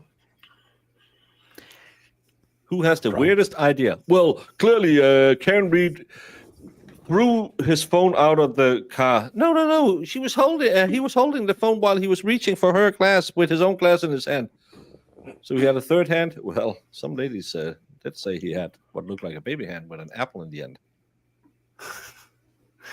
Baby holding an apple. That's why he was so popular. Talking about Rasputin? Yes, Rasputin, yeah. Yeah, they tried to unalive him like a gajillion and 12 times, and he's like, still here, still not bathing. He is Doink's hero. For not bathing. He was slinging more rod than Pete whatever his I name is. know, and he never bathed. Women do better. Everyone women, smelled back then. seriously. That's why But I that's don't the- read historical romances. I can't get over the non-deodorant.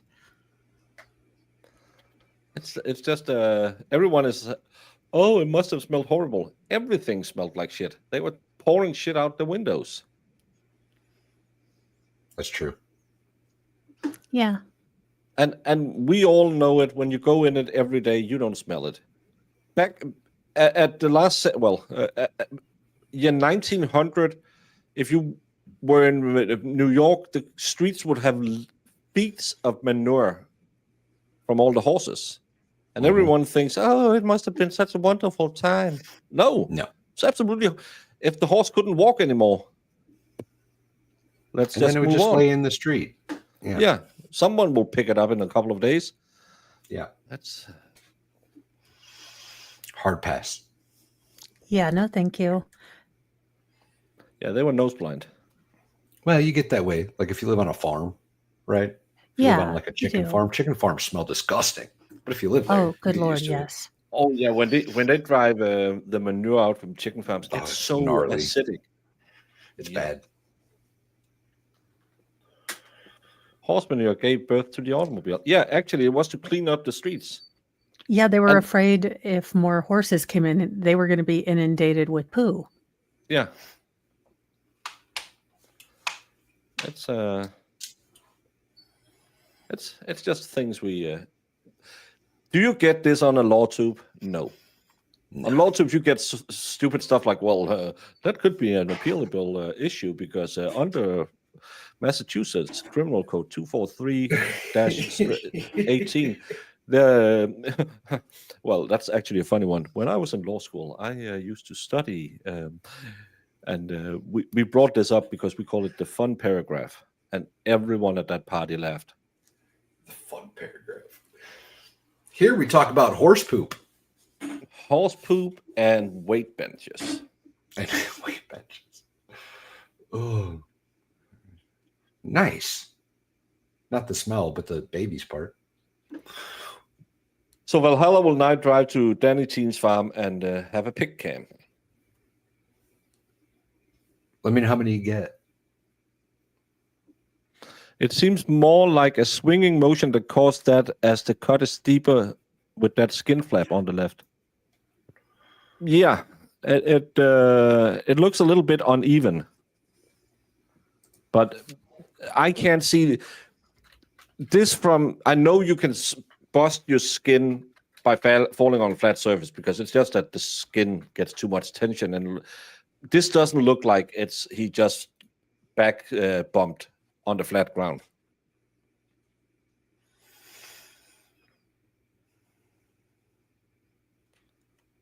But so that's it.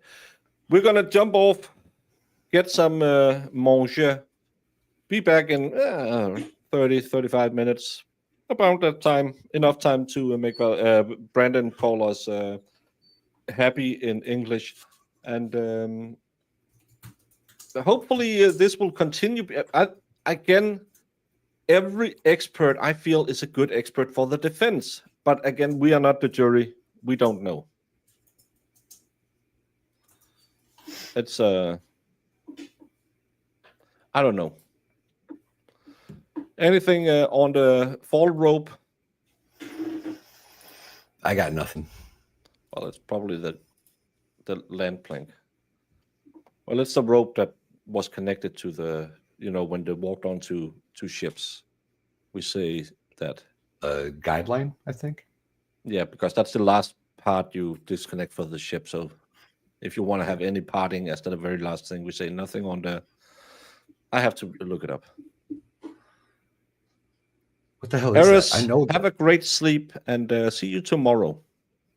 I know what it's called. That's called a gangplank, but I don't know what the rope. No, that's the board thing. The gangplank's the board you walk up. I have to figure it out. Somebody knows what it's called in chat. Somebody does. Don't forget about the smoke enemas from drowning too. I told my hubby about that the other day. He was like, "What the fuck? Where did you learn this?" Baker, duh. I've shown pictures of the smoke enema that will fix your drowning problem.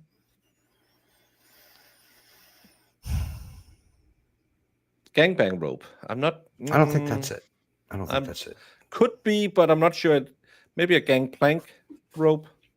But well, there's nothing on that rope anyway, and I will now go give myself a smoke enema because it's dinner time. What? See you later. Jen! Misreads. Yes. Jen!